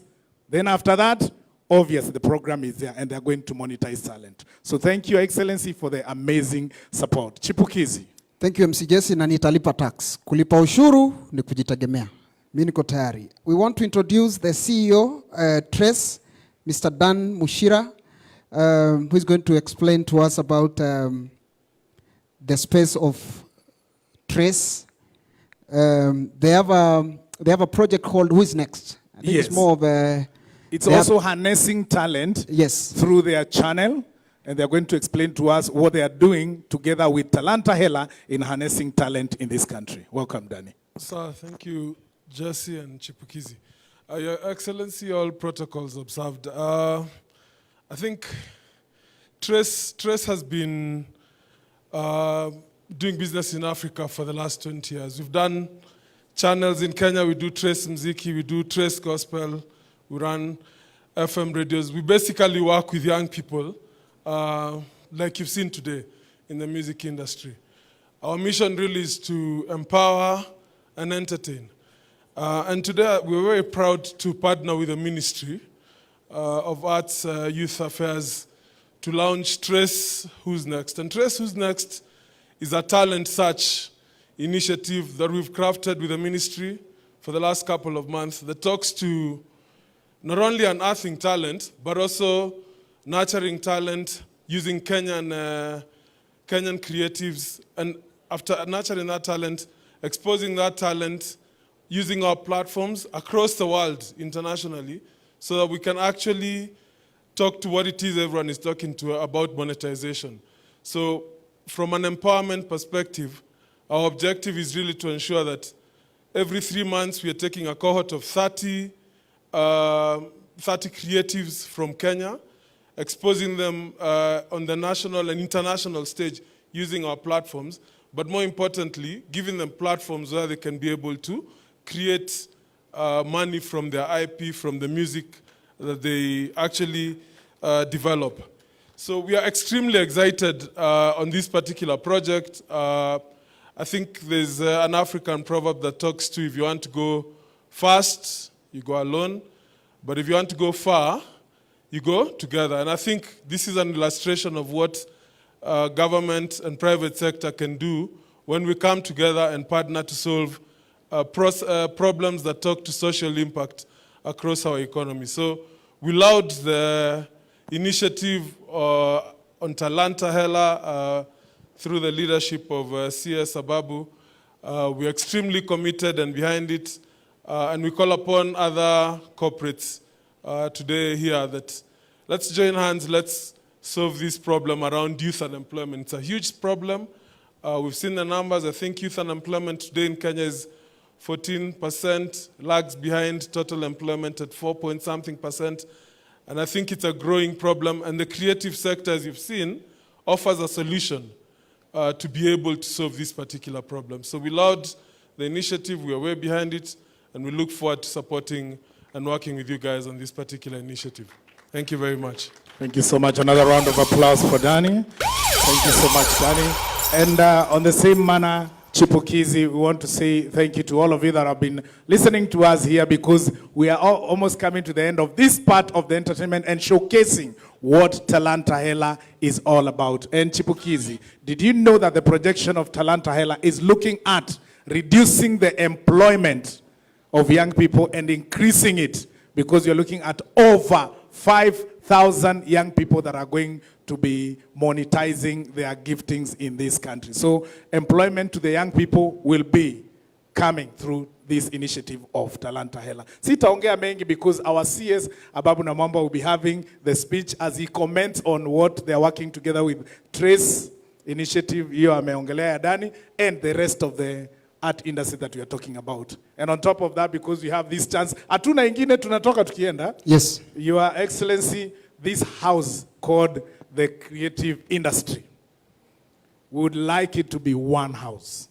one big house. And like when you're talking of CMOs, Kina MCSK are here, Ezekiel Mutua, I saw him here, the CEO is there.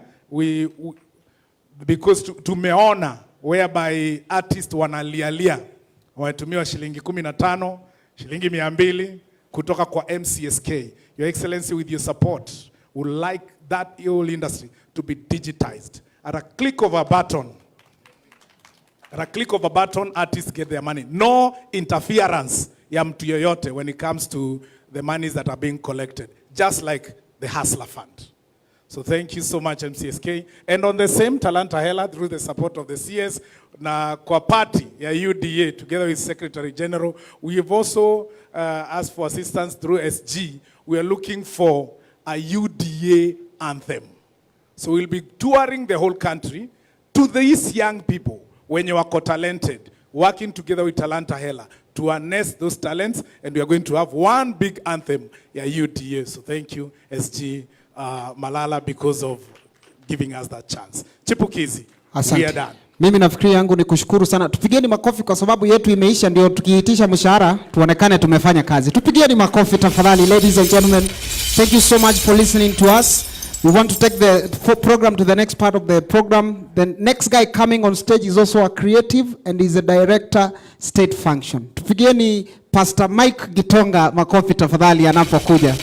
And Chipukizi, for those people who don't know Mike Gitonga, Your Excellency, this guy was one of the people that actually were in charge of looking for comedians to be working on radio. That time he used to work for Family FM, and I'm one of those comedians. Alikuwa anajaribu kutafuta wa work kwa radio. By that time I was an amateur, sikutoboa. And so Mike Gitonga, thank you so much for supporting the talents in this country. We are here. Take over. Tunakuongelea hivyo ndio utuite hiyo ingine.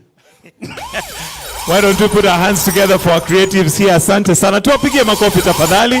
MC Jesse and none other than Chipukizi. Your Excellency, sir, we now want to go to the part where we have the speeches, so that at the end of the speeches, tunaomba Your Excellency utu-release. Kwa hivyo, tutaomba utu-release. But at this point, allow me to now welcome the Cabinet Secretary for Youth Affairs, Sports and Arts, Honorable Ababu Namwamba, to come and take over the program and then run us from there. So why don't we put our hands together as we welcome him to just come and give us some remarks. Then after that, you'll welcome the COG Chair, Her Excellency Honorable Anne Waiguru. Welcome. Karibu.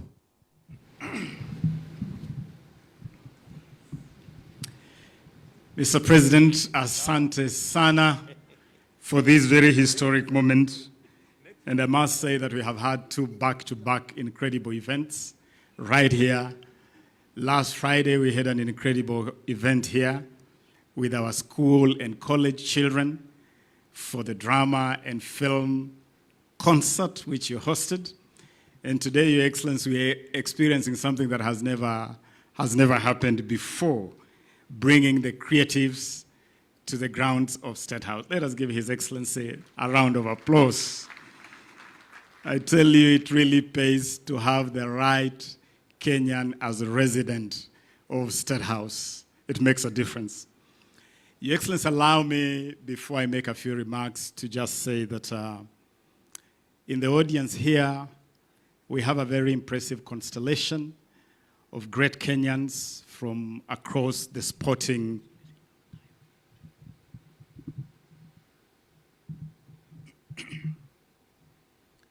we have great Kenyans from across the sporting spectrum. We have some of the greatest legends that have defined our sporting heritage, our sporting history. Today, as you know, Your Excellency, you started off this ceremony by flagging off celebrations marking the 70th anniversary of rallying in Kenya. Kenya has been at rallying for 70 years, 10 years longer than our independence history. And to celebrate that, we have a series of activities which will be running until the 22nd, when the 2023 WRC Safari Rally kicks off for 3 days. We thank you for flagging off the series of activities in that regard. Tomorrow, actually, as part of that series, we will be hosting a special dinner for the legends of rallying, the people who have made that history of 70 years. And some of them, Your Excellency, are here with you. Allow me to acknowledge them. We have Mr. Patrick Njiru in the house. Patrick, please rise. We want to acknowledge you. Where is Patrick? Where is Patrick? Patrick was with us. Patrick is the one who flagged you off, Your Excellency, earlier today. He may have stepped out. We also have Mr. Carl Tundo. Carl is another legend of rallying. And in the spirit of tapping our legends to help us manage the revival of sports in this country, Mr. Carl Tundo is actually the chairman of the local organizing committee of the Safari Rally 2023, bringing his long experience to. Carl, we acknowledge you. We also have in the house Mr. Phineas Kimathi, another rallying legend in his own right. And Your Excellency, Mr. Kimathi also serves as the CEO of the Safari Rally project, again bringing that long history and experience to the game of rallying. And I want to acknowledge the whole WRC Safari Rally family that has come for the activation of our 70th anniversary celebration, starting with the Secretariat tunawatambua, the officers from the Secretariat, going to our youngsters who will be flying our flag. Our youngsters, tafadhali simameni. Your Excellency, we are investing in young people, and these youngsters will be flying the Kenyan flag behind the wheel. And for the first time ever, as part of celebrations to mark the 70th anniversary, government is sponsoring all-girl cruise. All-girl cruise. And I want to ask our all-girl cruise to rise, led by Pauline Shegu, so that we can acknowledge you. Our all-girl cruise. Those are all-girl cruise, and they are being supported by government through the Ministry of Youth Affairs, the Arts and Sports, Asanteni Sana. And so I want to acknowledge the journey we have traveled. And Your Excellency, for this year, we have 20 countries represented in the WRC segment of the rally. Finland, Estonia, France, Great Britain, Belgium, Spain, Japan, Ireland, Greece, Sweden, Poland, Luxembourg, Czech Republic, Germany, Italy, Canada, Paraguay, Kenya, of course, Uganda, and Tanzania. This is going to be a very impressive gathering of the best rally drivers from across the world. And to all of them, we are telling you, Karibu Kenya, the land of Hakuna Matata. This is that land. Your Excellency, Talanta Hela. And many Kenyans may be wondering, what exactly is Talanta Hela? What is this all about? Talanta Hela, Your Excellency, is a consolidation, a convergence of all the thinking that your administration has had right from the plan, the manifesto that brought your administration in power. When you go to that manifesto, you talk about the sports apparel's value chain, it is in the plan. When you talk about monetization of content, it is in the plan. When you talk about promoting Kenya as a destination of choice for filmmakers, it is in the plan. And so the long and short of it, Your Excellency, is that Talanta Hela has consolidated the thinking that your administration has had, even before you came to power, on how to deploy sports and the creatives as a key driver of our economic revival and our economic development. That's what we have done. And now, riding on the bottom-up economic transformation agenda, we have consolidated all that into a policy frame, which we are calling Talanta Hela.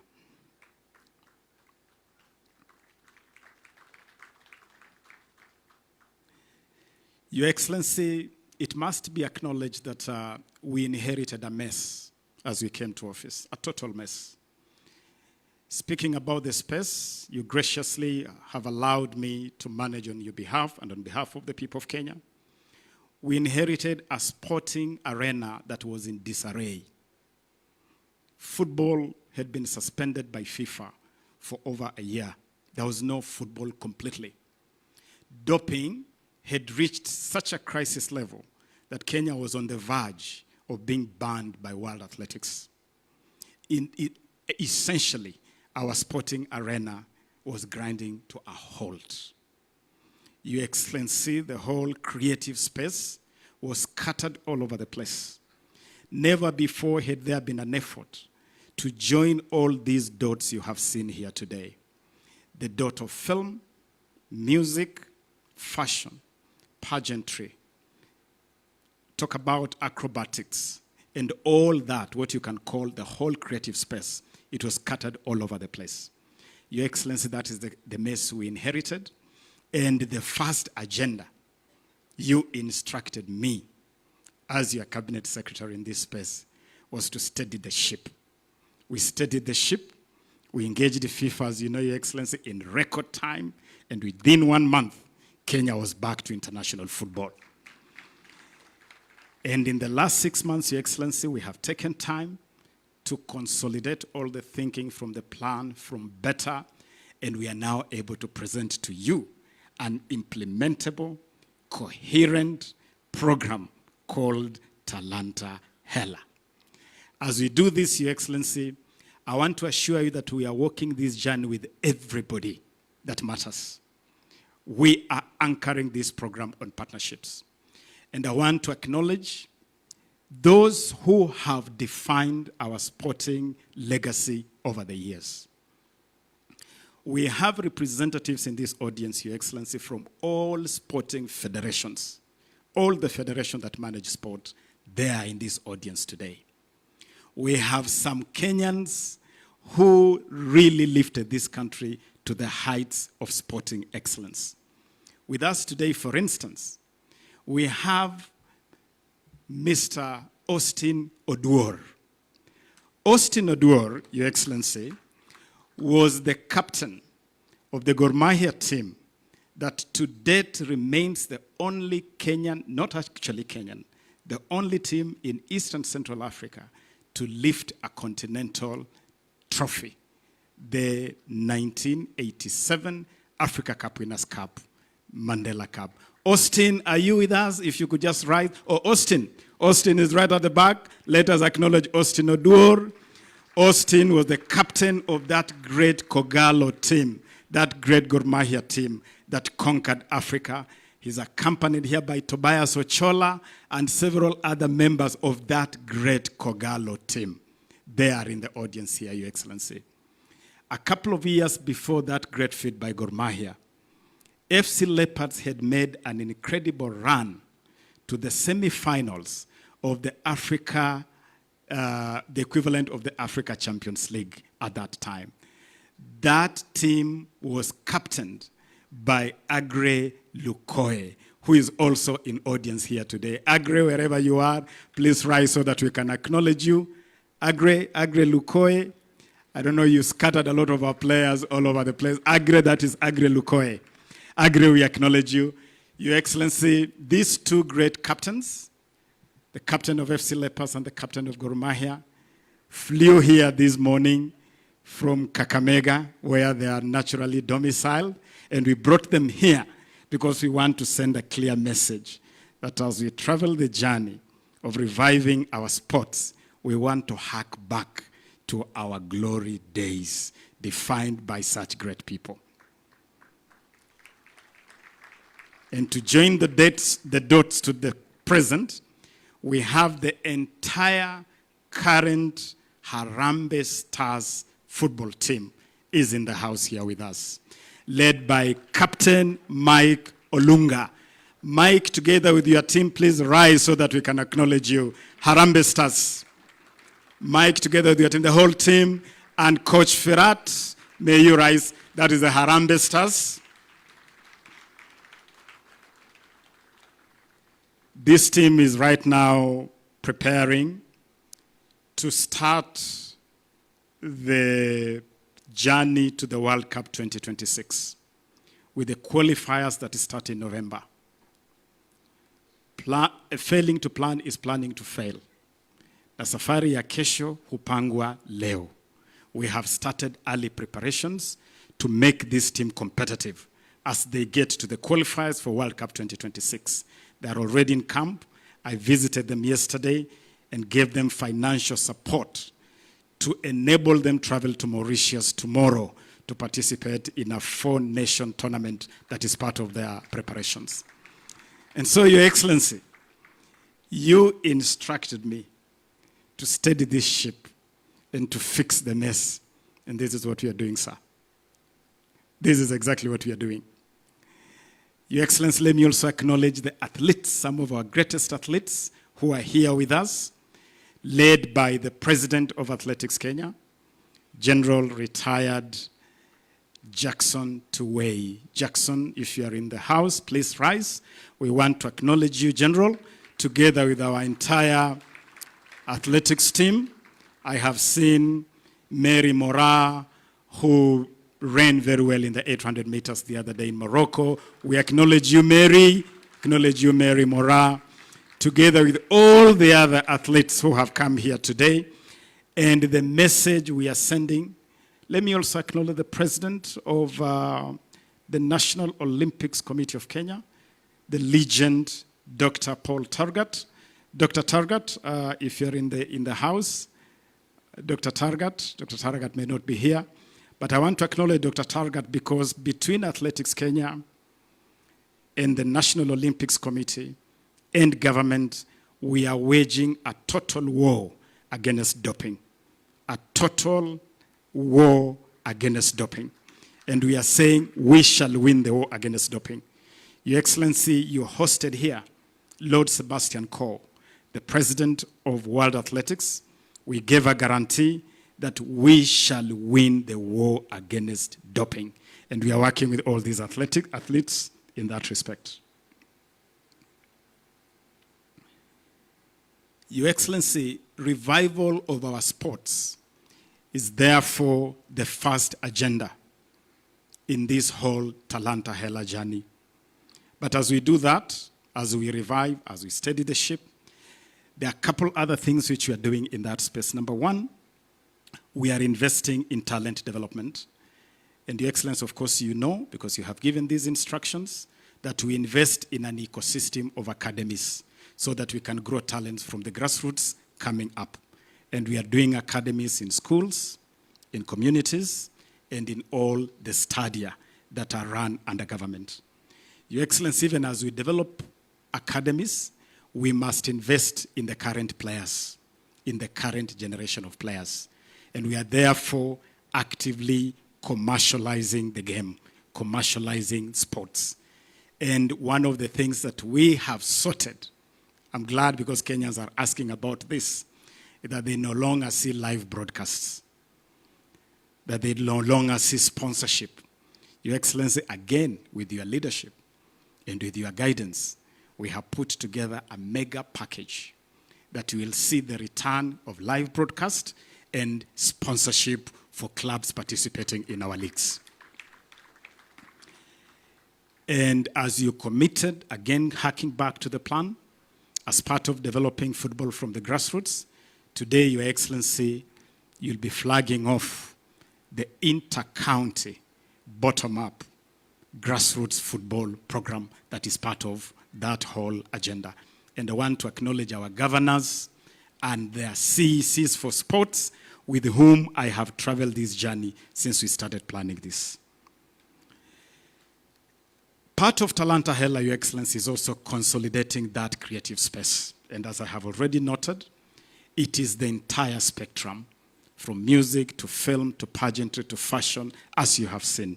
And as you do that, Your Excellency, we want to start by joining the dots.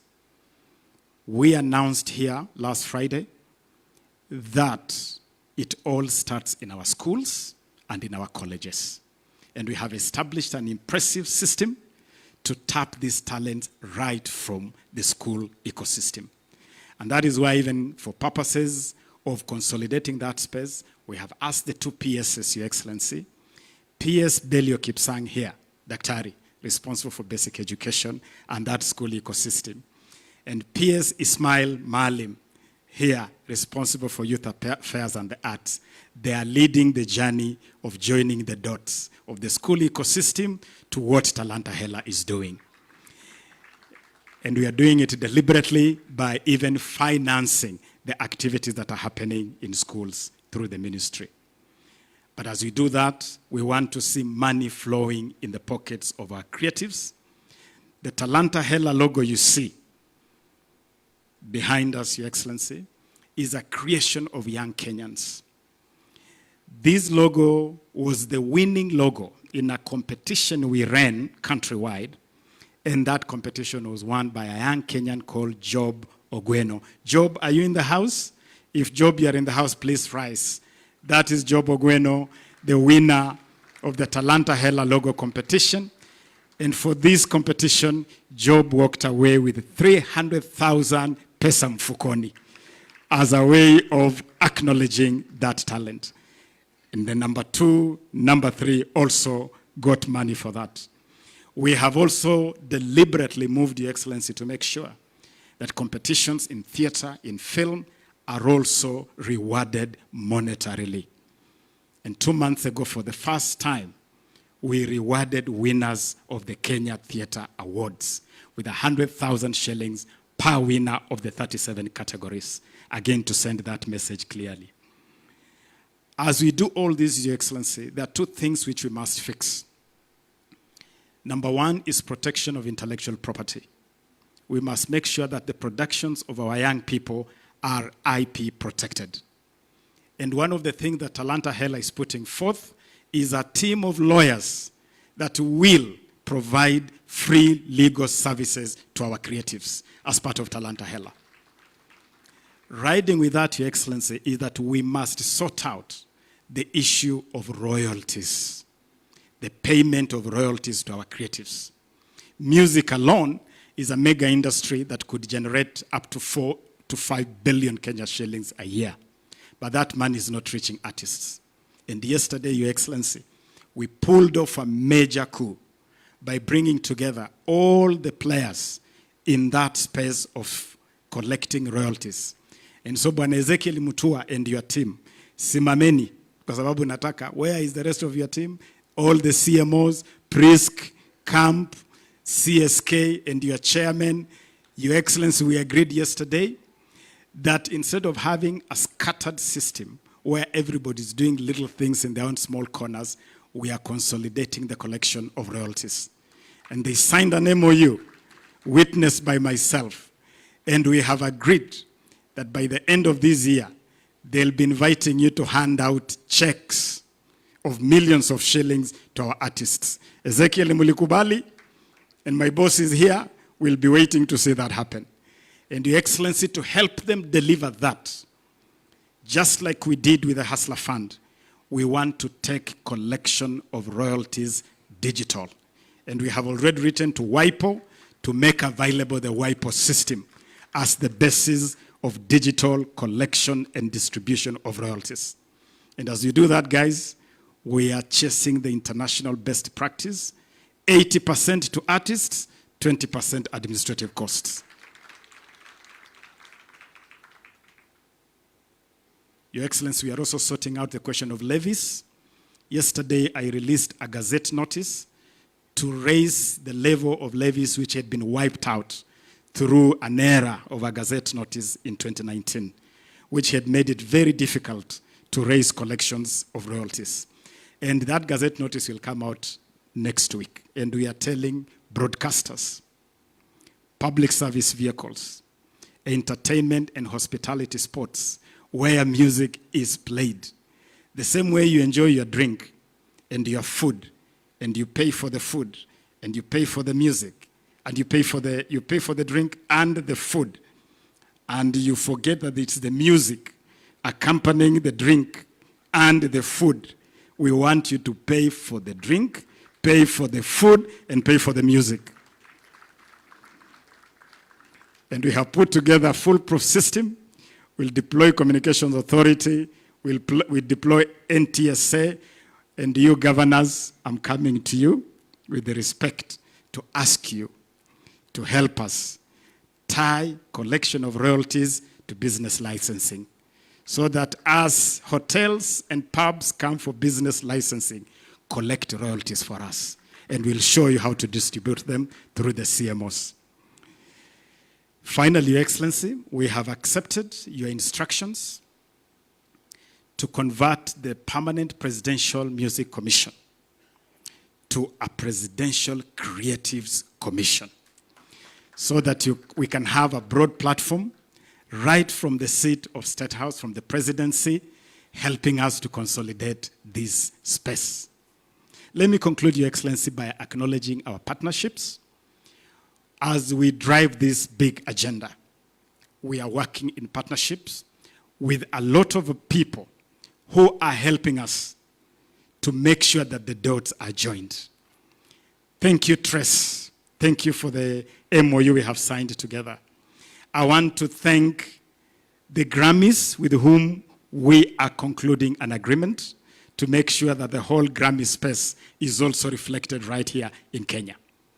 I want also to acknowledge Meta, the power behind Facebook and Instagram, and Google and YouTube, with whom we are working to consolidate monetization, especially for content creators. I thank you for that partnership. I also want to thank the government of Cuba and South Africa, with whom we have signed MOUs and agreements to cooperate in sports and the creative industries. For Cuba, for instance, we have agreed that some of our disciplines like boxing will receive specialized training in Cuba ahead of the next Olympics. For South Africa, we have entered an audio-visual co-production agreement so that our artists can collaborate in audio-visual production between Kenya and South Africa. We have initiated conversation with Antigua and Barbuda and China, whose ambassadors are here, in cooperating in the same space. And in this regard, let me acknowledge the ambassador of China, Your Excellency. We acknowledge you, Ambassador Ping Jian. Thank you very much for joining us.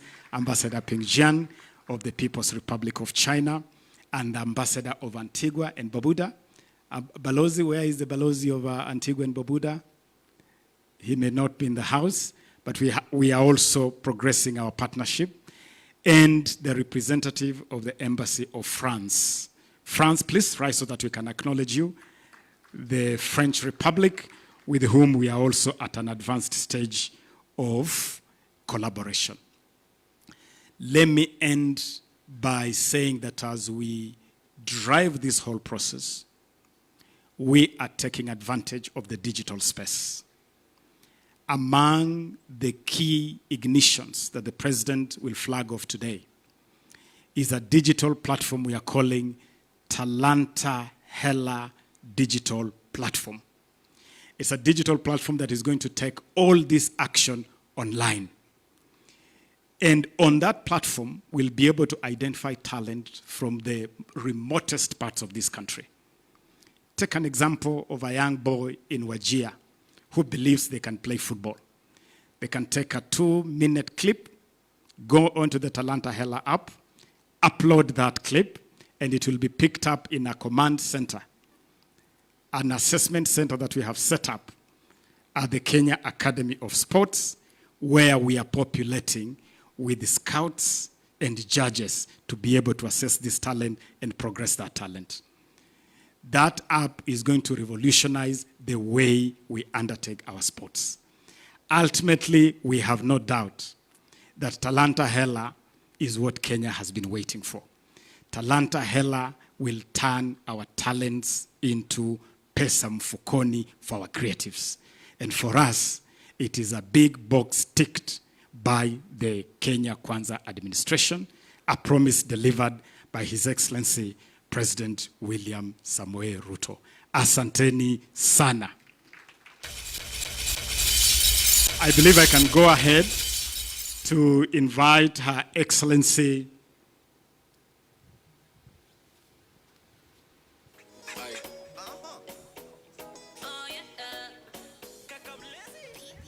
Your Excellency, allow me now with respect to acknowledge the partnership we have built with the counties. And I want to acknowledge the leaders of the counties that have joined us here today. On the journey of putting Talanta Hela together, the COG granted me audience at their headquarters to make a presentation to them. I made another presentation before yourself in Naivasha. The COG also allowed me to create a platform with their CECs, their ministers responsible for sports and the arts. And I meet them periodically.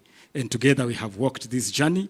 And now let me invite Her Excellency, the Governor for Kirinyaga County and the Chair of the Council of Governors. Let us give it up to Governor Anne Waiguru. Karibu sana, Your Excellency.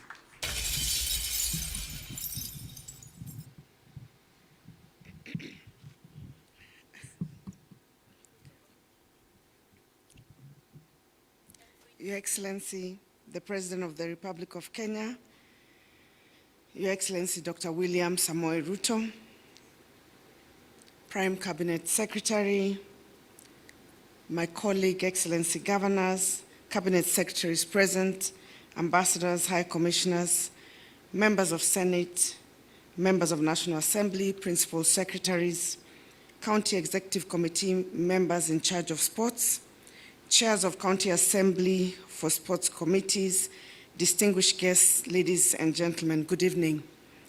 Time is gone, so I will not read my speech. I think Some of the things that we're going to mention have been mentioned already. Your Excellency, allow me to thank you for allowing us as county governments to be part of this milestone event and the launch of the Talanta Initiative. We are extremely grateful for the partnership that we have had with the national government as county governments. We also would like to express our sincere gratitude to the partnership and support we have had from the Ministry of Sports, working together with our sports committee. Allow me, Your Excellency, to take this time to recognize my colleagues who are here by just mentioning their names. I would like to recognize Governor Nadif from Garissa.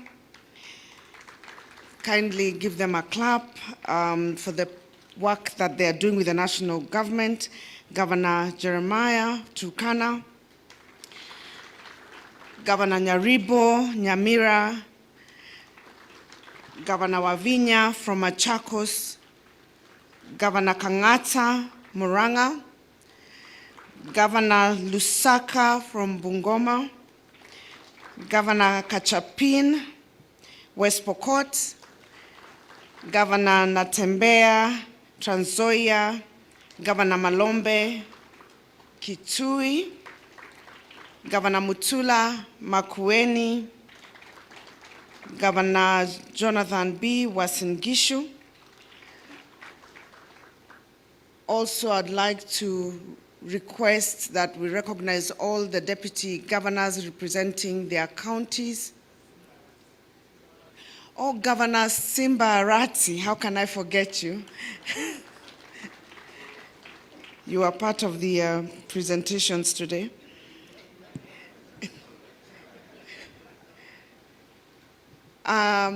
Allow me to request all deputy governors who are here to please stand up. As you can see, Your Excellency, county governments are well represented. Thank you. We are working together with national government and the ministry in partnership. We look forward to rolling out the bottom-up football tournament amongst all the other sports searching or scouting talent initiatives. And Your Excellency, the only thing that I would like to mention is that we look forward to partnering, and especially in the support of the activities that we have agreed between the county governments and the national government that will start at the bottom for the partnership in terms of support. We have discussed this at another time, and we hope that we will be able to advance the conversation of using the part of the sports fund to support these initiatives at the county level. Your Excellency, allow me also to join hands in embracing the Talanta Hela initiatives and its profound mission of nurturing our local talents. We promise to work together as a united front to create an environment where athletes and artists can flourish, where dreams can be realized, and where Kenya can shine brightly in the global stage.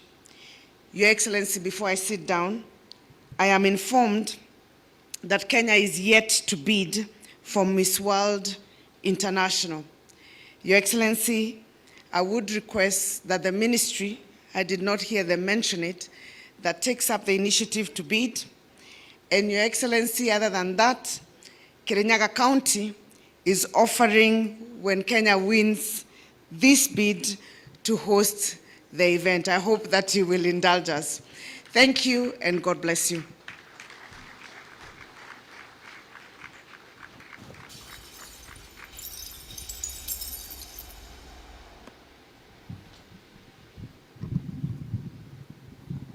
Asante, Governor, and we definitely will be working together with you. Let me now, Your Excellency, with your permission, invite the Prime Cabinet Secretary, Honorable Musalia Mudavadi, to address us. Karibu sana, Mheshimiwa.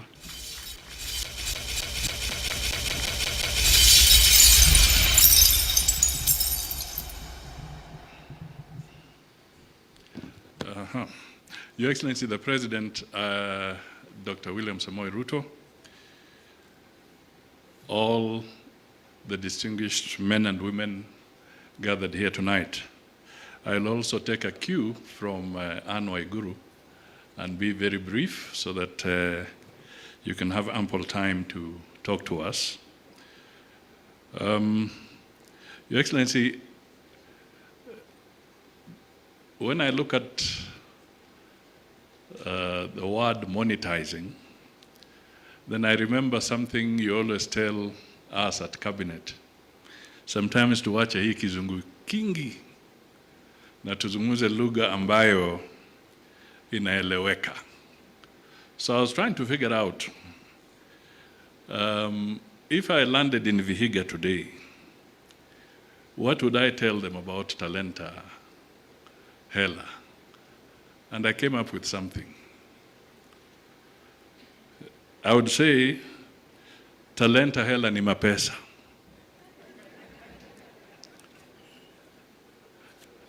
And if I landed in Bungoma, I would say, Talenta Hela ni gimiando. And if I landed in Kirinyaga, I would say, Talenta Hela ni besha. Now, can you imagine if we broke it down to all our languages so that people can really appreciate what we are saying by this word monetizing? So tonight, we've had a good display, not all of it, but of our talent. From the north to the south, from the east to the west. This is the new frontier for job creation. This is the new frontier for mapesa. This is the new frontier for us as a nation to make a bigger footprint in the global arena. There is also something else, Waziri. You may be having it in the pipeline, but the esports is another window that is beckoning to our young people. There's a lot of talent. There's also an opportunity there. And because Kenya is also coming up strongly as a technology-driven nation, the issue of esports must be given the attention that it deserves. I think I've said enough, because talanta ni mapesa. I don't know if I was to speak Kikalenjin, what it would be. I'm sure now that I'm requesting the president to come forward, maybe he might tell us what talenta ni mapesa in Kikalenjin would sound like. Ladies and gentlemen, can we all be upstanding for His Excellency, the President?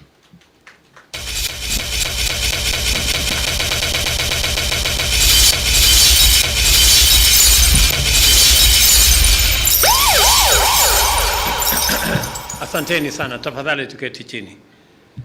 Asante sana Bwana Prime Cabinet Secretary, Waziri Ababu na Mwamba na mawaziri wengine, my good friends, our governors from various counties in Kenya, the leaders of our sports and creative industry, sportsmen and women, thespians na watu wote ambao wameshiriki katika sehemu hii. Good evening.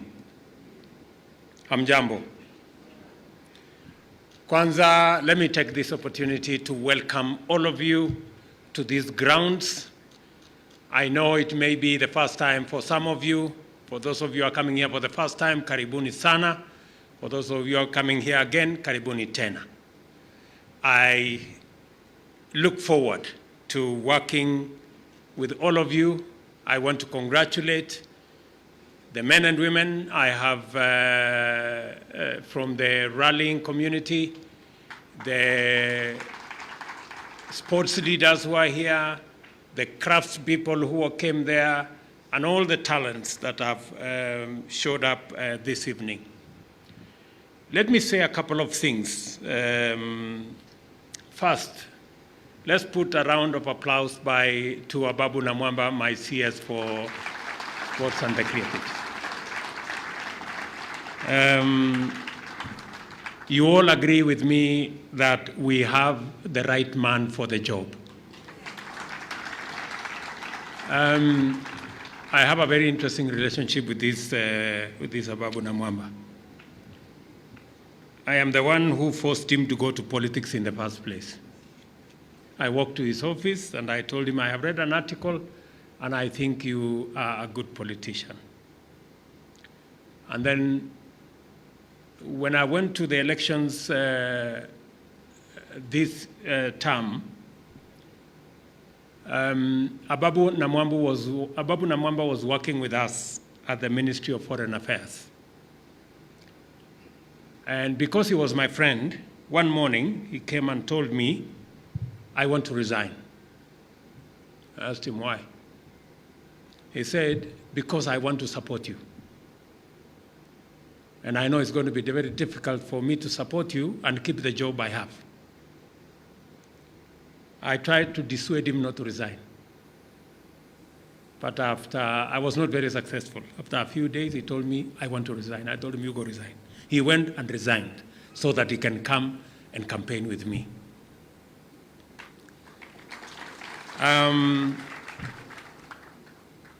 When it was time to appoint cabinet,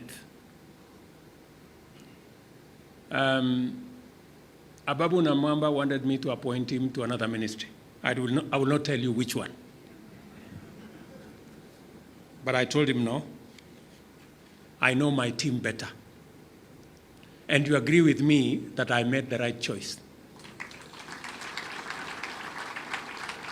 Ababu Namwamba, you have my support in doing what you're doing in this space. You and me have had a conversation around this space on many occasions, and I have told you where we want to go. And I'm happy you're moving in that direction. And I take this very early opportunity to share with you the outstanding significance of this event and why this moment is a very special milestone in our determined journey towards a radical socio-economic transformation of our country. Our determination to ensure that no one is left behind and everyone gets a dividend of the transformation that inspired us to work together and implement the interventions that we are from the bottom going up so that we can touch every possible life and livelihood. Today is formally designated as the official unveiling of the platinum anniversary of the Safari Rally, Kenya's iconic contribution to the world's Rally Championship Series, and the occasion for the activation of the Sports and Creative Economy Master Plan. These two important occasions are very dear to our plan. A third critical function which we are undertaking today is the formal launch of the ongoing effort to implement the government's commitment to the critical sectors of sports and creative economy.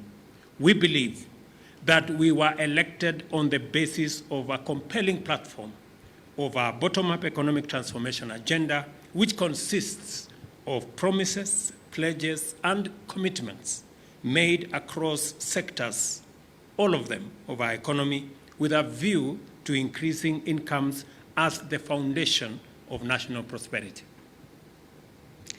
We are therefore particularly mindful of our obligation to make sure that we make all possible efforts to redeem our pledges, keep our promises, and implement our commitments.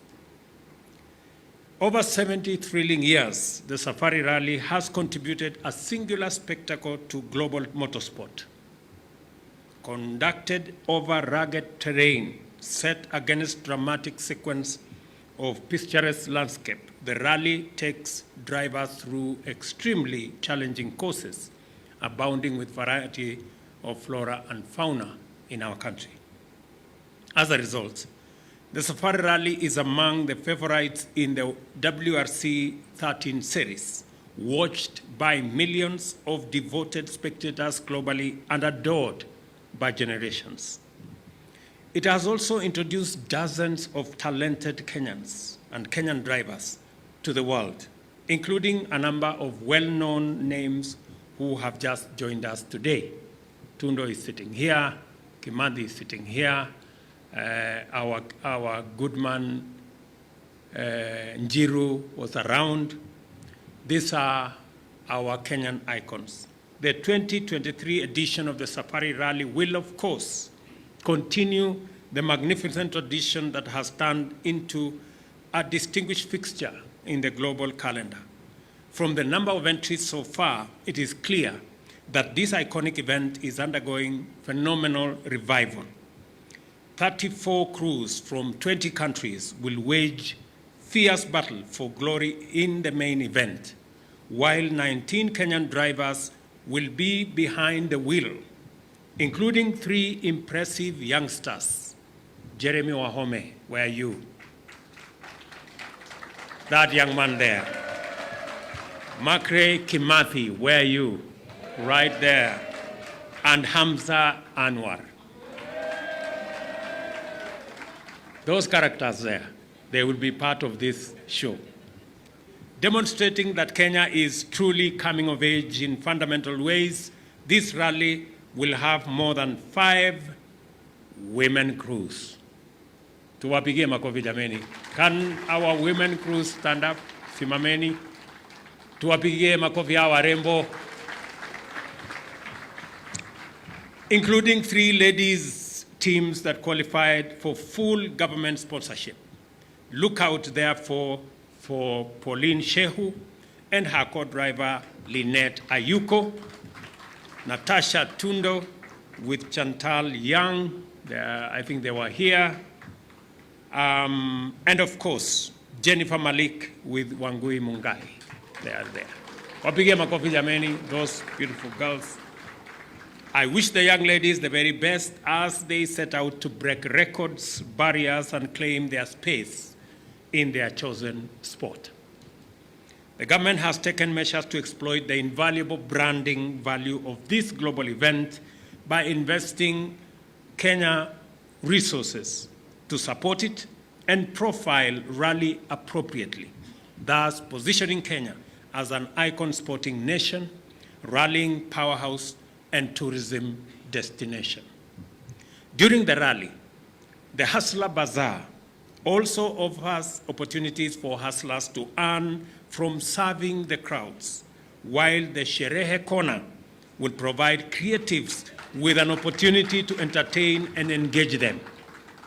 Look out for our Kenyan creatives, and please listen to our Kenyan music. And don't forget what Ababu said, remember to pay. Everybody will come out as a winner, and this is the power of sports and creative economies to ignite growth. When I flag off the rally, I will be setting off a very important phase of our project to transform sport in Kenya and make talent truly rewarding. Sport and the creative economy contribute the most easily recognizable components of our national brand, especially athletics, as well as other sporting disciplines, in addition to distinctive music and other artistic offerings. Notwithstanding this undeniable contribution to the richness of our national identity, global reputability, competitiveness, and creation of thousands of jobs for talented Kenyans on a full-time basis, the sector remains far from its full potential. As a result, their contribution to the national GDP is low, and so are the incomes of many professionals in comparative and absolute terms. We all agree that our creatives are not what creatives are elsewhere. Our sportsmen do not earn as much as their counterparts elsewhere. To address this underperformance, we committed to leverage our international athletics and sporting brand to develop a local sporting apparel manufacturing cluster, including all sports, into the National Sports Talent Academy and devolve it to county sports talent academies. That is one area we're going to work with, and I am happy that we have counties here. We want to partner with all our counties. We want to work with you because there is no part of Kenya that is not a part of a county. We also pledge to promote county leagues and inter-county sports championships that culminate into a national sporting extravaganza that will help restore Kenyan football to good international standing. You heard what Ababu said. When we came into office, we had a long battle, useless, let me say, unnecessary battle with fever. And we decided that it wasn't going to last a month longer. I picked the call, I called fever, and I told Ababu to do what he must. Congratulations, Waziri, you did a sterling job. We are back on the spot.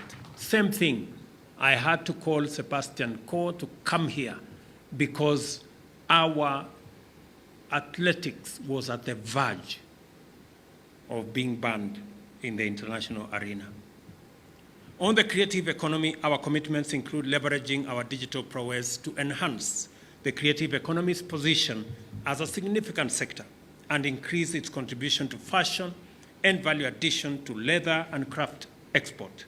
We also pledge to protect intellectual property rights as the foundation of effective monetization and mainstream the development of arts and culture infrastructure.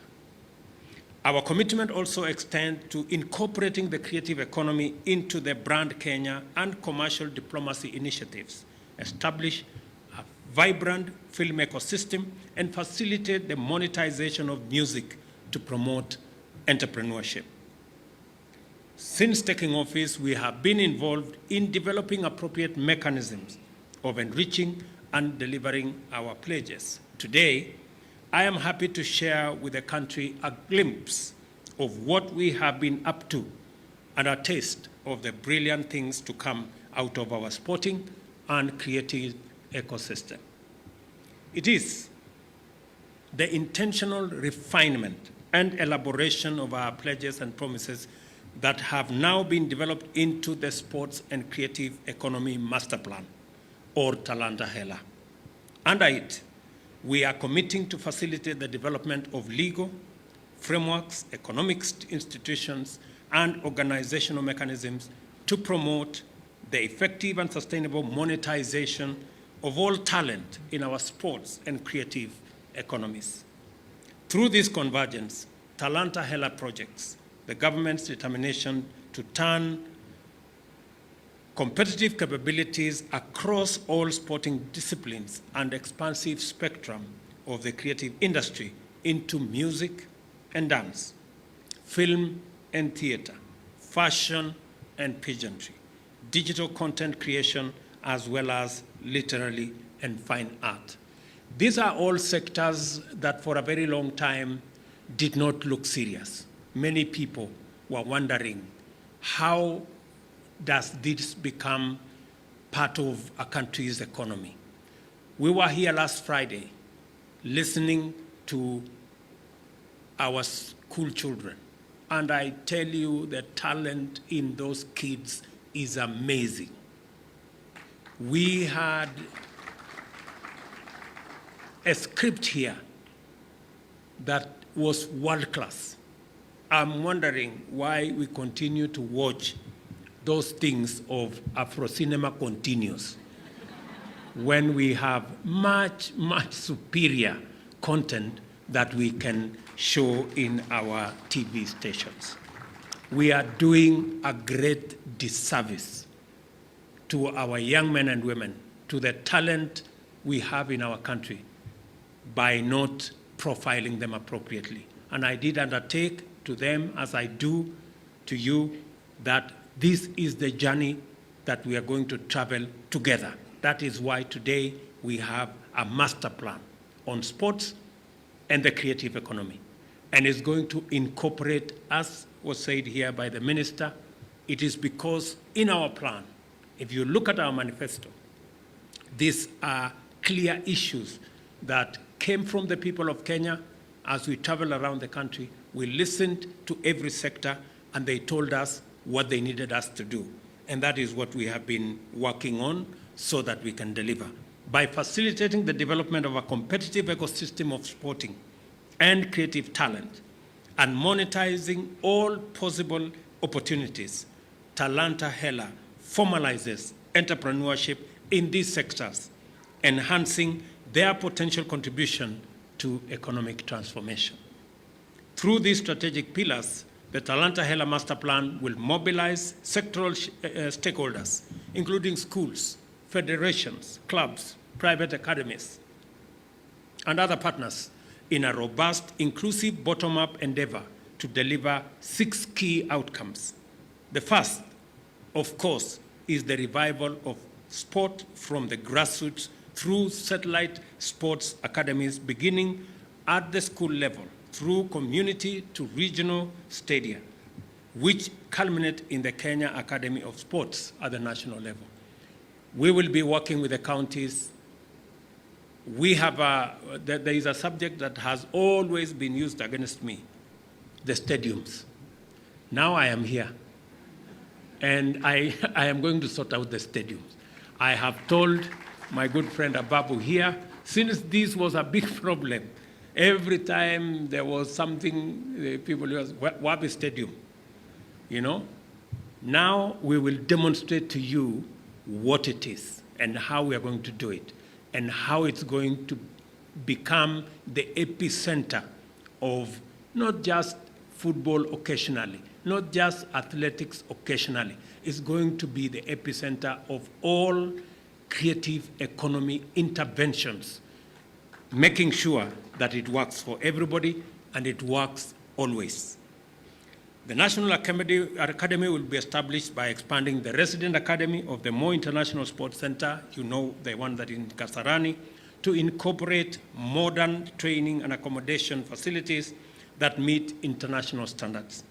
It will also become the national hub for identifying, developing, marketing, promoting and monetizing talent across all sporting disciplines, including, Mr. Tundo, motorrallying. And we just gave 3 vehicles today to begin the training of those who want to be rally drivers. I think it is going to be a new beginning. The second pillar entails interventions to formalize the creative economy, actualize its full potential, and enhance its contribution to our national GDP beyond its current share of 5.3%. To do this, Talanta Hela will pursue the enhancement of intellectual property rights, streamline royalty administration, establish fully equipped creative hubs, support for fashion and visionary, rationalize the rewards and incentive system for creatives, and support nationwide grassroots creative talent search, development, promotion, and monetization. We spend about 350 billion Kenya shillings every year in advertising. And the counties are here, the national government is here. We should spend at least 10% of that advertising to advertise through our creatives. That will give our creatives 35 billion Kenya shillings. It will hire millions of the young people, talented young people who come out of our schools, the people who come out of our colleges, the men and women who are sitting in this auditorium today. And this is money we are already spending in advertising. I saw the script by the gentleman who was singing here about the Hustler Fund, about small band. Where is that gentleman? Small band. Yeah, that gentleman deserves part of that money that we are using in advertising. There is absolutely no better advertising than the song I had here today. And that's why I'm saying the 350 billion shillings we spend in advertising, 10% of it. And Waziri, I want you to work with the rest of government to make sure that that money goes to our creatives. I am very happy. This good man, yeah, huyo mungwana huyo, he sang here a wonderful song. My good friend, you persuaded me that we should take some of the 350 billion shillings and make it available to you.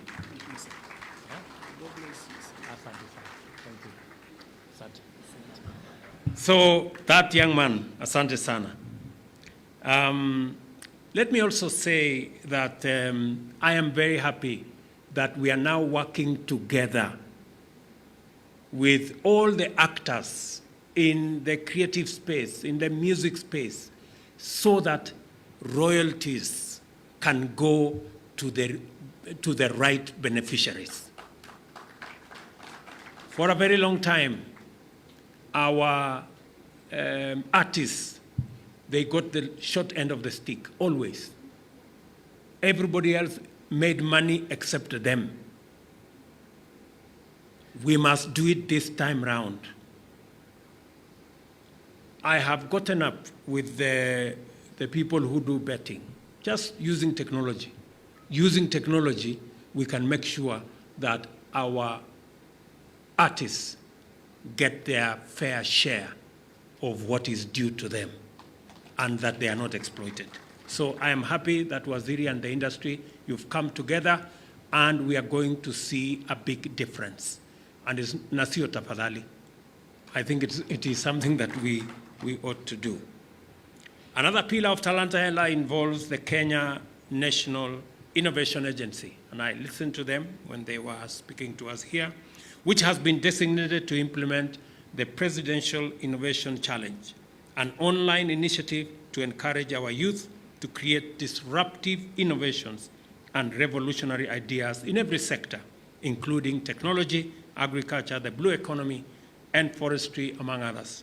I look forward to seeing many exciting breakthroughs at this year's Kenya Innovation Week, including, hopefully, one that solves the intergenerational entrepreneurial conundrum.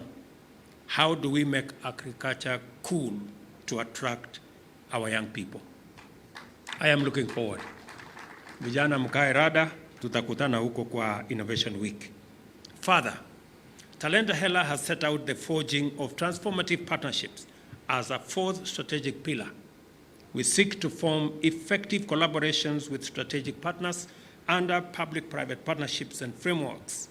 The programs involved include talent search and development, music recording, production and marketing, sports, development and production of the creative economy.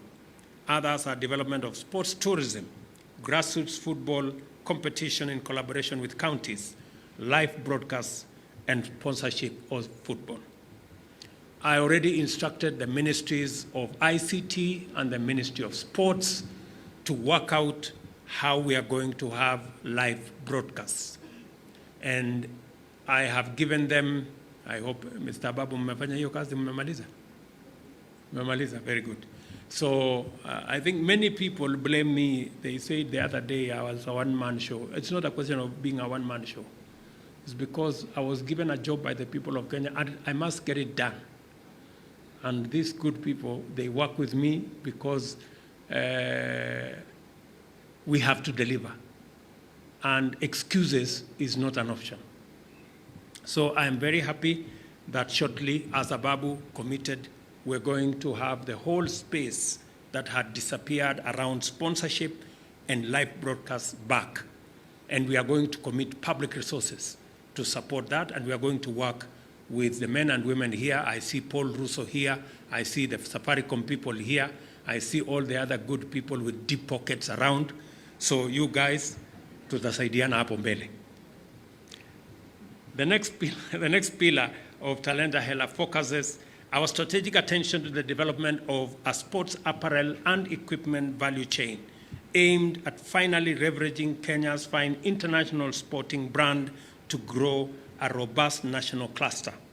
On this matter, I encourage all of you to embrace a Buy Kenya, Build Kenya culture to promote such outstanding designers and brands as Akinyi Odongo, Wanja Kenya, Ziwa Brand, Enda, Warrior, and Zebra.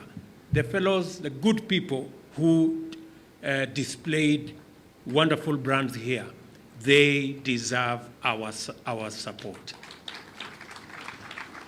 I can say it's good to put on Nike. It is better to put on Enda. And maybe it is best to put on the Warrior or Zebra or what Wanja has done and what Akinyi has done. It just speaks to us as a nation. If you look at the now famous finance bill, among the things I have put my foot down on is that anything that is produced in Kenya, if you want to import it to Kenya, you pay more taxes. We cannot continue to import the things that we can manufacture in Kenya. We have to be deliberate about creating jobs. We have to be deliberate about creating opportunity. And we must act in our interest all the time. It must be Kenyan interest first, and everybody and every other interest baadaye. Finally, we take Talanta Hela online through the Talanta Hela app, which will be a one-stop shop for creatives and sports people, connecting talented individuals to opportunities and resources, including access to training programs, sponsorship, mentorship, and collaborative possibilities. The essence of Talanta Hela is a bottom-up economic transformation agenda approach to the sporting and the creative economy aimed at making them sustainably support large talent by monetizing every possible opportunity, formalizing talent development, and positively affecting education, manufacturing, tourism, and medicine, among other sectors. Talanta Hela is also an inclusive bottom-up program which promotes collaboration and partnership with diverse private sector actors, county governments, and international organizations. The end point of Talanta Hela is Pesa Mfukoni. I think that is what Musalia was telling me to speak to, and I hope I have. Competitive incomes that can sustain livelihoods and reward talent, dedication, discipline, and focus.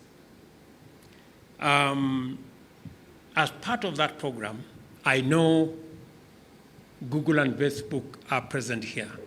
I did undertake last week that we are going to finally sign off on monetization on their platforms.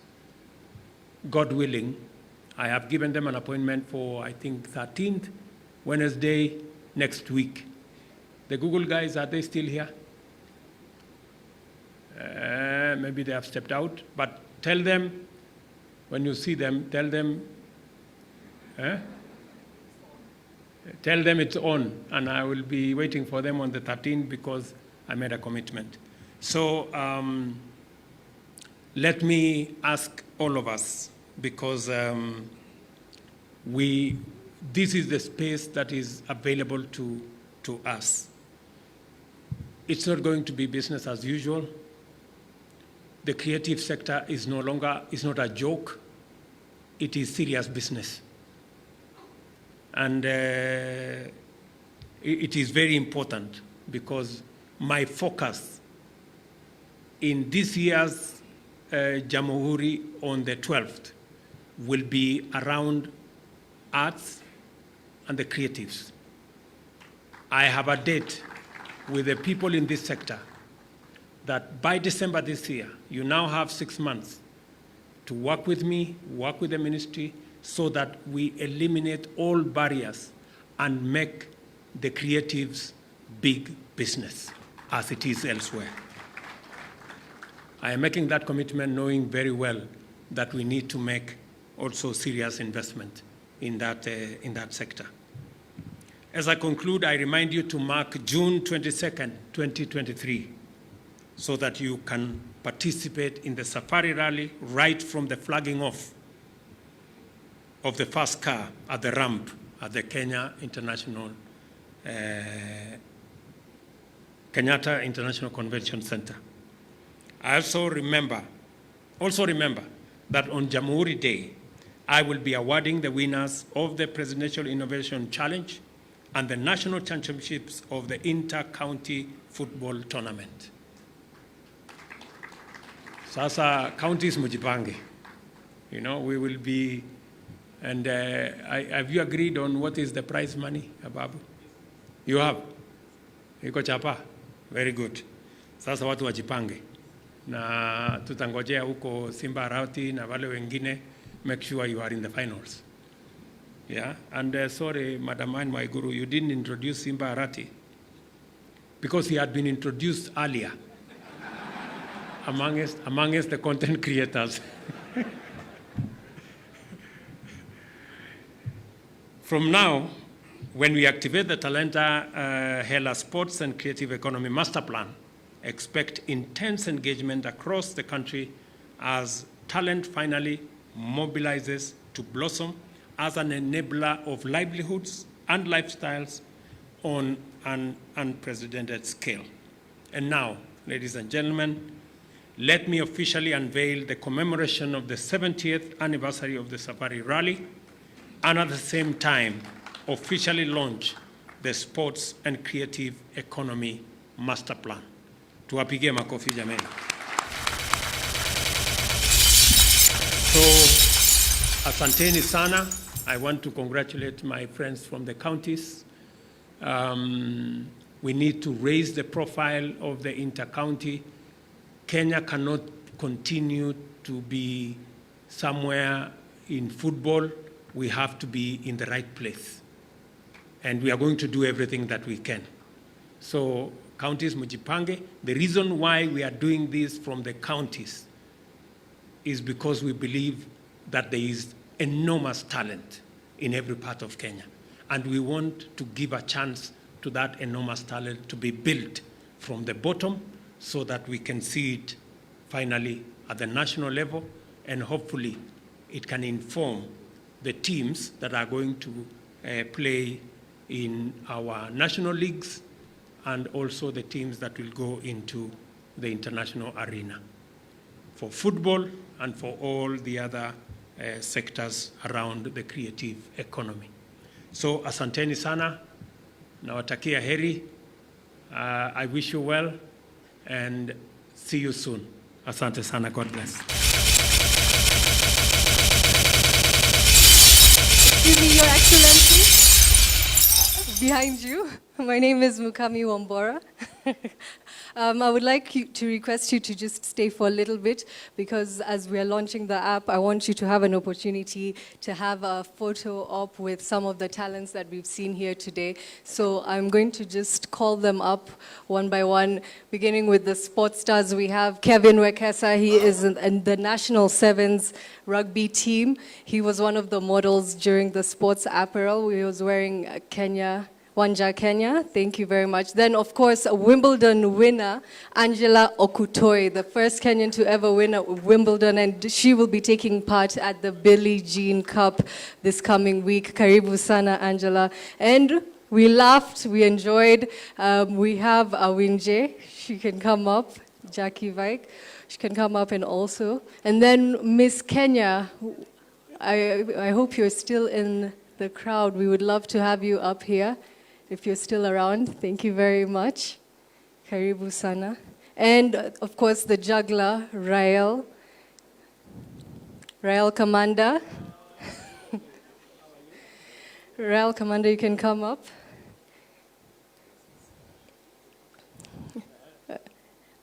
Okay, thank you. I think this is great. I think with that, we can now play the video that will describe how the innovative search will take place across the country. Thank you, Her Excellency. Anwar Guru.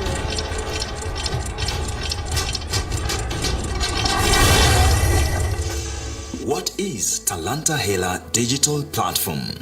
Talanta Hela Digital Platform is a platform which leverages on the application of technology to simplify the process of talent scouting, development, nurturing and monetization from grassroots level. Okay, thank you. No, we can just take a quick photo over here. Your Excellency, Ms. Waiguru, I'm here also in the middle with the... Okay. Okay. Your Excellency, we would like to play the video one more time for you all here on stage to have an opportunity to actually enjoy and see exactly how the new Talanta Hela monetizing talents will work. What is Talanta Hela Digital Platform? Talanta Hela Digital Platform is a platform which leverages on the application of technology to simplify the process of talent scouting, development, nurturing and monetization from grassroots level across the country. The Talanta Hela app will be available in Play Store and App Store. To get started, enter your phone number.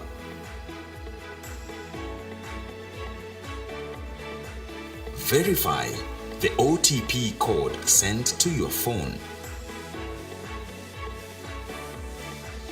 To complete the registration process, A. Enter your name. B. Verify your phone number. C. Enter your ID number.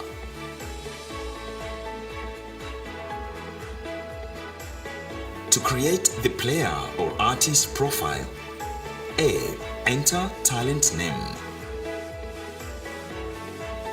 B. Choose gender. C. Enter date of birth. D. Choose talent category, sports or creatives. E. Select specific sport. Choose the profile you want to upload the video to. Select some skills that describe your strength in the video.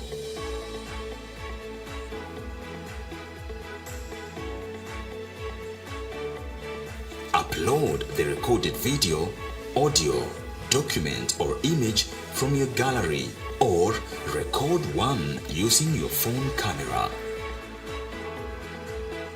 Submit the video by clicking the upload button.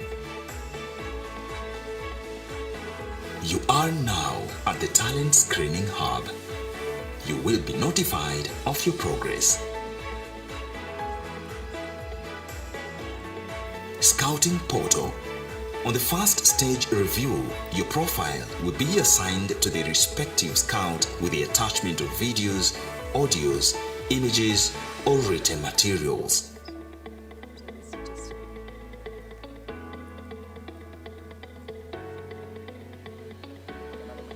The scout reviews the videos, then approves or declines the profile with the reason of either action.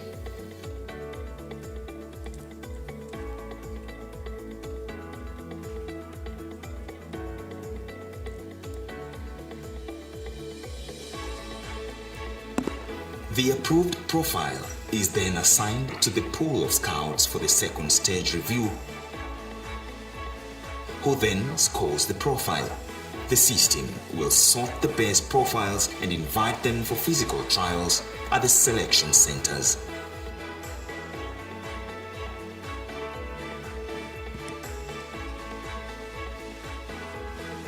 Activity histories are available to all coaches and judges.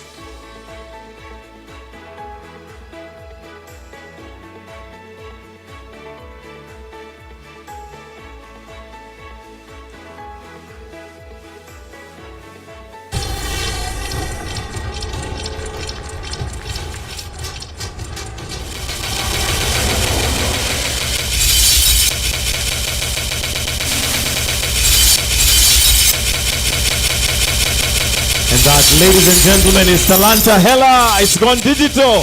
Wapi makofi, shangwe na vigelegele. Asante sana. Your Excellency, from tonight, Talanta Hela is now online. And as you've seen from that platform, talent can be taken from any part of this country, come all the way to the National Academy at Kasarani and processed through this program, taking advantage of the digital space. And Your Excellency, this app has been developed by young Kenyans, who I want to acknowledge. Daniel Msugut, together with your team. If you can rise wherever you are, these are young techs who have been responsible for building this. Let us acknowledge those young people, Dan, Victor, Obai there, and the rest of the team who are responsible for building this app. Asanteni sana. Your Excellency, we are going to ask you now to do the activation of the football, the inter-county football.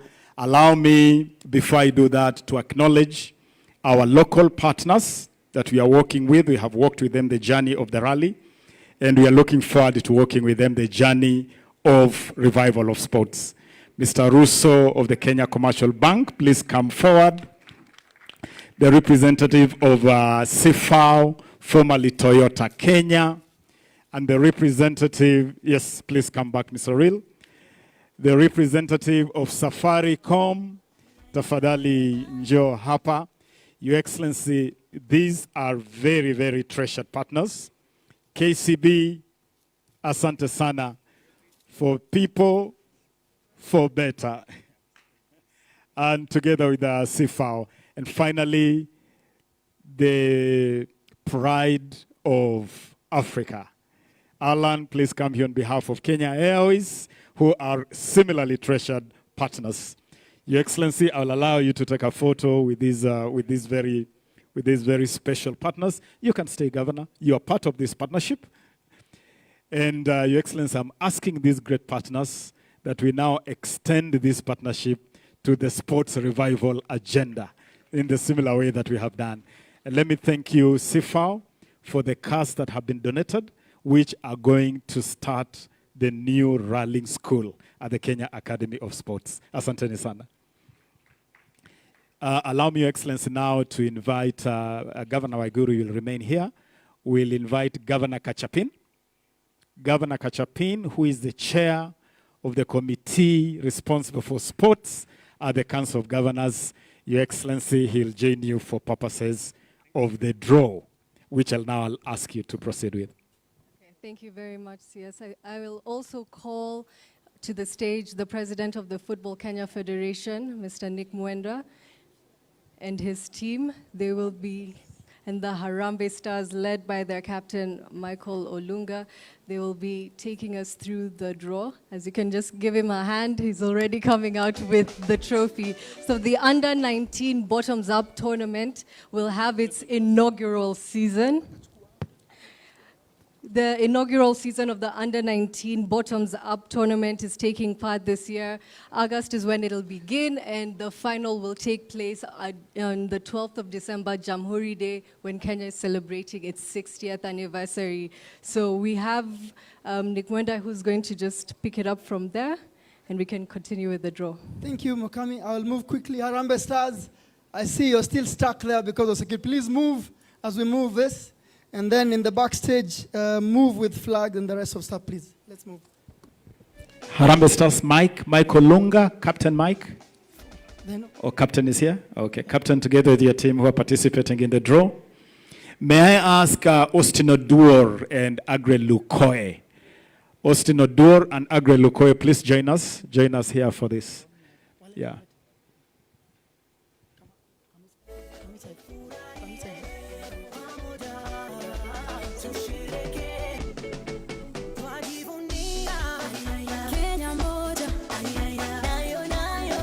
So I will explain what's going to happen.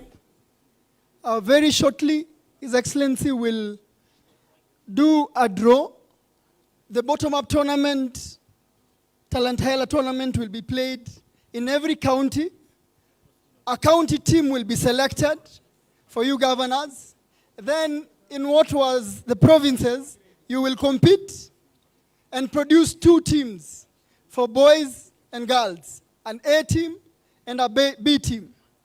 When you finish, the president is going to do a quick draw, not for the entire tournament, but to pick who will play Western A and Coast B, for example. So he will do that with the players. Doreen will guide him how to do that. And then after that, we will hand with the CS the trophy to him. And then he will hand this trophy to the captain of Harambee Stars with instructions to go to the grassroots and complete the job, so that they can all be like him, those who can make it. So that's how we're going to flow. Nick, let me just explain for one moment how this draw is being done. The tournament is being played at 2 levels. The first level is regional. All the counties have been confined in their regions, the 8 regions. So the former Western, Nyanza, Central, Rift Valley will constitute a region. In that region, you'll play a league format. So everybody will play everybody home and away. The top 2 teams in every region will qualify for the national championship. So we expect to have 16 teams for the national championship. Number 1, number 2.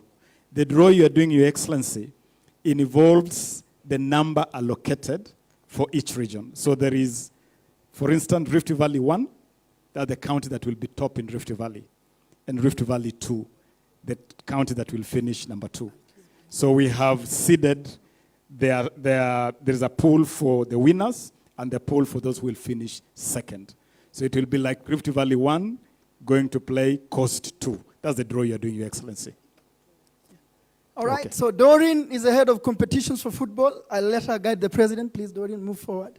Show the president what he needs to do. He will pick, and then you will explain to him. After that, he will put them by rules here, and then we will lock them up. And then after that, whenever he picks up, it will be shown on the video, and it will be written down, because in football terms, it cannot change. From there, if it changes, tunaingia kwa shida. So, Doreen. Thank you, sir. Your Excellency, this is an honor for me to take you through the draw. So I will invite our captain, Michael. Please just move a bit in front, and David. So we have pot A is in gold, and then pot B is in green. So we will pick, Mr. President, you will pick from pot A. Just pick randomly one. Yes. Just shuffle and pick. Yes, and then open.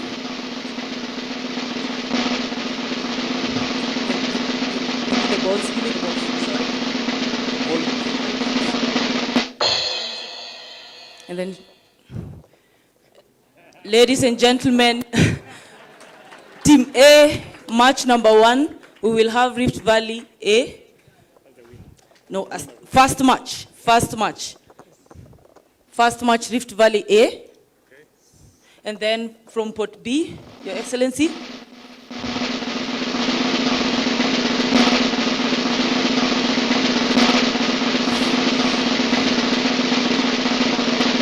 From pot B, we have Coast B. So the first match will be Rift Valley A versus Coast B. Thank you, Your Excellency. And then once more, from pot A, for the second match, from pot A,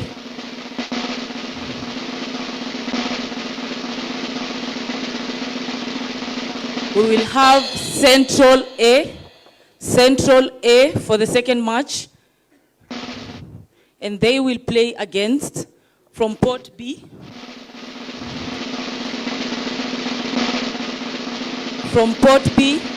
turn it. From pot B, we will have Nairobi B. That is the second match, ladies and gentlemen, Nairobi B. For the third match,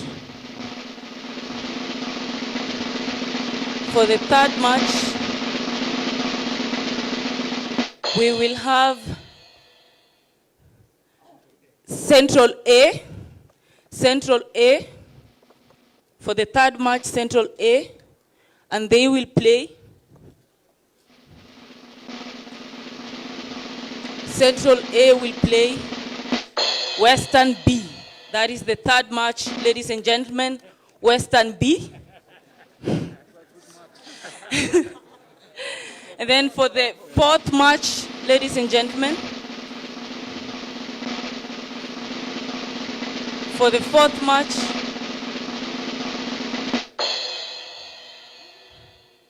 Northeastern A for the fourth match. And they will play Nyanza B. Ladies and gentlemen, there you have it. Match number 4, Nyanza B. So I will invite in front Richard Odada.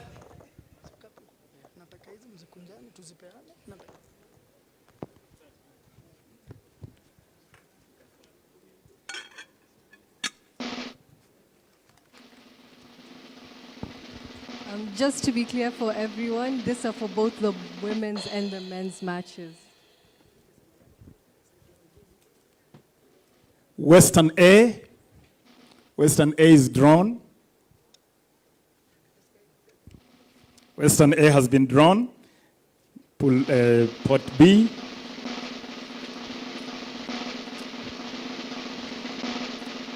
Western A will play Central B.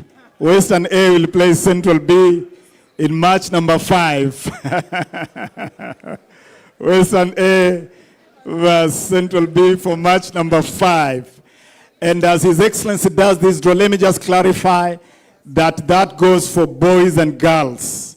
So when it's drawn like Western A, it is for both teams, for both boys and girls. The draw is being done for both. Match number 6, Coast A. Coast A will go head to head with who? Match number 6. Number 7.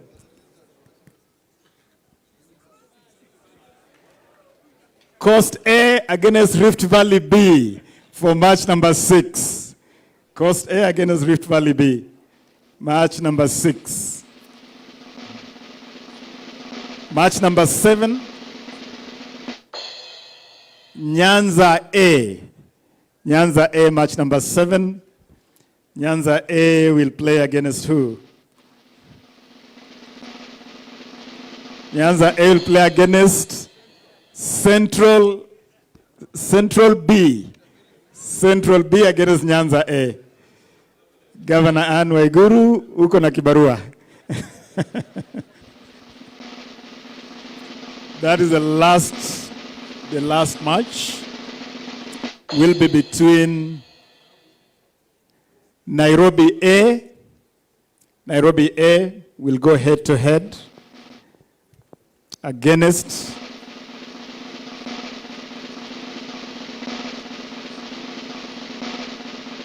Nairobi A plays Northeastern B. Nairobi A, Northeastern B. Ladies and gentlemen, let's give it up to His Excellency the President. It's going to be hot, it's going to be exciting.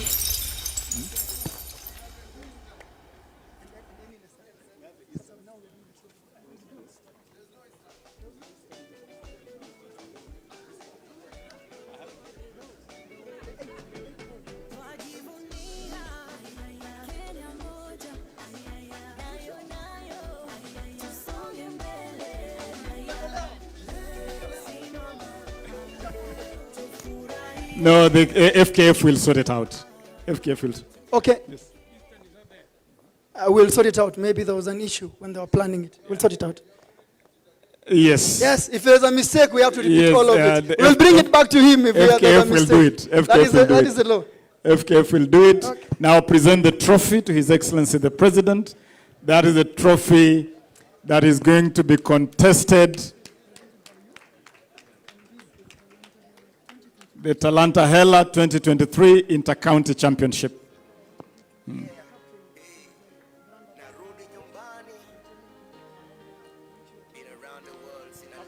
The Harambee Stars captain is the brand ambassador of this tournament, Mike Olunga.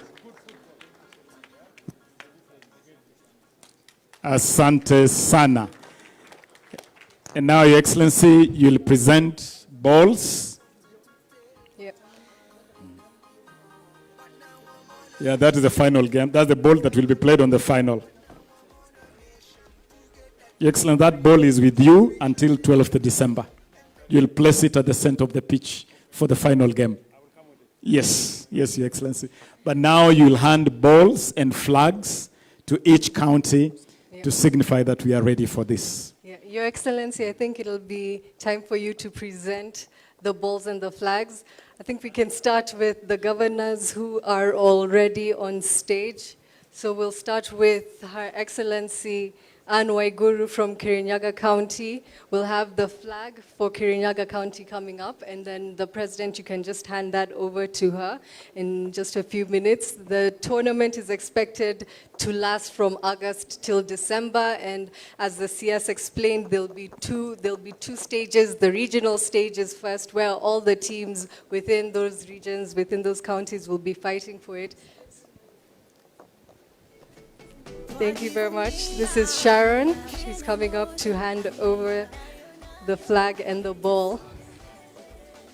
And then now we'll also have His Excellency Simon Kachapin. He is the governor for West Pokot. His flag is Makofi for Governor Kirinyaga County. And then immediately after that, we will Let us do it faster.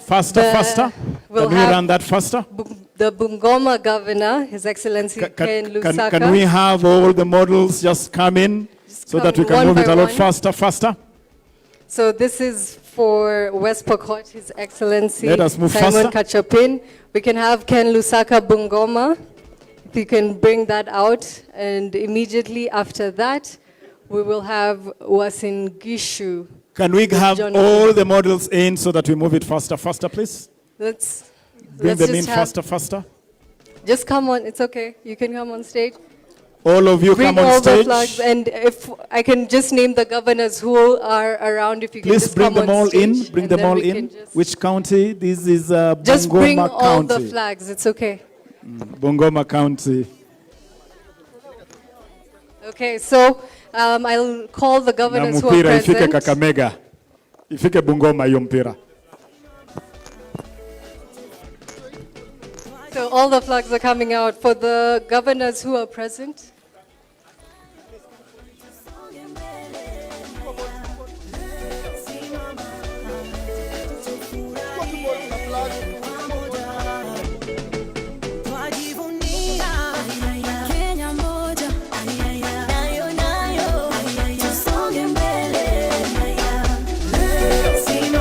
Keep announcing the flag. Keep announcing the flag. Madam MC. Keep Okay. announcing the name of the flag. The next one is which? Okay, if the governors who are present can just also come on stage. His Excellency Amos Nyavero for Nyamira. We have His Excellency Mutula Kilonzo Jr. from the Makueni governor. We also have in the House, Next. Jeremiah Akiamis from Turkana. If you can just come up on stage for that final photo op. We also have His Excellency Julius Malombe from Kitui. If you can come up on stage, and the Garissa Governor Nathif Adam. Machakos If you can County. come Machakos with County, quickly, please. Her Excellency Wavinya Ndeti, if you can come up on the Wavinya stage. has been here.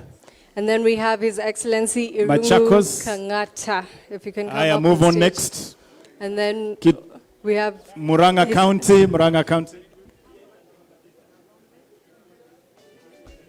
Kitui, step forward. Kitui County, step forward. Governor Kitui County, Governor Malombe.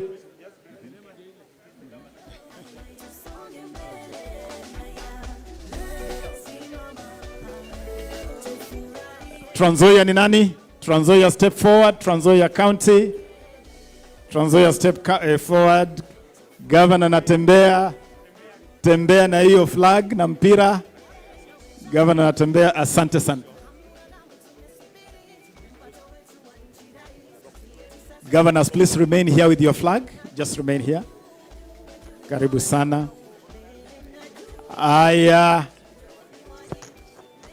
Let's finish the flags first, please. Let's finish the flag.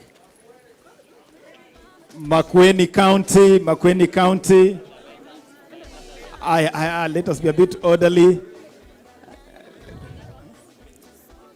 CC, if you could just step behind His Excellency the President so that we can finish the flag presentation. Those are our sports ministers of the counties.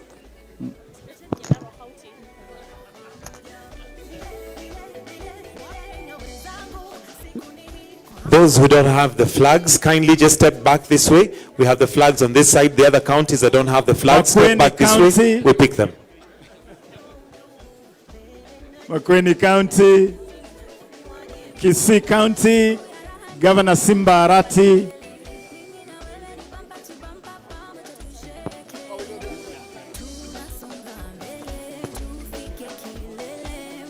Next, Kwale County, step forward. The Kwale flag, please step forward with Kwale. Marakwet, Elgeyo Marakwet, please step forward, Elgeyo Marakwet. Elgeyo Marakwet, this. Step to the side. Embu. Step to the side. Nyamira County, Governor Nyaribo. Nyamira County. Give us the ball for Nyamira.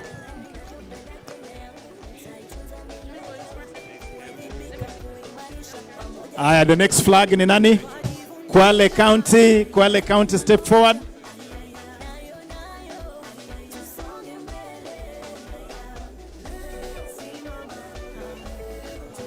Let Mpira. Siaya. Nyeri is here. Embu County.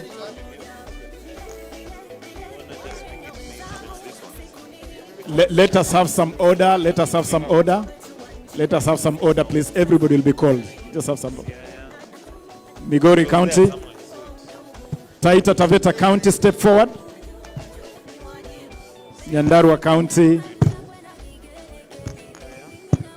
Taita Taveta County.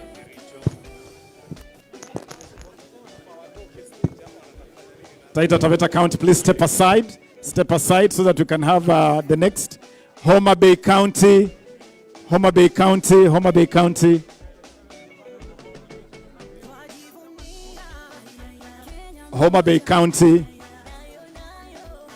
CCs, I'll ask you as you receive, please step down. Step down because we want governors to take a photo with His Excellency the President. Governors, please don't step away. CCs, quickly. Isiolo County, that is done. Next. Baringo County, quickly. Okay, CCs, can we step down, please? CCs. The CCs, let us step down, please. CCs, step down, please, for a moment. You will have your moment with His Excellency the President. CCs, just step down for a moment. We want to finish with your governors. Maliza hii picha. CCs, please step down. CCs and Deputy Governors, step down for a moment. Please step down. Step down, please. Busia. Waziri Kwenye, Asante, let us step down, please. Vihiga County. Let us step aside, please. Let us step aside. Let us step down, please. Let us step down.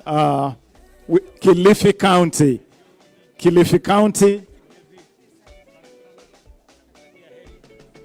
Laikipia County. Step down, please, as you receive the flag. Step down. Laikipia County. Samburu County. Nakuru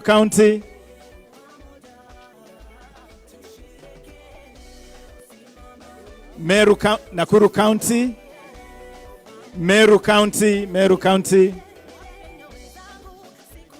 That's Meru County. Marsabit County.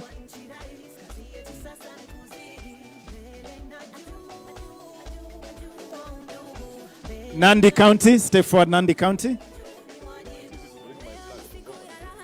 Bungoma, please bring the flag. The CEC Bungoma, bring the flag to your governor. Bungoma County. Kakamega County, quickly, please. Kakamega, take it back. Quickly. Kajiado County. bring the Bungoma flag to His Excellency the Governor. The Bungoma flag.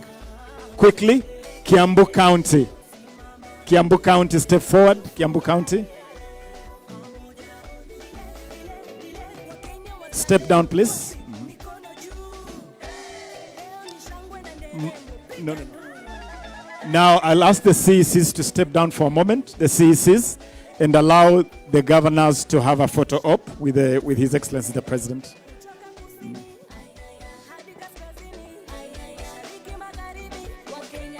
So governors, I'll ask the Excellencies governors. Please, can we just have governors? Just governors. We want just governors alone with His Excellency the President. Governors first, yes. Governors only. I'll call the deputies later. Just governors. Just the governors together with your flag, please. Governors, yes. Governors. Governor peke yao. Uwe umeshikilia bendera yako. Uwe umeshikilia bendera yako.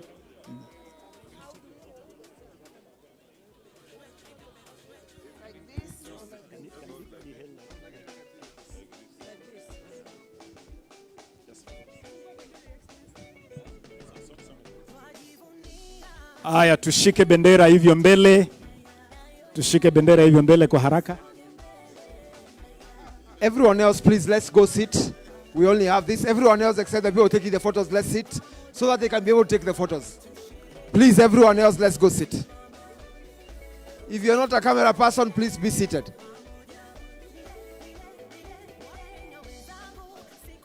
Aya, tuchukue picha sasa. Please be seated. If you're not taking any photos, please be seated at your place.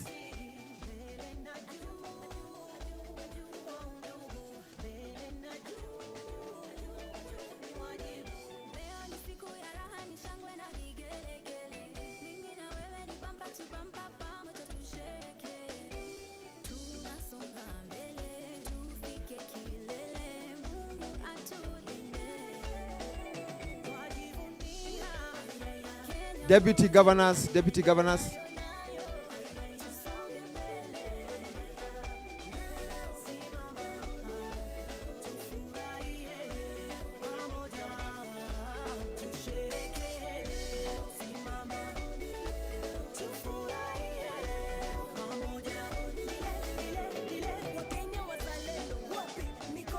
The deputy governors, please come for your photo.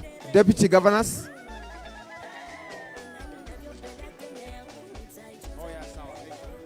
Kindly, deputy governors, let's make this quick, tafadhali. We can have the governors exit the stage so that the deputy governors can have their photo opportunity so that we can wind up. Tafadhali. Deputy governors, I think we have the deputy governors present there. Hapo sawa. Wonderful, wonderful. Thank you. Thank you very much. Thank you so much. CECs, they are only these ones. So Nawale ambao harakisha in less than a minute, ladies and gentlemen. CECs.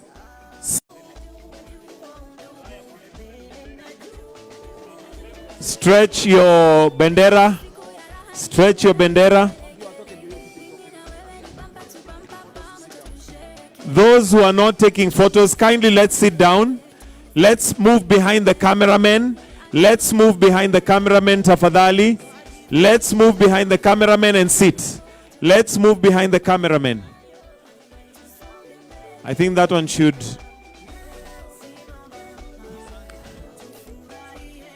Thank you. Let's have the female drivers, rally drivers. I'll request we exit the stage. Female rally drivers. All female rally drivers.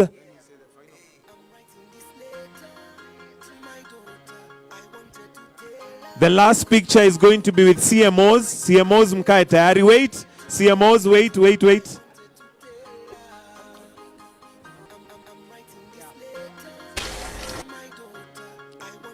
CMOs, Harambee Stars kujeni hapa mbele. But don't get onto stage yet. Harambee Stars, where are you? Tukuje hapa mbele, Harambee Stars.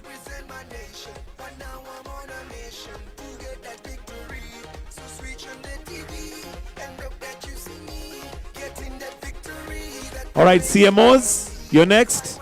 CMOs quickly, then Harambee Stars. Where is Harambee Stars? I don't see you. Harambee Stars going. Harambee Stars going twice.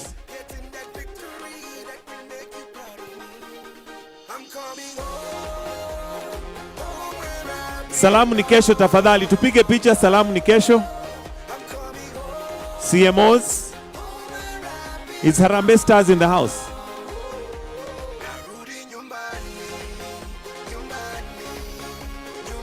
Harambee Stars, please, tusonge. The final picture, Harambee Stars. Please, Harambee Stars. Where are you?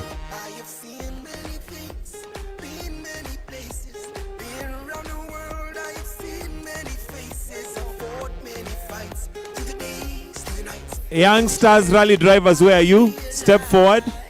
Young Stars Rally drivers. Naomba tujipange, tutasalimia baadaye. Harambee Stars, tujipange tafadhali. Harambee Stars, then Young Stars Rally drivers on the side. Our Young Stars. Harambee Stars, quickly. Young Stars, mjipange tafadhali. That's a final picture.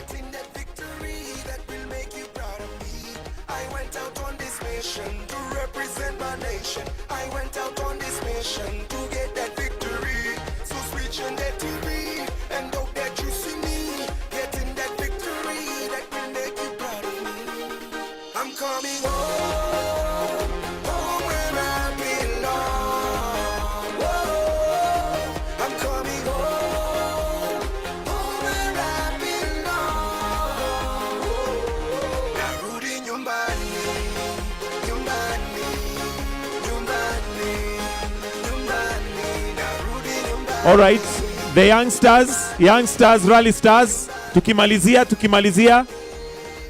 MC Jesse tafadhali, tukimalizia.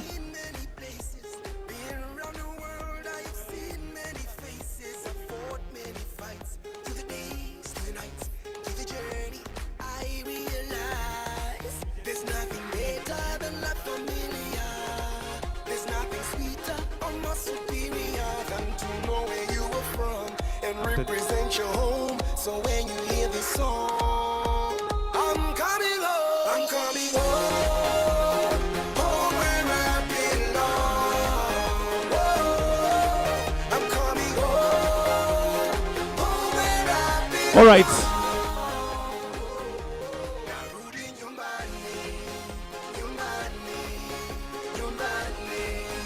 All right.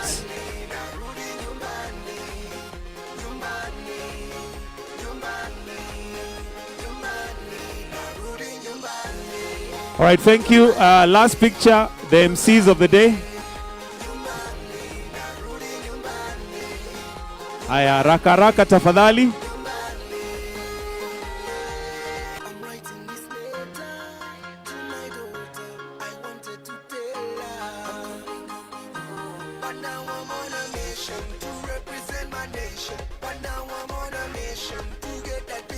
Last one.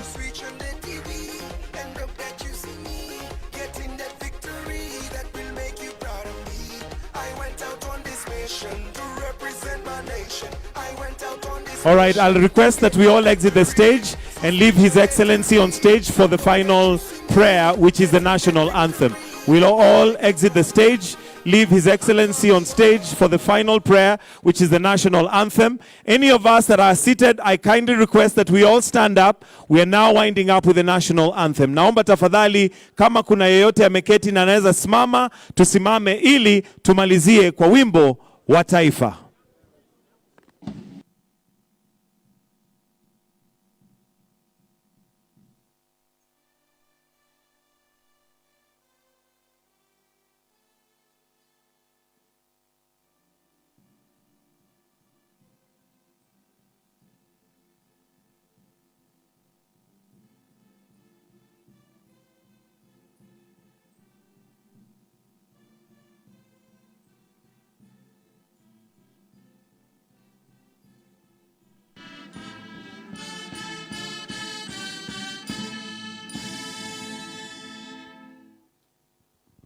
Ladies and gentlemen, kindly let's remain where we are as we allow His Excellency to retreat. We have some tea and snacks at the back once he has retreated, but we'll allow His Excellency to retreat.